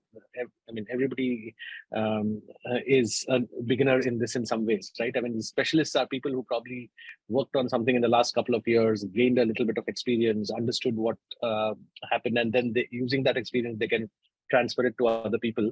And today, I think, it is still probably early days, and hence it will be a little challenging to find outside of tech, to find a lot of people in this space. And even in tech, I think, people are still learning, people are still getting in. The good part, though, is in India, I think we have a huge tech pool, youngsters who came out in the last couple of years. A lot of them inherently have learned some of the things we just completed. Just did a conference having a lot of people, and it was exciting to see so many people working on these things. And I think in some ways, the whole pandemic situation helped. I know, for example, Polygon works with a completely remote team in 200 countries or something. I've heard them mention that multiple times, that their team is spread across 200 countries. I think the whole remote working that we got used to and the way that these technologies, anything you build on Web3 is inherently global, because you're not building it for a certain region or certain thing. It's inherently global, right? So your talent pool can also be global. You can have people across the world that are working in you, and some of the countries that have probably worked on this a little longer can probably lend their expertise over here, and India, which has a huge tech talent pool, can lend their expertise to the world.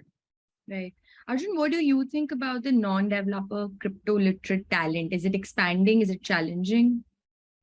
Definitely expanding, but not at the pace at which the industry is expanding. So there is a huge shortage of people who understand how the even at a high level, right, how the technology works, what are some of the nuances, and again,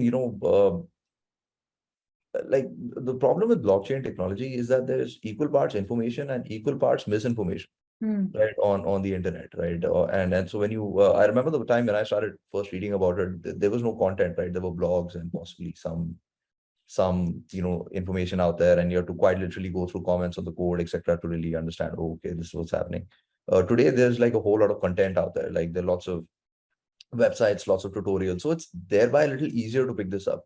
However, there are a lot of tutorials and blogs out there which have outright wrong information. And that's I think something is what is a problem, and I think a lot of folks are also solving this. So I think the Unacademy people and even some of the largest educators of the world, a lot of colleges now have Web3 courses. So I think over a period of time this will be solved, but I think for the next maybe 4 or 5 years there's going to be a big skill shortage in the Web3 space across like roles, even technical roles. I would say that there's not enough people who understand this really well. So that is going to be a challenge. So I know Polygon has been hiring pretty aggressively. Do you have to go through that period where you are putting in resources just to educate your employees about the basics of this technology? Yes, we always do that. Although to be fair, now, I mean, we do not hire unless you have a basic understanding of this technology.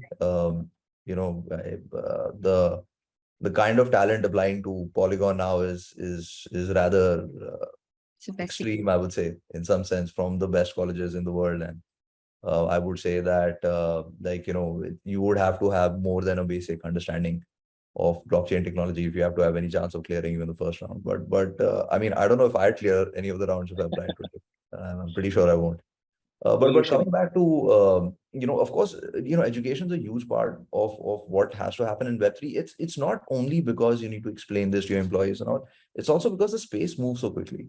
Right. So if you look at so for example, we love to talk about DeFi, NFT. Literally 3 or 4 years ago, none of this was existed. Like nobody knew any of this. Like even when we asked Vitalik, like what was the thing which surprised you the most? He was like NFTs. I never imagined like this would become. So and within like 2-3 years, NFTs have captured like everybody's imagination. Like we work with Meta and Reddit, and they're some of the largest companies in the world now have started launching their NFTs. And who knows what we'll see next year, right, or the year after that. So because the space moves so quickly, right, it is super important for us to not just communicate, but literally over communicate to our employees about and to our team, right, and also to our community. Of all the people who are a part of the Polygon community, folks who follow us on Twitter, on LinkedIn, across social channels, people who are there on our Discord channels, to continuously sort of keep giving them some information or some content which helps them better understand not just what Polygon's doing, but where the space is going. And what kind of ideas are coming to life, and what we might see in the time to come. And I think this is so important for everybody to do, so that we can take the space forward. Right. Pandrang, anything you want to add to that before I move on to the next question? I mean, not really. Yeah, Arjun, I think covered that really well. And yeah, it is an exciting space. And like he said, I mean, I'm sure when they started, they had to kind of train people and tell them what they're building. I asked this to somebody who's running a startup recently to say, how do you attract talent? How do you convince people to come and build something which is a crazy idea and it may or may not work? Don't people worry about, is this the right place to join? And I got some really good answers there, which people are excited about the space. They want to understand more. They want to get deeper into the space. And so a lot of technical talent knows that when they are working in a company that's creating some crazy NFTs or creating a crazy idea in the Web3 space, they're not just trying to kind of hit at a shot for success. They're also deepening their understanding about the space and getting to become experts over there. And they know that because of the way the proliferation of apps that we have today, there is going to be a demand for this talent going forward. So, I mean, people are giving anything to kind of get into the space and get expertise into the space. And it doesn't matter what the idea is. It's about becoming a specialist in that area. Yeah, so moving on to some challenges the space faces globally. The skyrocketing growth was not missed by regulators, and everyone's taking their own step to sort of build a framework. Our finance minister has called for global cooperation to come up with laws governing crypto. What are your thoughts on the regulatory back and forth that keeps happening in India, Pandurang, if you can comment on that? And is it causing a damage, or is it like this healthy debate that goes on when any new technology comes in? What are your thoughts on that? All right, I'll try to say as politically correct as I can. I don't blame the government entirely to say that there's absence of very clear regulation today, right? It is a very difficult space to kind of put a very clear line and say this is what you can do and this is what you cannot do, and you don't want to kind of also set the wrong sort of boundaries or the wrong sort of things, right? I mean, there are in 2 years we have seen so many different use cases, so many different ways and things, and equally so many different bad actors also in the space, right? I mean, there are companies that just came in, took away a lot of people's money, and then just vanished out in thin air. There are today a lot of people that promise airdrops and other things, and then make people click on links and take away things, right? So it is a space that needs some bit of regulatory oversight, maybe a lot of regulatory oversight in terms of to ensure to protect investors in the space, to protect people that do things, and to protect any illegal use of technology, which happens that whenever there's new technology, there are always people who find creative ways to do things that are not acceptable, right? So it always needs that regulatory framework to kind of ensure those things don't happen, and we actually have better innovation and things coming out of that. But it's very hard for people to draw exact boundaries when the space is evolving so fast, and the governments were not built for those kind of things. Again, taking an analogy back to the early days of the internet, it was equally like, I mean, when did we have copyright laws on the internet evolving? It took years for copyright laws on the internet to evolve. It took years for just to kind of understand privacy and understand what we should do about privacy. And some governments are still doing it. And that's like a thing that has been there for the last 20 years, right? So that's basically where we are today, right? And that is going to take time to evolve. I understand that a lot of people would be impatient about getting more clarity and thinking around this, but these things take time. And it is for all of us in the ecosystem to continuously keep educating everyone, including the government, maybe to get into that. And trust me, the government is very, very bullish about technology. The blockchain technology can solve a lot of problems for the government itself, right? But yeah, regulation is still going to be something that will take time. Arjun, you're part of this global corporation that's, that has employees everywhere, that has customers everywhere. You mentioned Meta and Reddit. How has your experience been, being part of, or rather overseeing the growth of an organization that still falls in this largely gray area, so to say, when it comes to regulations? Is it a challenge? Is it something you guys constantly think about, or you just focused on building what you are? So, is it challenging? Yes, yes, it is. I mean, it's not just the gray areas. We spread across time zones. Even that can be challenging, right? So, but it is challenging. But however, this is the nature of organization in the times to come. I think the future, like organizations of the future, are going to be distributed and in nature. So we run a distributed network. So it just makes total sense for us to run an organization like this. Now, coming to the regulations, I think one thing which I'm very happy about is to see, governments take a very proactive stance when it comes to Web3 technology. Even if even if we don't have like proper regulations in place right now, we know that governments are discussing this, not just in India, but across countries in the world. Some of them have already gone ahead and started with some regulation. But again, these things take time, and we've always seen that, like laws are sort of behind technology by at least like a decade. In almost all cases, like even in India, for example, just as an example, e-commerce came first, laws came later.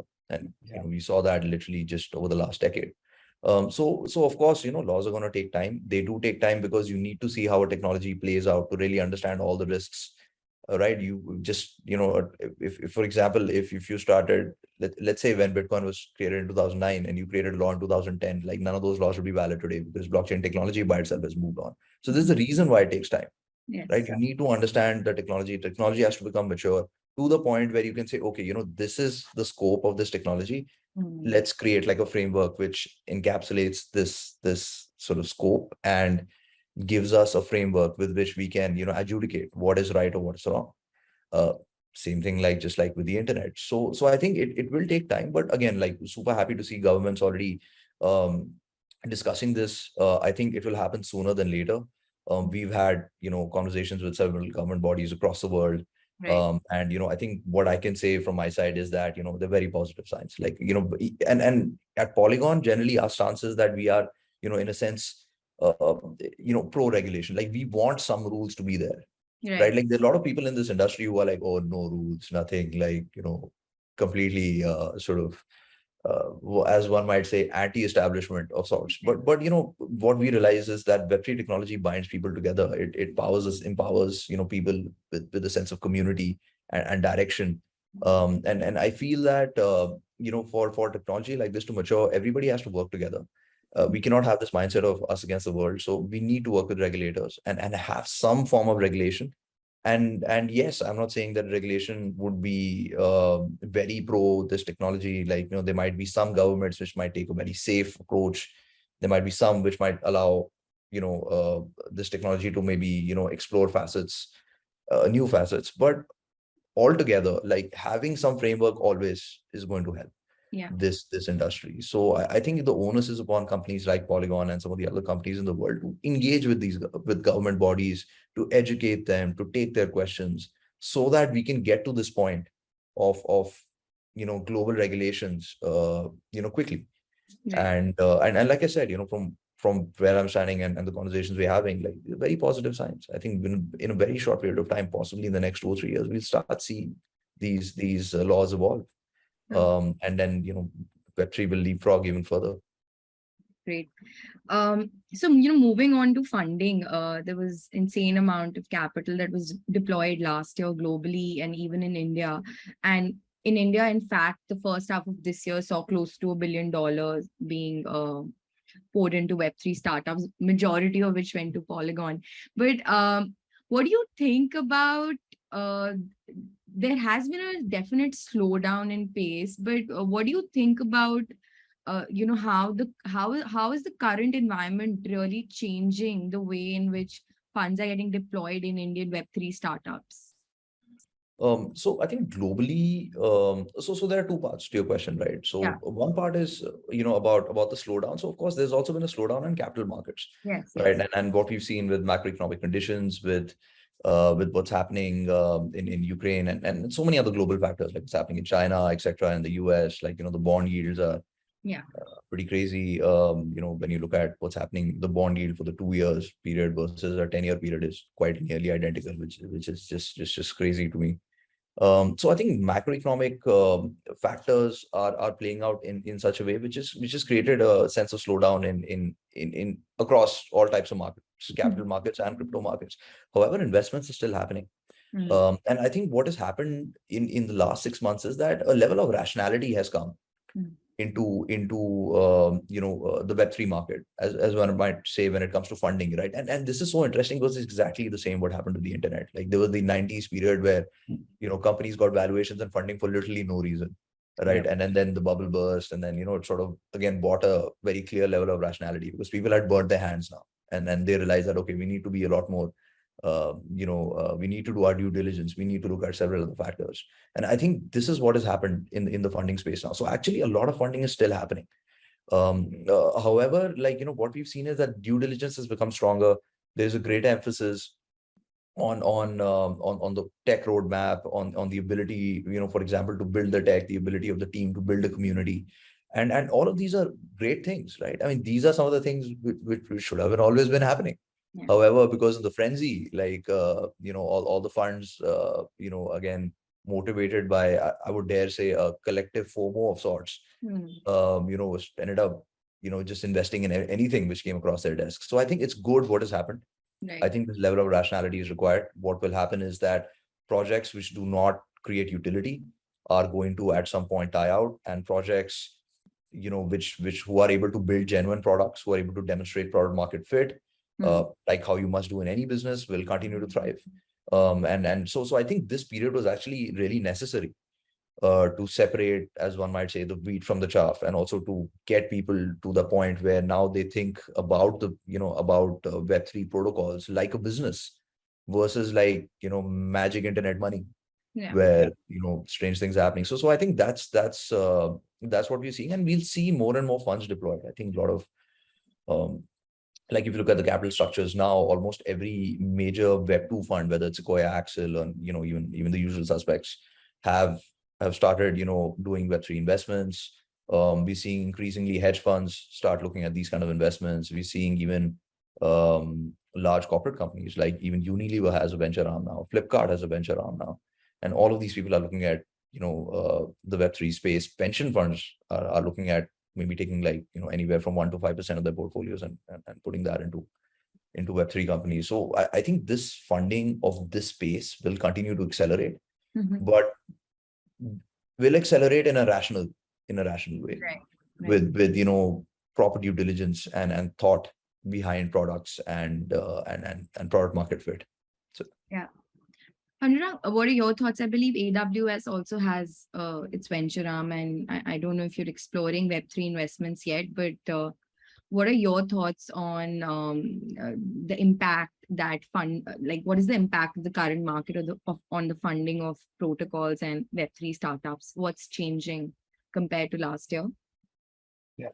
I don't know much about the AWS venture arm and their investment thesis, so I'll stay away from that. There is multiple things, and Arjun, I think, touched on most of these things where we just didn't see this in Web3. We saw this across every single kind of I think even SaaS companies or anybody else that are out there. Last year was sort of just like this year. I think everybody's traveling for holidays. Last year it was like after the 2 years of the lull because of the pandemic. I think there was just a lot of money available and it all got deployed, and then it just triggered a mass FOMO of just everybody kind of investing on everything that came their way. But if you just take the last year out and even look at 5 or 6 years back, there were a lot of these ICOs that were ICO based companies that were just raising money either from the public or even from investors or most of these were just doing it basis a white paper. It reminded you just of the 90s where people could just put a single static web page that said this is my idea and then start raising money, right? So it was exactly like that about 5 or 6 years ago. And today I think people understand what are the actual potential things that you could do here, and some of the things that Arjun mentioned, like can you build a community? Do you have the expertise? What kind of technology stack are you using? Everything kind of comes into play, pretty much like any other startup investment that anybody would do. They would look at whether there is traction or whether the community is accepting this, whether there's a product market fit, and I think it does have one other great advantage. The whole Web3 space does give you one added advantage, that the models of investment can also get creative, right? So there are investors who are saying, I'll invest capital, but I'll also have a right to get access to a X amount of tokens if this thing takes off, right?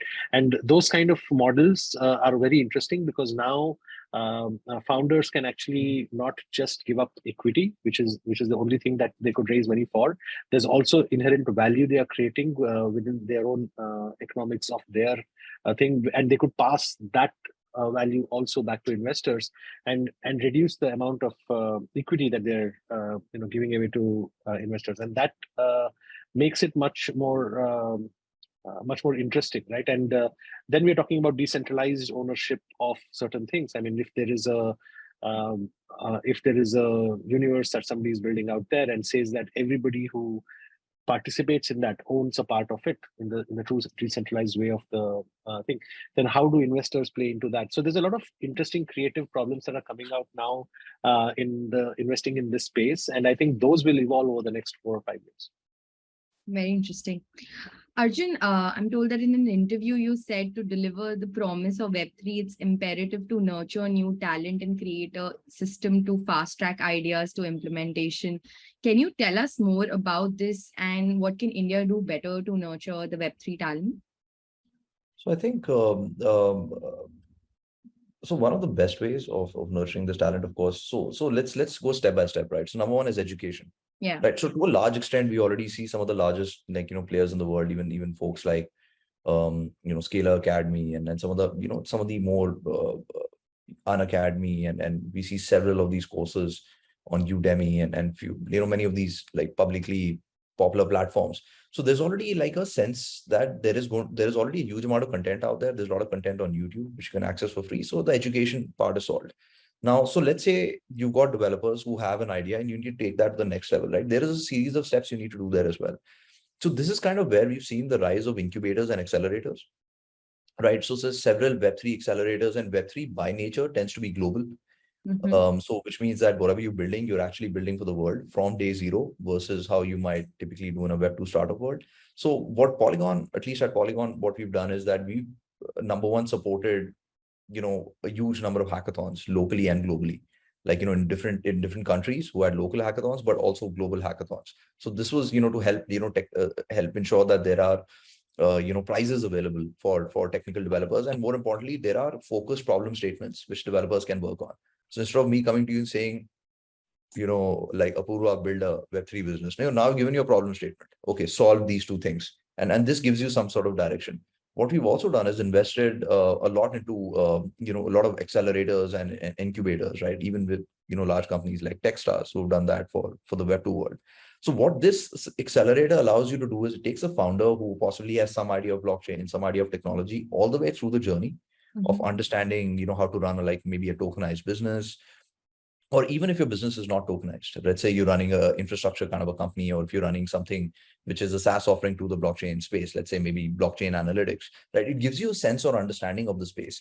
And most of these accelerators have impaneled funds, which by the end of the process, you get, some sort of funding or access to capital.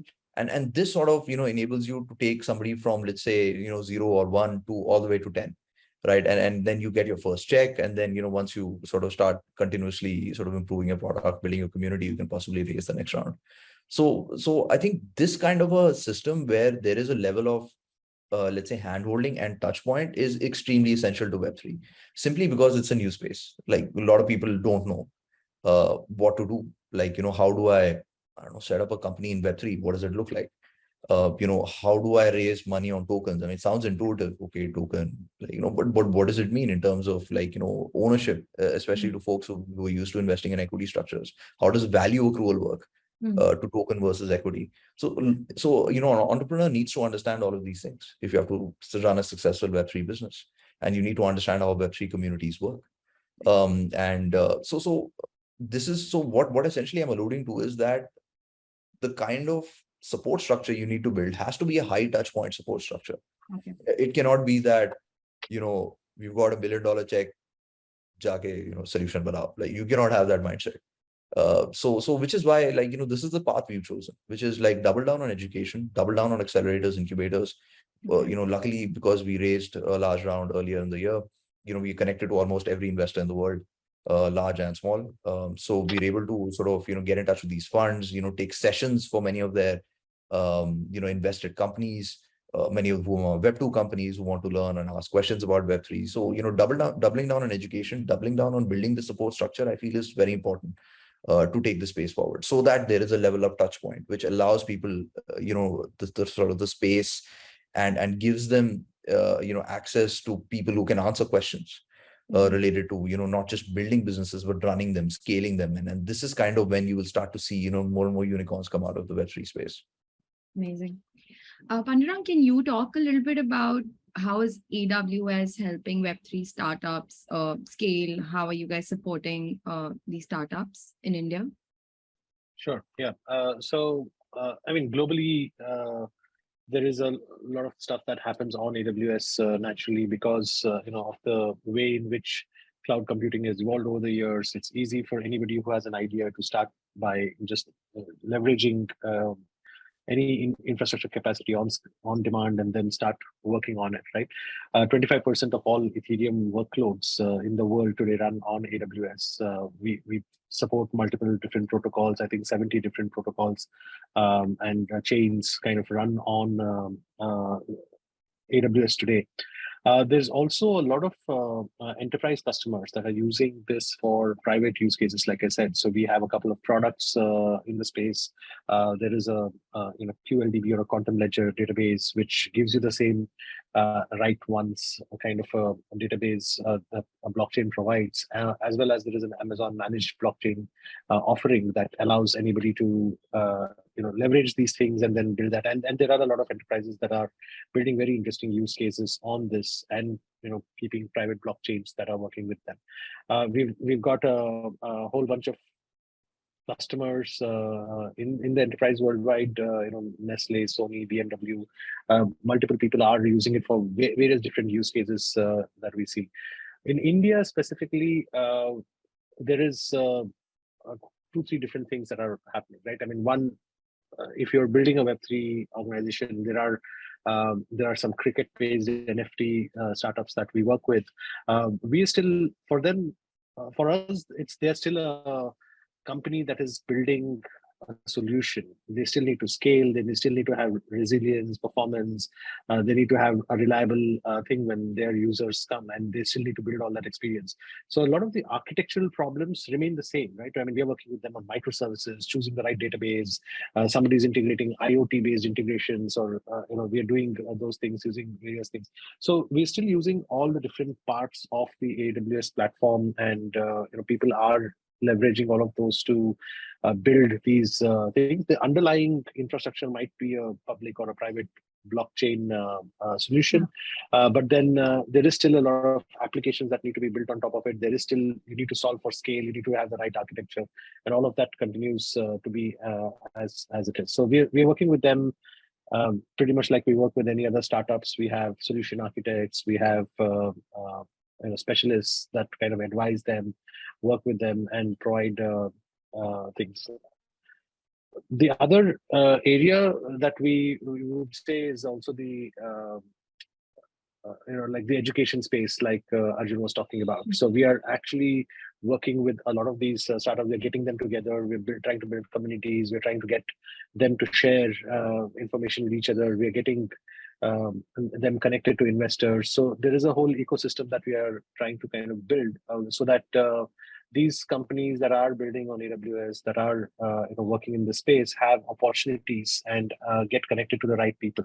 This is again something that we do with every startup in every other space, but specifically for Web3, because the ecosystem is so new, it's harder to kind of build those connections and build those networks, and us playing sort of a central role in connecting the dots between various people in the community. Right. Great. Just a final question, if both of you can share your thoughts on how India can establish a lead in the Web3 space and what do we really need to do to get there. We touched upon various points. If both of you can just summarize, Arjun, if you'd like to go first. Sure, definitely. So I think a lot of things are already on the right track. in India. Like there is a huge amount of interest in Web3, lots and lots of I can see a lot of college students as well and school students who reach out to me over LinkedIn, telling me about the projects they're building. So I think from the talent perspective, we are very sorted. I think what's required definitely is maybe a sense of a regulatory framework, because I don't expect any country in the world to come up with a law tomorrow, because the technology is new. It takes time for people to get to that point. But at least some sort of framework where there is not a whole lot of, let's say, saber rattling about Web3 and the consequences of sort of doing things and things like that. Like I think when students and entrepreneurs hear about these court cases and things like this, it obviously scares them off, and then we miss out on possibly on finding or building the next Polygon in India. So I think a lot of things are right. A lot of accelerators are in place. We ourselves have been working every day to ensure that more and more talent is nurtured, more and more structures are available for folks to reach out, forums, working with so many different bodies within the country and abroad as well, to ensure that the talent gets its due. But like I said, right, there has to be some sort of sense of structure around this is like how this is going to be. This is when you will get prosecuted. But if you don't do this, then all good. And like we've seen, even the Prime Minister is very excited about blockchain technology per se. Like it's the only contentious area is really the crypto assets and its definition. And then this is contentious globally. It's not as if any government has a very clear idea. So as long as there is some sort of framework and there is some sort of indication from the government that this is how you need to think about it, and this is what's allowed and this is what's not allowed, just even that much will help the industry frog. And I think it's something very close to my heart, as even as a child, and all the way to engineering and beyond. I've always seen that when it comes to every technology, somehow we end up missing the bus, whether it was semiconductors in the 90s, whether it was the product era where India somehow got stuck with services. Only now we're seeing product companies come out. So I think this is one technology where we have the chance to become a true global leader, and we should not miss this bus. So I really hope that we reach a point where it becomes easy for people in India to set up Web3 businesses. Right. Pandita, how do you think India can establish this lead in the Web3 space? Do we have the right ingredients? Yeah, I think we do have the right ingredients, and we are in a world which is much better. I think, like Arjun mentioned, when we missed the semiconductor war, we didn't probably have the infrastructure that was required. When we missed some of the product thing, we didn't probably have the internet infrastructure. Data was still so expensive and everything else at that time. I think we have some of the best internet and data prices in the world today. We have talent pool that's available. The number of engineering colleges and the number of institutions that are there in India. Education is not a problem as long as we bring all of these technologies into the education system and we don't wait for it to come into the syllabus 10 years down the line, etc. We do have a thriving startup ecosystem. I think in the last few years, we have caught up with the world in terms of the startups that are coming out of here. If you look at the SaaS startups, especially, there is so many people building SaaS companies here and then selling them to the world. So we've proved that all that is possible. What we see today is a lot of people, because of the absence of clear regulation, going and setting up in Singapore and Dubai and other things, right? So we don't want that whole brain drain, or even if the brains are sitting here, the economic drain that happens of these companies going and setting up in other countries that have gone a little ahead in terms of regulation. I think if we catch up on some of that, we have all the ingredients to really make this big and become like the hub for Web3 and get talent from all over the world to actually want to come and work over here. Amazing. Well, thank you so much, Arjun and Pandita. This was such an insightful and an interesting conversation. And thank you so much once again for joining the Soonicorn Roundtable on Web3. Really appreciate your time.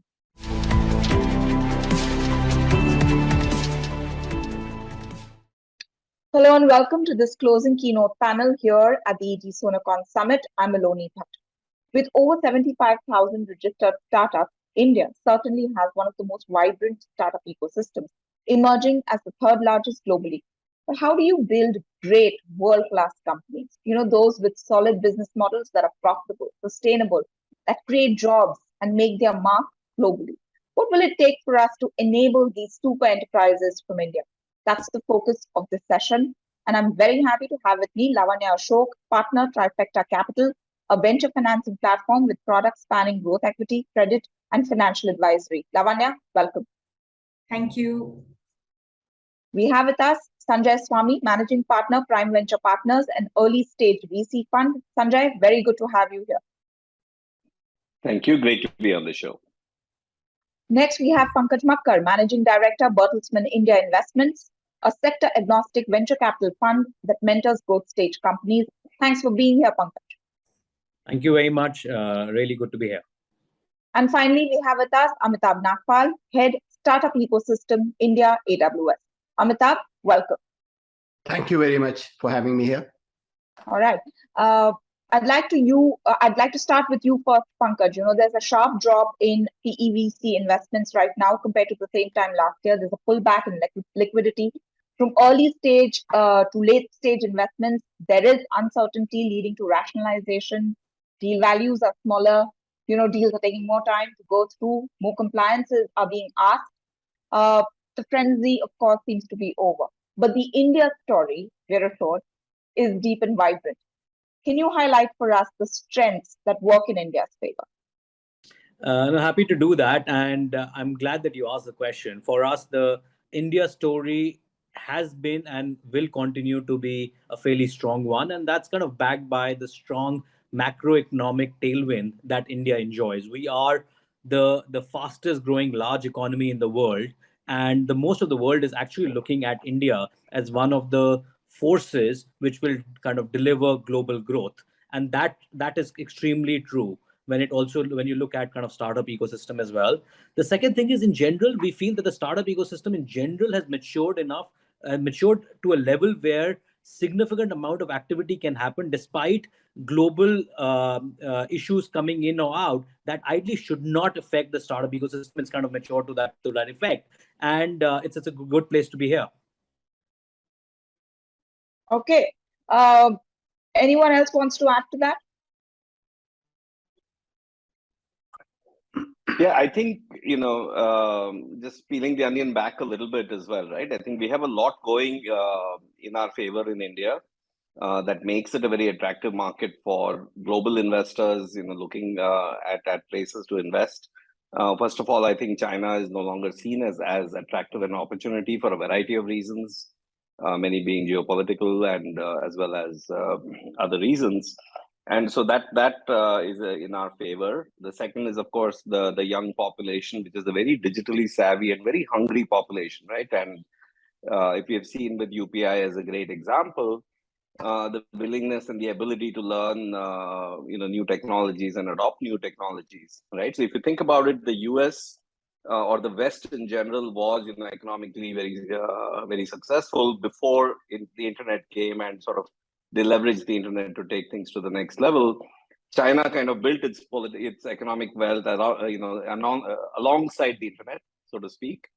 But in India, I think the internet has come and has reached scale and will in many ways become the platform on which the GDP growth and economic wealth is going to happen, right?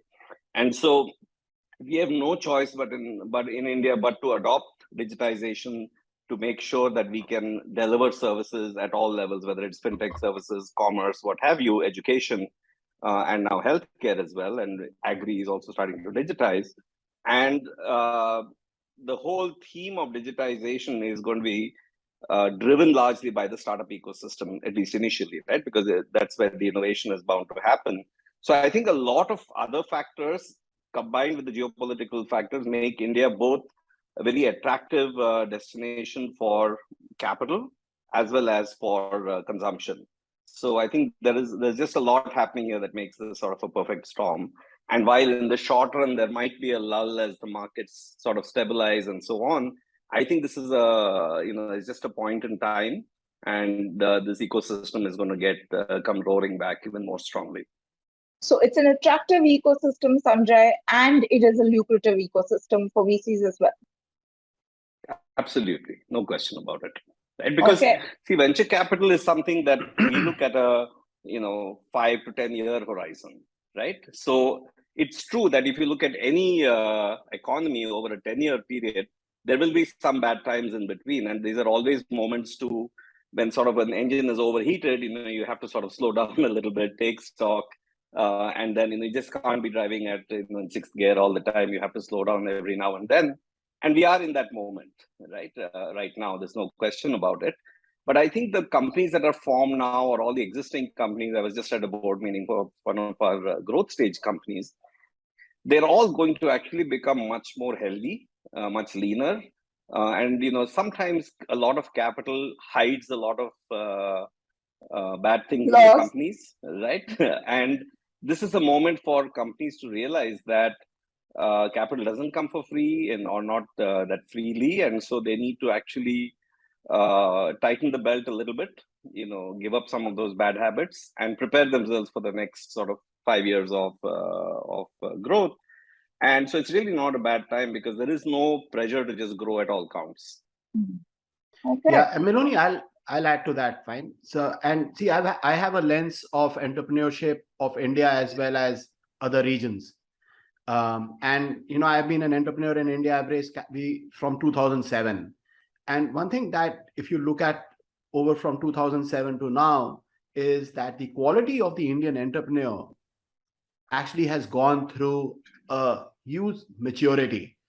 The ability for them to look at moonshot projects, to think globalization, to think about products has actually exponentially increased.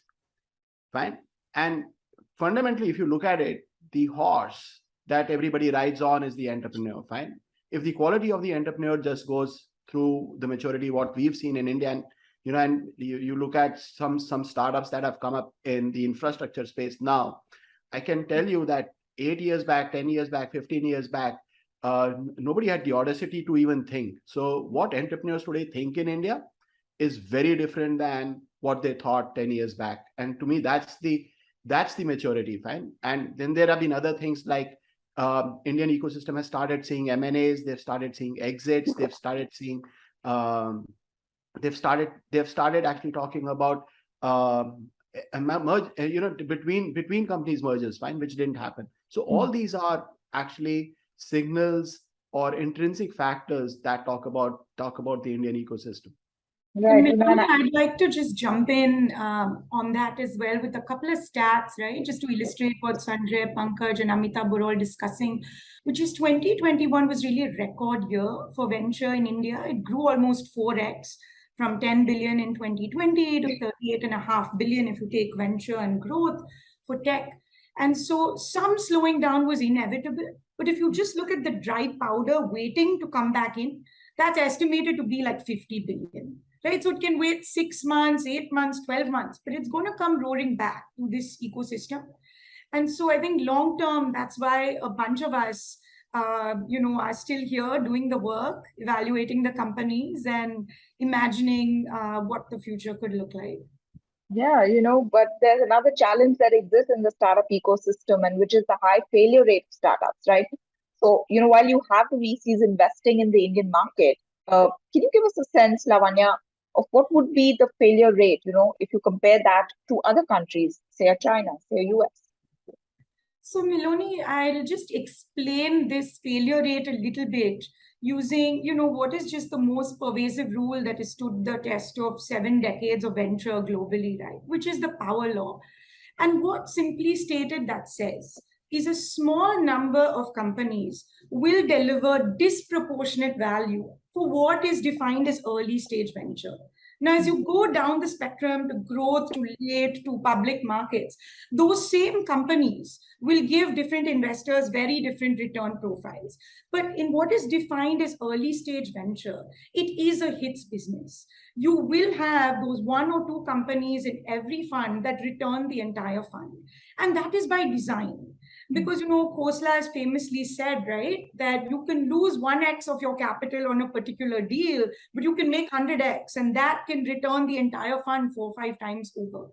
So I think failure rate is to be seen in the context of overall fund performance.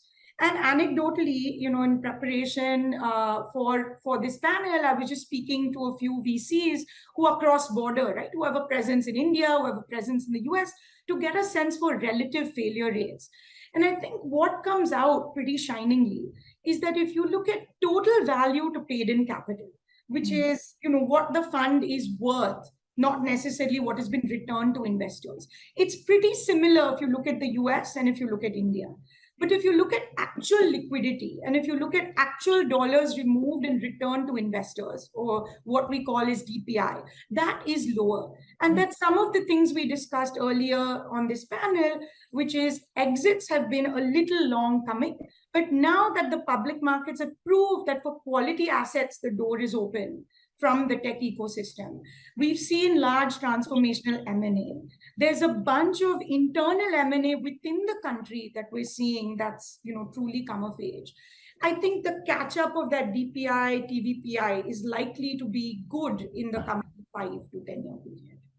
All right, so it's all as we said earlier, a maturing of the ecosystem, and as it kind of matures more and more, all of these things will kind of fall into place.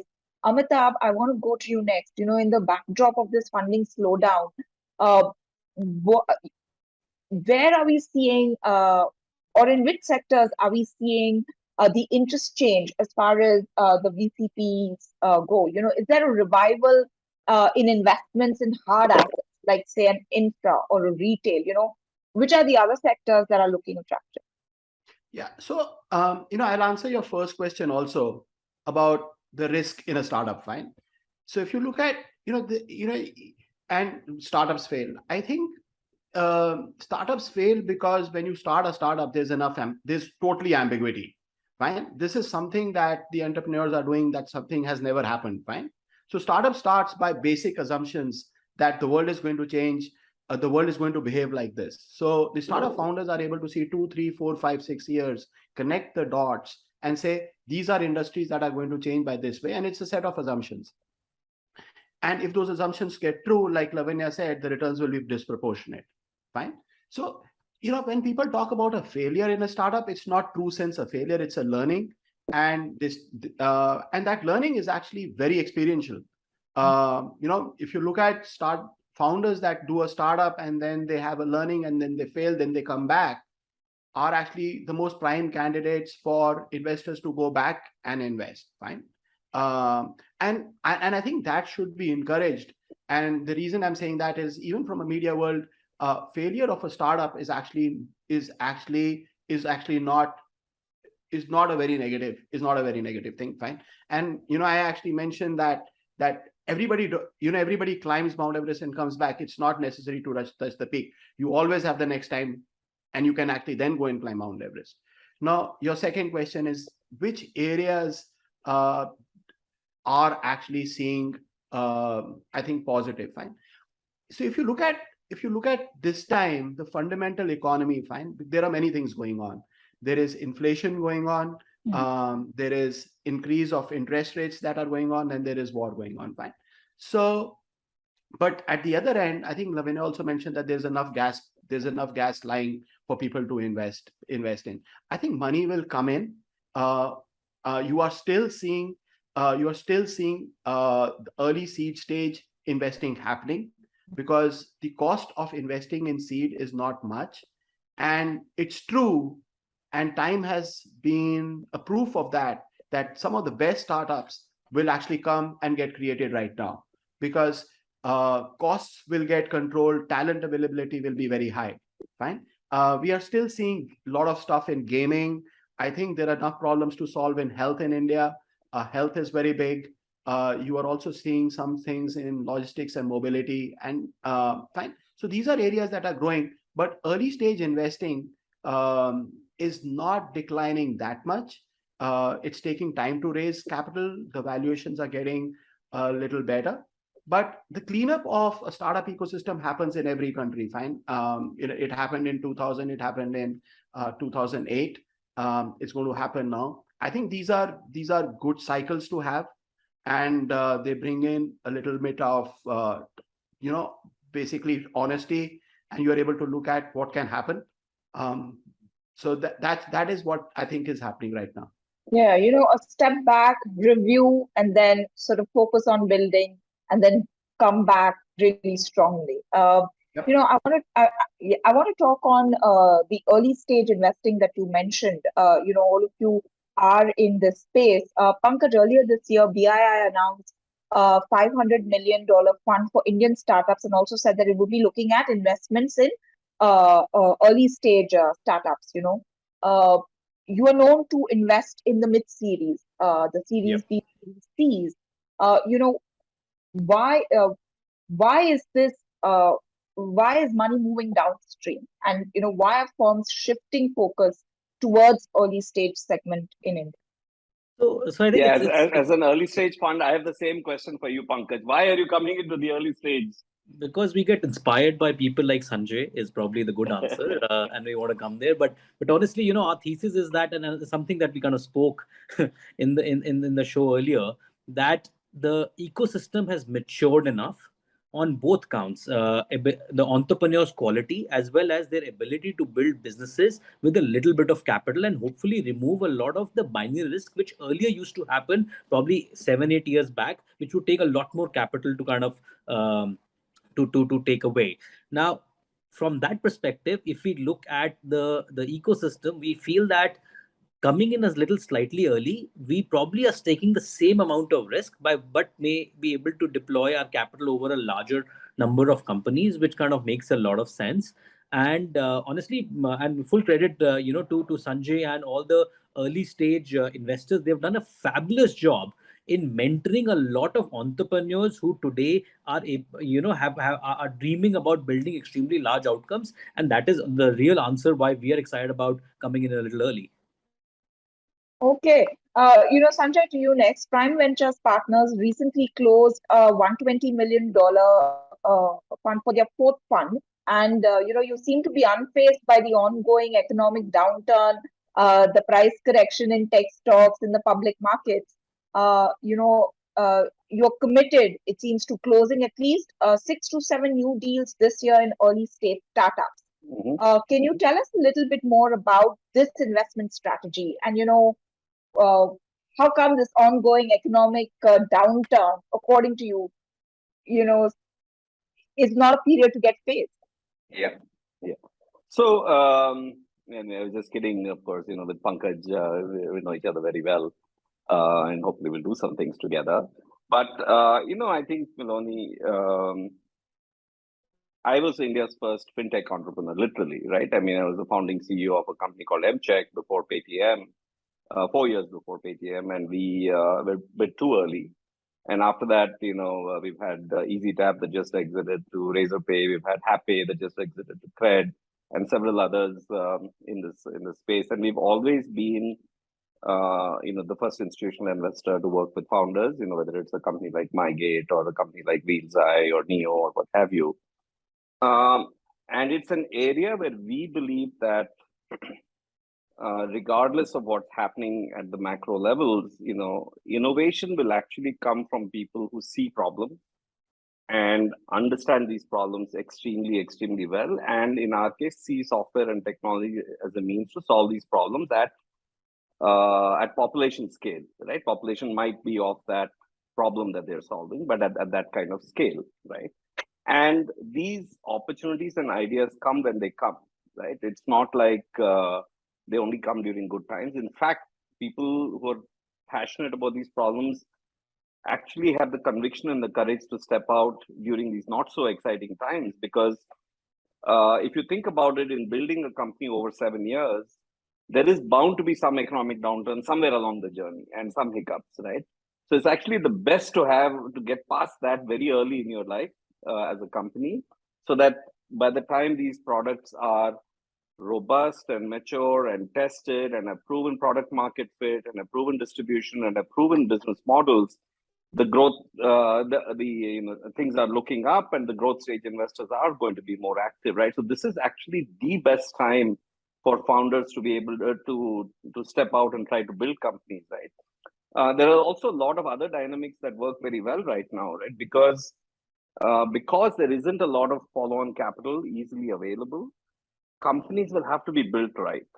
They will have to focus on using the limited resources that they have and not buying growth, but actually, establishing themselves, establishing their business models, their unit economics, and their go-to-market and the value proposition, right? So we actually think, and I think one of the other panelists alluded to this earlier, this is absolutely the best time to get in at the ground floor, right? And the pressure on founders as well, right? The growth at all costs, the high cost of hiring software engineers, the high cost of having been forced to do IPL ads to show the traction and stuff like all of those are out the window. Now you can just focus on what the Americans call meat and potatoes part of doing the business.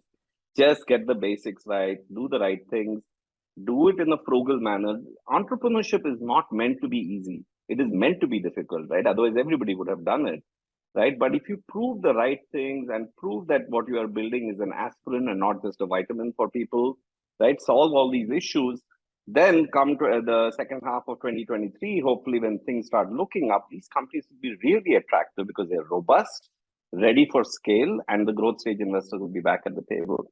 So from our perspective, sorry for a long answer, but this is why this is absolutely the best time, right? And in any case, we typically we're very selective. We do 6 to 7 deals, even in a good year, right? So even in 2021, we didn't do anything different.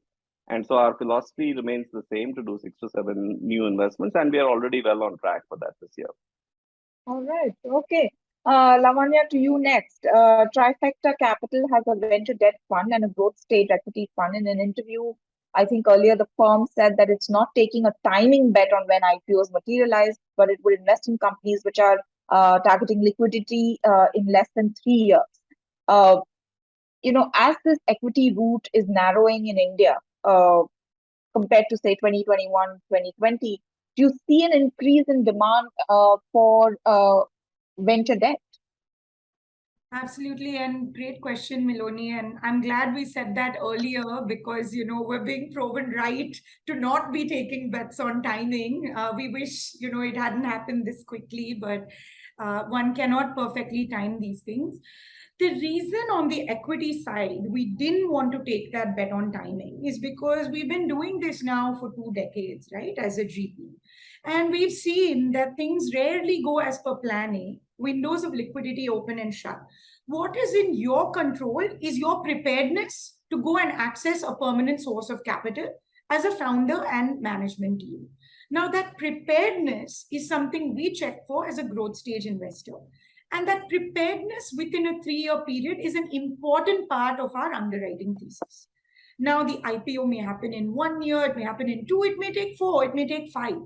Right? But the preparedness to say my house is in order, I have the processes necessary to be a public company, I'm comfortable with the cadence of quarterly reporting, I'm open for retail investor scrutiny. All of these things are what we check and then we help with post-investment.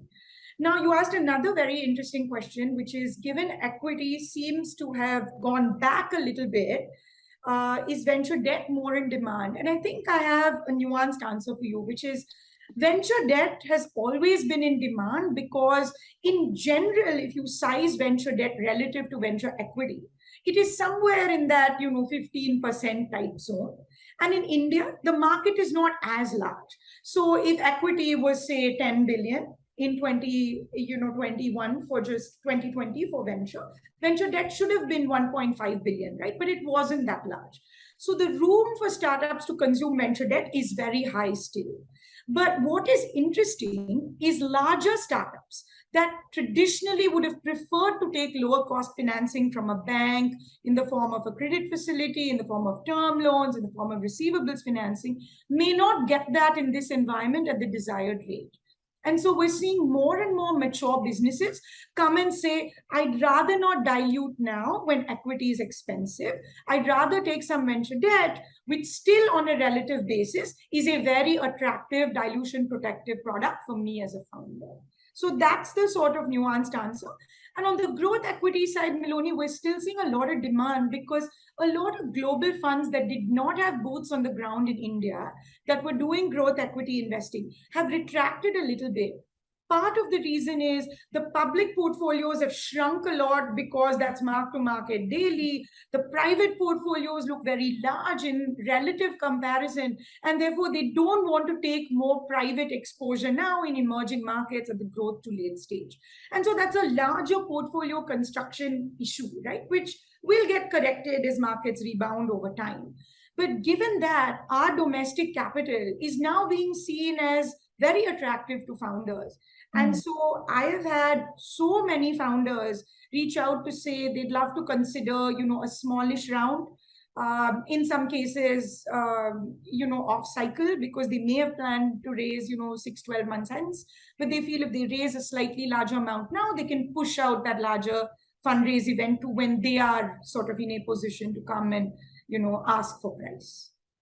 Right. Okay. But, I have an offshoot to this question, and that is that, the active investor base in India is also seeing a significant expansion, right? Like it's reached what, 660 odd plus from a base of 500 odd in 2020.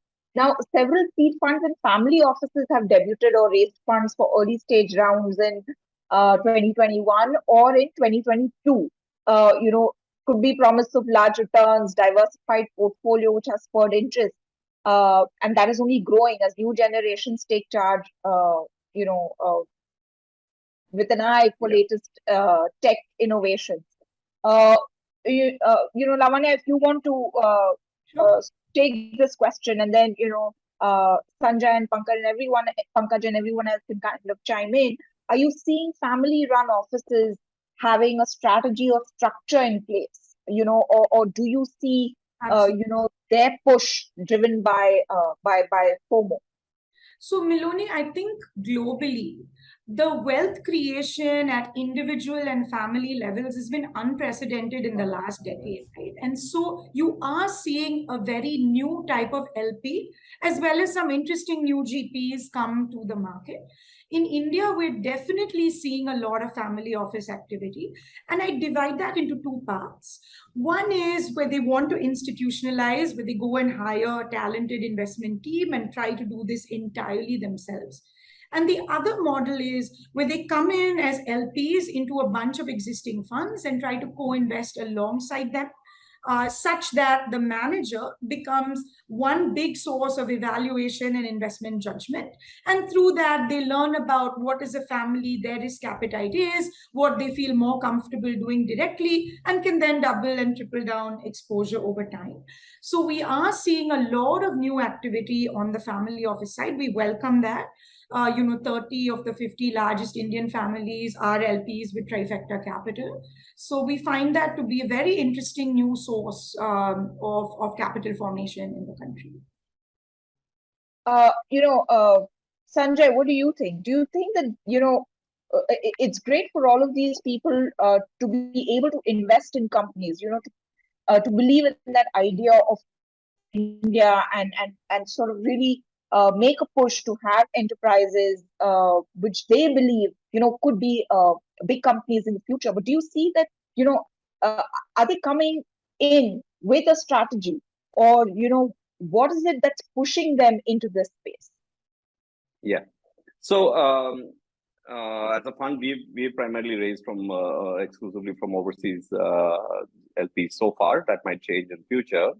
But what we are seeing and what I'm seeing with peers in the industry, one thing is there is a lot of new wealth that's been created, right, from the startup ecosystem itself, right? So there are a lot of people who believe, because this is how they created their wealth, and who want to funnel that back into more interesting way of both giving back as well as multiplying their wealth as well, right? So that's one group of investors who are people really from this new age entrepreneurship ecosystem themselves, right, as entrepreneurs.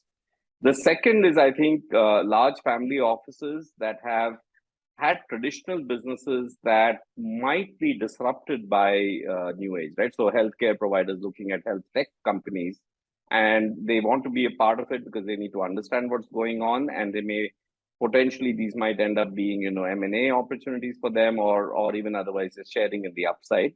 They may also be able to forge, strategic partnerships, which is great for the startups as well, because they can then, distribute, they get, distribution through these incumbents, and it's a healthy sort of win-win partnership, right? This could be no different from, say, a bank investing in a fintech, for example.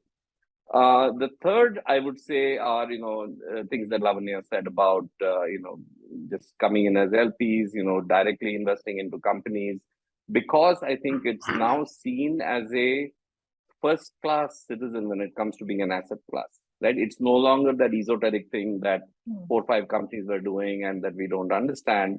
It is so material that I need to understand it, right? And part of it is tuition fees, trying to understand, and that's where working with LPs directly, and part of it might be, there might be a small amount of FOMO, but I don't think that that drives Indian investors at scale.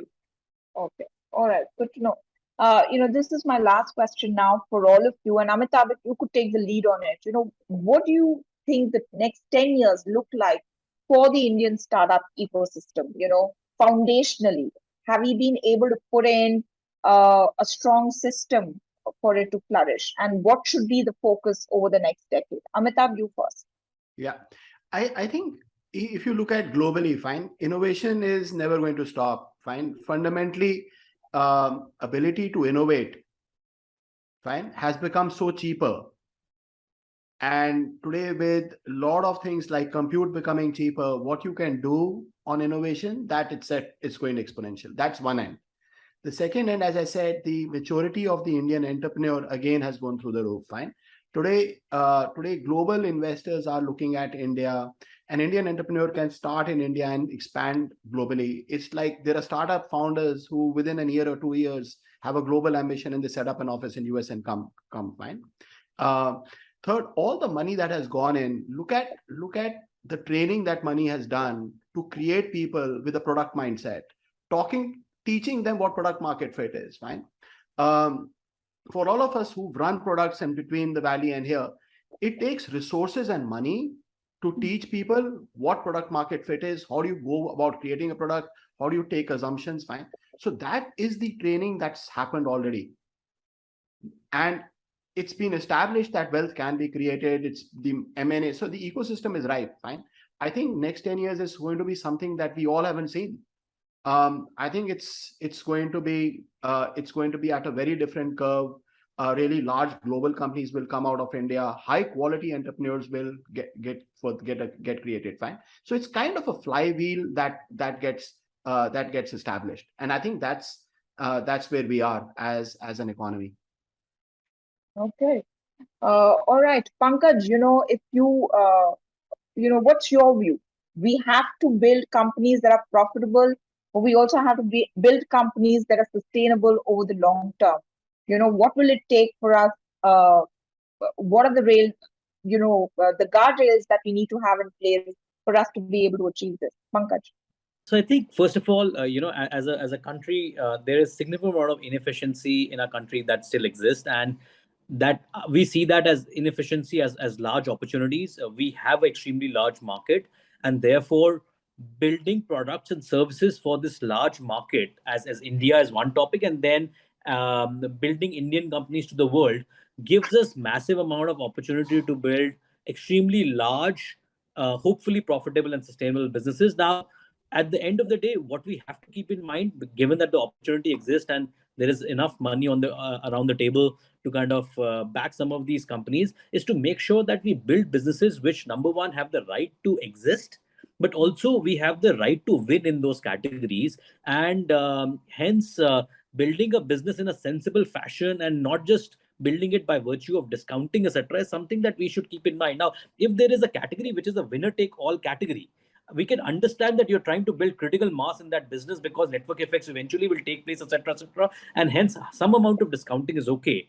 But if there's a category where multiple players have to exist, you should not be going down the path of doing massive discounting, etc. So those are the kind of things that we talk to entrepreneurs about when they think about building their businesses, and I think that's the caution I would kind of give to the entrepreneurs, that listen, think of what business you are in, think about what is the right amount of capital that is needed to build that business and deploy that strategy. And there is no one strategy fit all type of solution available. Depending on which category that you're trying to solve for, what inefficiencies you're trying to solve for, it may take either very little capital or a lot of capital, and hence you need to kind of think about it in that fashion. All right. Sanjay, what's the advice you give young startups, taking off from where Pankaj has for us? Yeah. So, neither venture capital nor entrepreneurship are get-rich-fast schemes. I think founders have to take the long-term view. I had the privilege of also being part of the original Aadhaar team and then been very involved with India Stack and UPI. I think opportunity-wise, India is going to not just be a great opportunity for people to innovate in, but I think a lot of the solutions from India will be very unique. And as we are seeing with UPI starting to be adopted in other parts of the world or accepted in other parts of the world, I think founders who focus on solving the right problems and solving them right in India will have not just a monster opportunity in India, but in other parts of the world as well. But there are no shortcuts here, right? I think I'm glad that this year, through a series of a few unfortunate incidents, has thrown the focus back on compliance and doing things right. We have a tendency to take some shortcuts when we see whenever there's an opportunity, and I think that is something that will probably people will get very strict with here in India. But these will build robust companies, right? So I think as long as founders are building things in a patient manner, sometimes you need to slow down. When you're driving a car, you do sometimes need to go back to second gear or first gear just to come back stronger, right? And a few extra stops at the gas station to raise a little bit more capital is not the end of the world, provided you get to your destination in a healthy manner. And a lot of analogies around driving. And I think founders who take the long-term view and the patient view of solving the problem with conviction will do very well here. And that's really what we're looking forward to as well. Okay, Lavanya, you have the last word. Wow. So just this morning, I was reading McKinsey's global CEO, Bob Sternfeld, saying it's not just India's decade, it's India's century. So I woke up with a big smile on my face because we all know those McKinsey guys are really smart, right? And if their CEO is saying it, I'm hoping and praying it must be true. And I think one of the really interesting things in that sort of report was by 2047, we are going to have 1/5 of global workforce in India. So if you think about what you need to succeed in venture, you need ideas, you need money, and you need people. And I think the talented workforce is here. Like we are building in Bharat for the world, Miloni, it's happening, right? It's just a matter of accelerating that smartly, but it's happening. And I think we've always been an ingenious nation, right? There's no shortage of ideas. I think I fully resonate with all the points around discipline made by Pankaj and Sanjay in channeling capital to the best possible ideas and then entrepreneurs using that capital to go and execute to this very large opportunity, right? If you look at our, per capita GDP at $2,200, this truly could be that golden decade where it accelerates, right? And be it, this transformation of public good to private enterprise, in education, in healthcare, in energy, we're seeing transformation all around us in a very real way. And we're seeing that trickle down, right? We're building in Bharat for the world, but we're also building in Bharat for Bharat. And I think, that just gives me immense joy to, in some small way, be contributing to this, very exciting phase in our industry's evolution. All right. Well, Lavanya, thank you so very much. Those were very good and strong and, encouraging words to end this panel discussion.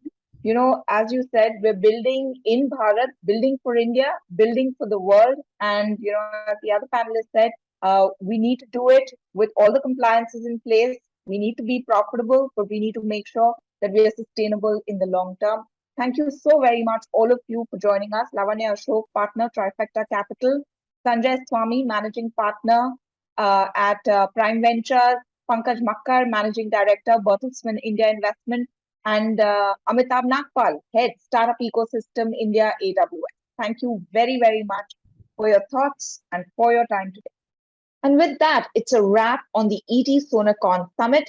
Do check out our continuing coverage of this very exciting space. We'll have for you trackers, multimedia videos, as we continue to bring to you the best minds in the startup ecosystem for many such conversations. But for now, from all of us, goodbye.